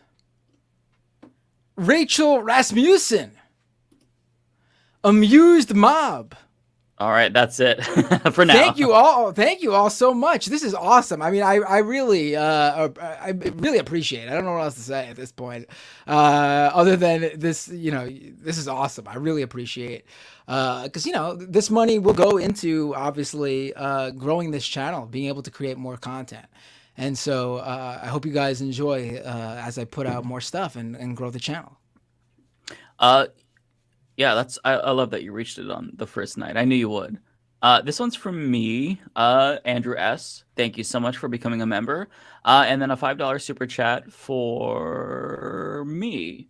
The Kama Sutra Scholar, $5. Thank you so much. Amazing Atheist Twitter about the word dude. I call cis women dude. I'm not going to treat trans women differently. That wouldn't make sense. I don't have the context fully, but it seems like you're saying that TJ called a trans person dude, but he calls everyone dude. There are some people who just call everyone dude. I actually have a friend in real life that calls everyone bro. I've been someone who does that, and I can speak directly to this actually, because I've noticed, this is years ago now, probably like at least like 5 years ago now. But I would say this to trans people I know in real life. And, I quickly realized that, are they cool with it? I don't know. So I had to sort of just stop myself, unless I was told otherwise. I would just have to stop myself when I was about to say it. And little by little, I would get myself out of the habit of calling everybody dude. And I think it's fine to call everybody dude if everybody is fine with it, but you shouldn't go up to someone you don't know and they're a trans person and call them dude, because you don't know. If they're friends with you, you can call them dude. That doesn't matter if they're fine with it. Yeah, the context matters. And for me, I when I was younger, I would say dude almost as like a verbal tick. Like, how we'll say or I would say dude as like, if I pause, like, and dude, like, right. And that was cis women sometimes too. Yeah, cis woman corrected me. Like, I had a coworker, she's like, I'm not a dude, I'm a lady. I'm like, oh, sorry. I'm trying to use it in a non-gendered way, but they just didn't like it, so I kind of like had to get out of that habit. But yeah, it just depends on your friend circle. If you have friends that don't care, then it's not a problem. Just if people don't like it, don't say it. This one is Mike actually broke out into that Aerosmith song when his coworker said, "I'm not a dude, I'm a lady." I mean, it was from a while ago, so she might have said something else other than lady, but I'm pretty sure she said lady. Like, I'm not a dude or something. Like, I'm paraphrasing, but yeah. It was a good opportunity for that song, regardless. Right. I mean, I think I don't know the context that the Amazing Atheist or whoever said this in, but generally I think it's totally fine as long as it's totally fine with whoever you're saying it to. And especially if you say it and they say that they don't want to be called that, then you should most definitely stop if they explicitly say no about that. Exactly. This one is for you. Eye of the River. The gender ideology BS has crossed the language barrier. I see more and more of it appear in Quebec media, and it's honestly scary. Gender ideology? Is that how they... That's my best French accent. What do you mean you say? What do you mean? What do you say? This cis? Don't call me cis. Okay, that's good. Don't call me cis. Okay, so this one is for me, Jetter, with 40 rupees, I believe, right? Jenk helped Mike remonetize. Jenk bad in 3 weeks. Let me be very clear. When I said that TYT helped me, their TYT's rep, Aaron, he's the one who helped me. He represents all the network partners, and he represents TYT. So, and by the way, I criticized Jenk before that, so I just, yeah. Jenk bad in 3 weeks, though, for sure. This one, nope, that was David Dills. Okay, so we've got 3 members for you. Oh, here we go. Jacqueline Terrell, Pitchfork's Dragon, and Logan Hill. Thank you all so much for becoming YouTube members. And a super chat. Oh, checkmark verified account, which I love as a username. How do I get verified on Threads? All right, so here's what you do. You go on to Instagram, and you pay Meta $15 a month, and you get your check mark on Threads as well. Yes, that's what you have to do. Seriously? However, Meta is still, unlike Twitter, Meta is still verifying users who apply, and they deem as, how the old Twitter verification worked. Okay. Where if they deem that you are somebody who could be impersonated and you are, notable enough, they will still give them for free on Instagram, which would then get you on Threads. But most of the people you see on there who have it and aren't notable, they have it because they're paying $15 a month. Okay, I did not know and that. that doesn't get you verified on Facebook as well. So if you want the two, if you want all the Facebook all the Meta verifications, that is going to cost you $30 a month. I'll pass. Okay, so we have $5 super chat from me from Danable Lecter. Thank you so much. I was disappointed when Door changed and recall Anna and Jen calling out his grift. Sad to see them now do the same, essentially.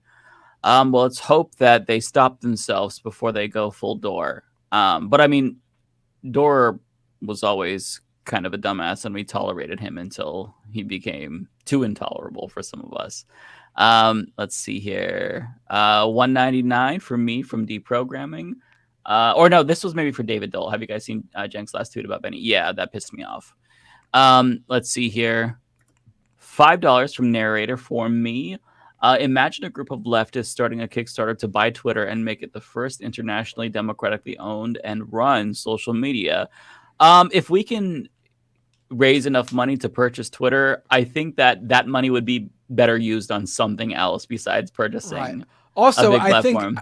I think if every leftist in the world, including Hassan, was to get together, I don't think we would have even $1 billion, let alone $44 billion.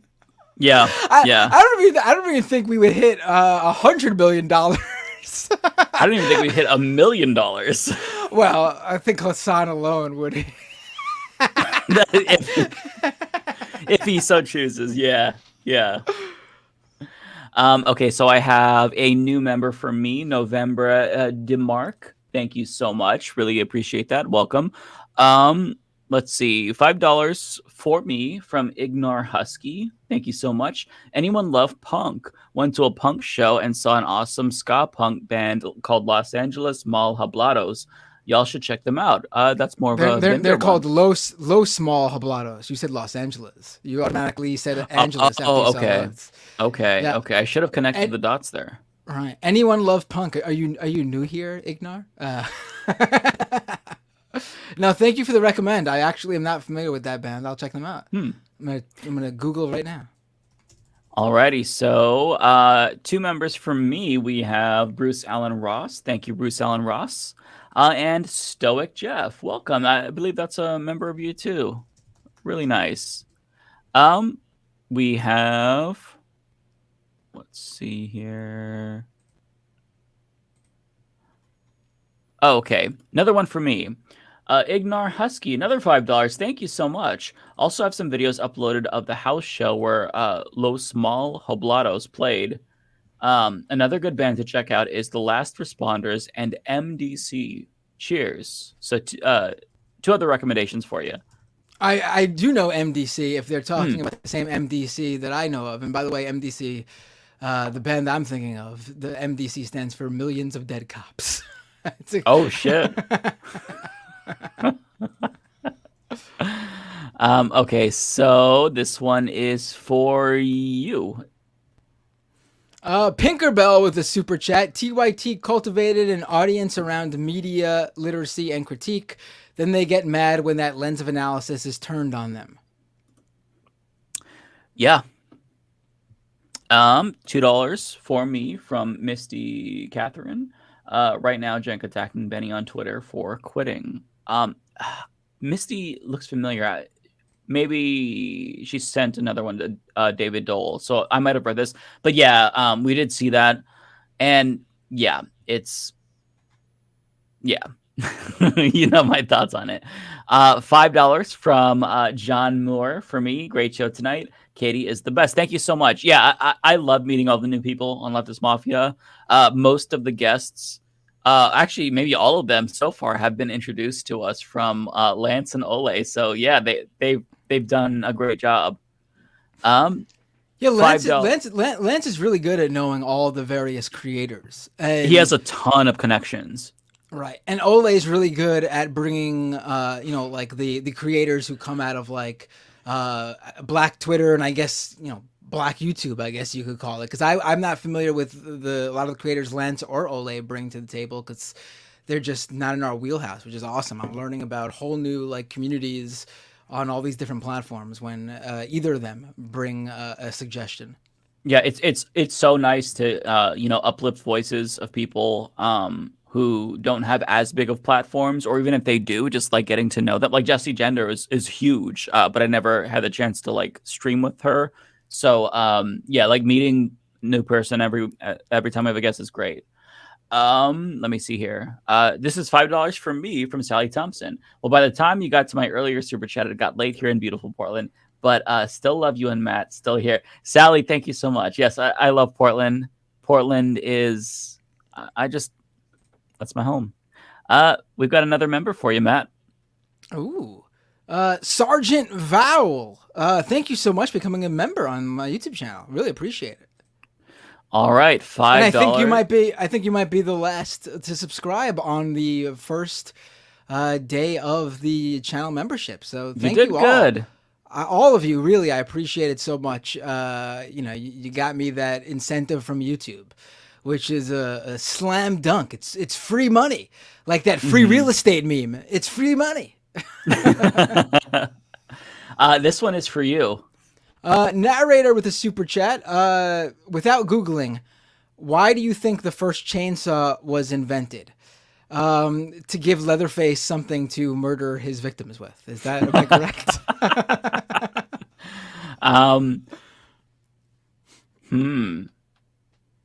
I would say it was invented to cut down trees. That's probably wrong. Otherwise, because that's the obvious Seems like answer. the most obvious, right? But I mean, maybe it's a trick question, right? Where they want us to overthink it.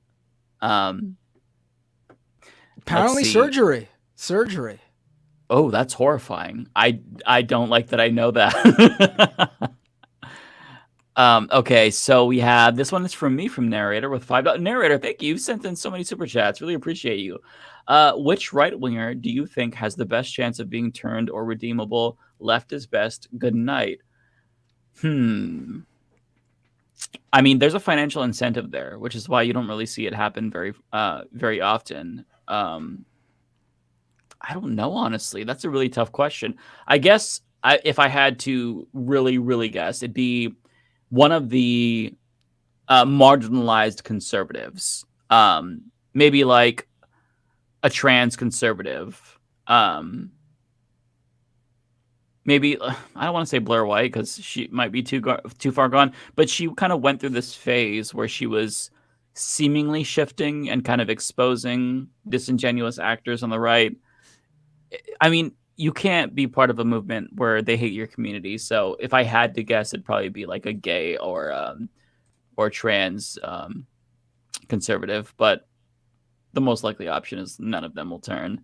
Okay, yeah, so I don't really even want to answer that question because I don't feel like giving anyone that sort of fictional benefit of the doubt. They don't deserve the grace. Right, yeah. I mean, I would love to see it. I mean, there's a few people who come to mind, but I'm not going to go on the record because it's most likely not going to happen. I don't want to put any like false hope out there or make it seem like I view them as, better than others. True. Yeah. Yeah. Okay, so this is $2 for. We got a couple from me in a row. Okay, so $2 for me from Dapper Eyes. What's your favorite NES or SNES game soundtrack? Oh, without question, it's Donkey Kong Country. That lives in my head rent free. Also, Super Mario World too. That one is that's iconic. $10 super chat from Derek Peterson. Do you thank you so much, Derek, by the way. Do you think either Jenk or Anna or Jenk, sorry, I read that backwards, but it doesn't matter, will eventually be one of the why I left the left types? I'm not sure. I mean, it's certainly within the realm of possibility, but I hope not. Another one for me, Andy Boom with $10. Here's a super from Mike just to break things up. Thank you, Andy. Really appreciate that. You all had the same thought because I've got a couple in a row. Let's see. Patrick P. Roy Ferreria with $5 Canadian. Thoughts on the Twitter collapse? I was happy to see Twitter crumble, but sad to see Threads replace it. Short form social media is a bane on society. Yeah. At this point, I'm willing to take anything over Twitter. So yeah, I have actually a video about the lawsuit threat from Elon Musk that I filmed that hasn't been edited. It'll go up sometime tomorrow. So be on the lookout for that. I'm still holding out hope that Elon's investors force him to sell.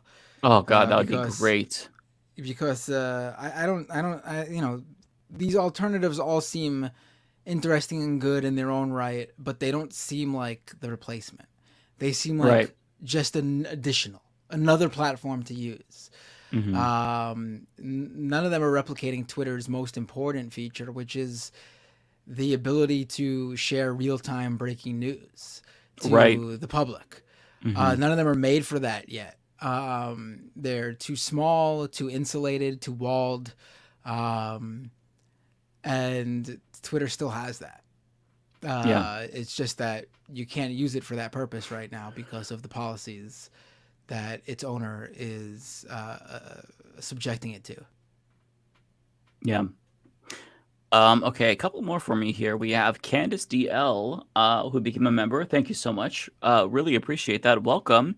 And oh my goodness, massive fucking super chat. Holy shit. Bolt Action Gamer, thank you so much. I'm noticing a BioShock Big Daddy in your profile pic. I love that. And thank you. That is so incredibly kind.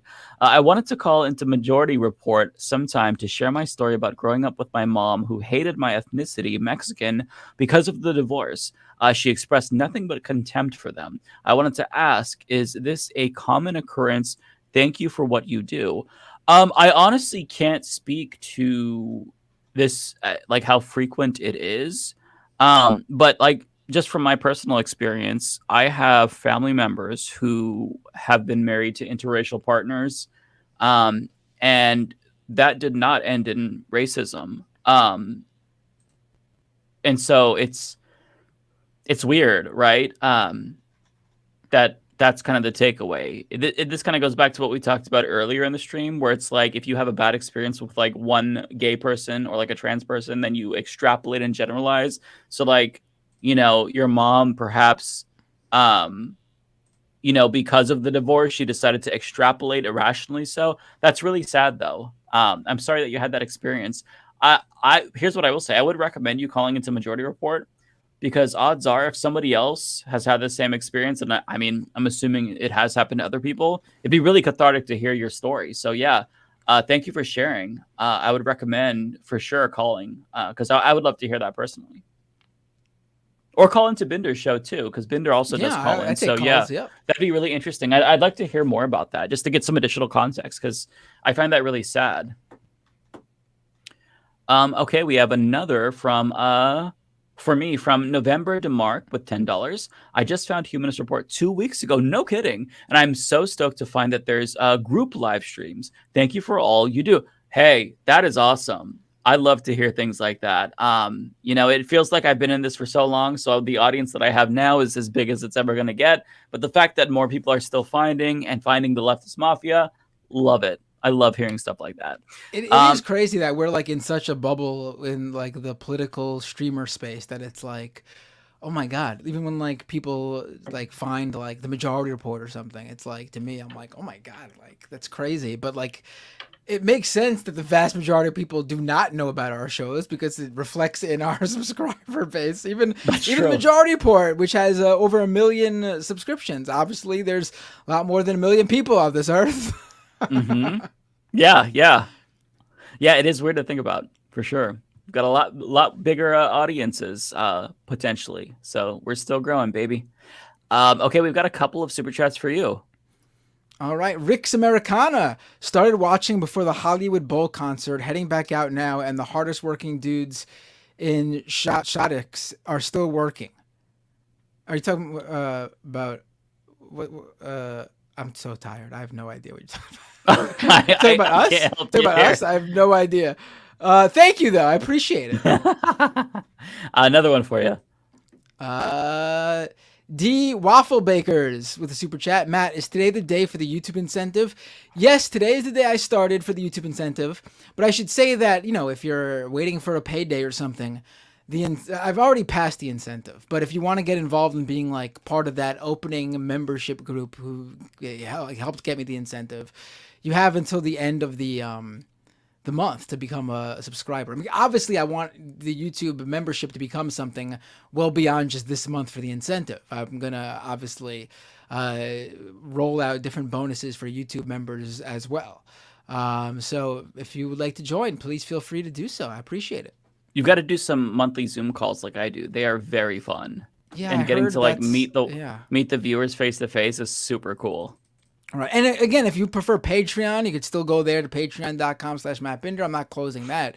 Just, I've a lot of people on Patreon, but a lot of people are also requesting that they prefer to YouTube. Just like some people prefer doing the Twitch Prime, or some people even pay the Twitch subscriptions, which, you know, if you prefer going through that, that's fine with me too. Whatever makes things easier for you. I was under the perception that the best thing to do was to send everyone to one channel, and I was aiming for that to be the Patreon for the longest time, but it's pretty clear that people don't share that. They want many different options for whatever works best for them, which I'm also happy to oblige. Yeah, YouTube's convenient.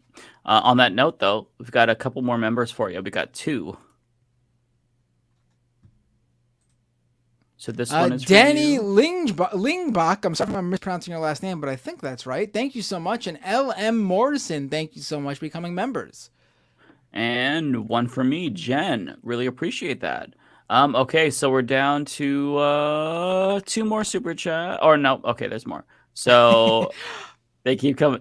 I think let's see if we could beat this. Let's see if we can finish reading these before anyone else sends more. Let's do this. Let's see. Oh my God. Okay. This one's for me, Matt Claremont with $5. It's all right to tell me what you think about me. I won't try to hold it against you. Matt, we think you're amazing. It sounds like you were reciting lyrics to a song, honestly. Well, nevertheless, Matt, we've got $2 for me from Timber Dan. Thank you so much. Thanks for all you do. Keep it up. Timber Dan, really appreciate that. Thank you. We've got a super chat for you. D Waffle Baker's another super chat. Say no more. Followed with Yep. Day Waffle Bakers became a YouTube member. Thank you so much. That was a fun little back and forth interaction. I enjoyed that.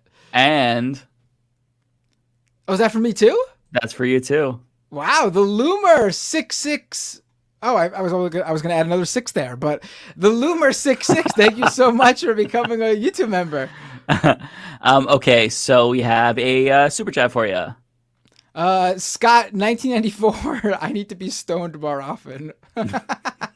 That's true for all of us. But I have too much anxiety to smoke. But okay, so let's see here. See what I noticed is all the late night Matt Binder streamers are migrating over to Leftist Mafia, and these are getting happening right now. These are getting. I think we're like at 4 hours. I want to say. Oh my goodness, you all are so kind though. Okay, this one's for me. Tungsten 10 with $4.99. I started out as Mike's subscriber before I heard of Majority Report or 2IT. That's interesting. Those outros are fire, but I wish some of them weren't like the Peterson Grandma one. I apologize for that. Some of them, Dude, did you say we're over 4 hours now? We're about to hit 5 hours, my friend. Are you fucking kidding me? Oh my god. Lance and Ole are gonna see the VOD and be like, "What the fuck?" Because Lance left like how many hours ago? Like 2 hours ago, I think. At the very least. God! Yeah, for those who are watching, the VOD, this isn't a super chat, but Ponderosapine over on Twitch just commented, "Shortest Matt Binder stream." Okay, so here is a question for you. Mark Anthony Centeno with a $20 super chat. What's your schedule as it pertains to your live streams? So usually it was Tuesday night Doomed live stream, and then Thursday would be Majority Report stream during the day, Leftist Mafia stream at night, and then on Sunday I would drop the Scam Economy premiere. So in the past couple of months, the schedule has been a little bit hectic because my kids are now off from school, and Scam Economy scheduling with me just rejiggering the show a little bit to broaden it so it's not just crypto right now. It's a little bit all over the place, but you know that there will definitely be at least one live stream, most likely Monday, Tuesday, or Wednesday. Usually Tuesday still though. And then Leftist Mafia and Majority Report on Thursday, and a Scam Economy episode randomly scattered. And I'm hoping that, post August, the schedule is back to it being a more routine thing. But definitely subscribe to the channel. I mean, subscribe, like not even pay. Just hit the subscribe button, hit that bell notification, so you will receive any notification when I'm about to go live, because I usually just don't go live straight away. I put it up so people will get that notification that like stream starts in an hour, stream starts in 30 minutes, and then when the stream starts. What you just reminded me, I forgot to tweet about our stream. I usually tweet out the link with the guests. I did not do that. I did. And I gotta say, I think you had your biggest, at least for Leftist Mafia stream. I thought you get like 850 or something like that viewers at peak, I think. Tonight? On your stream, yeah. Oh, wow. Wow, that's really cool. Okay, so yeah, this one is for you, actually. Ziggy Lynch, I posted support of Benny in the MR Discord, and someone replied, "Please let this discourse die. That felt so hurtful. I left the server. Thanks for discussing." The MR audience is really big. So if it's just one person that said that, I would I wouldn't be surprised if they receive shit from other people. But don't let that, because if you watch the show, I mean, Emma, Sam, Matlek, Bradley, and then when me and Brandon Sutton are on, it's very clear where we stand on this. So don't let one random viewer on a show that has over 1 million subscribers on YouTube, make you feel a certain way. Just ignore them. If it was a broader thing with multiple people and it was on the regular, then that's a real problem and something should be done. But if it's just one person, they're probably already dealt with. And if they weren't, I'm sure if you raised it with the mods, they would do something. Yeah. Another one for you. Eye of the River. You need to practice your French accent some more. And we've got another member for you. Daniel Meeker became a YouTube member. Thank you so much. Oh, and I should say that Mark and Ziggy, who dropped those super chats, they were both first-time super chatters. I appreciate it. Oh, nice. And another super chat. Gabriel Gorski, I really appreciate the work you do, all of you. Thank you so much, Gabriel. I appreciate you saying that. Yeah. This one is from me, $3 from Presto Wing. Thank you so much. Counter, your remixes always crack me up, Mike. Thank you so much. I've got to see. Okay, I do see a little doggy. I've got to point at the doggies. Cute doggy. Thank you, Presto. And then we have $1 from Timber Dan. No message. Maybe it's a super sticker. Let me double check really quick. That is not a super sticker. Well, thank you so much. I have a member, Donald James X. Thank you so much. And we have one for me, $5 Australian. Is your guy. Good day, Mike. Hey, good day to you, mate. And last but not least, is your guy to me says, good day, Matt. Hey, is your guy? That's John from Australia, a regular caller into my show. Okay. Always brings the great takes when it comes to like tech issues and crypto issues. Always nice. Look forward to his calls. Okay, so far the last one. This is for you, Bender. Matt Claremont, only $2 for the Leftist Mafia 24-hour stream. Let's go chat. I don't know. Maybe we should actually consider that one day where like we take over for each other. Maybe that would be something we could do. But we would, I don't know, have to think of like some sort of fundraising drive for that. I was going to say randomly do it. Yeah. There's got to be like a charity incentive or something like that. Right. Yeah, like we are doing that charity stream. The Matt Binder Human Fund. No, for real though. We'll and this. You're right. Lance has that charity stream coming up next Saturday, right? Yeah. Yeah. I still don't know if I'll be able to make it. I have to let him know. The hectic couple of months with the summer and the kids being off. But I'm gonna figure it out. Yeah, it's a busy time for all of us, but yeah, I'll be there for sure. I won't be able to stay for the whole thing, but I will be there regardless. And well, folks, that's it. So really appreciate you all. I can't believe we went so long, but we will see you all next week. The official StreamYard time, it says 4 hours and 50 minutes. Oh, okay, I am seeing that. This is the longest. It's post episode, so it's not like, the main show, but holy shit.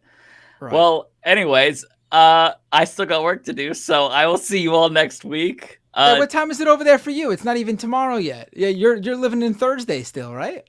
It's still Thursday for sure. Yeah. I've got a lot of 1:30 a.m. here, so oh my god. Everyone, I just want to thank you all for helping me with the YouTube incentive with the memberships. And obviously it won't stop there. I'm going to take the YouTube membership stuff very seriously with bonus stuff, thinking about what to do. You already got the emojis, which I think YouTube's going to unlock more for me now because I have enough members for them to do that. And other fun stuff in the works. Probably gonna do the member only live stream chats here and there, like Mike said too, the Zoom calls.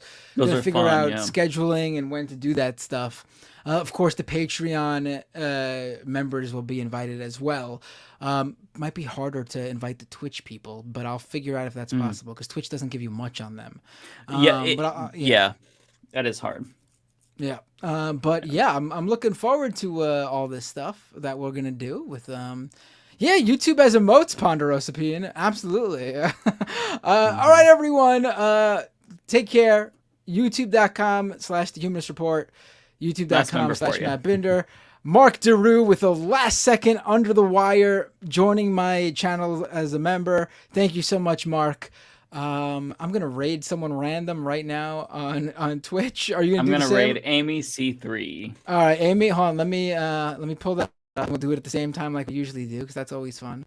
Yes. All right, you got it going. I'm queuing it up. All right, I got it. I can't click it yet.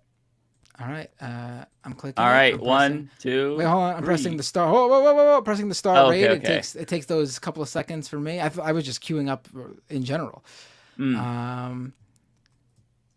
And away we. Oh, I guess 1, 2, 3, go. All right, everyone. Folks. Take care.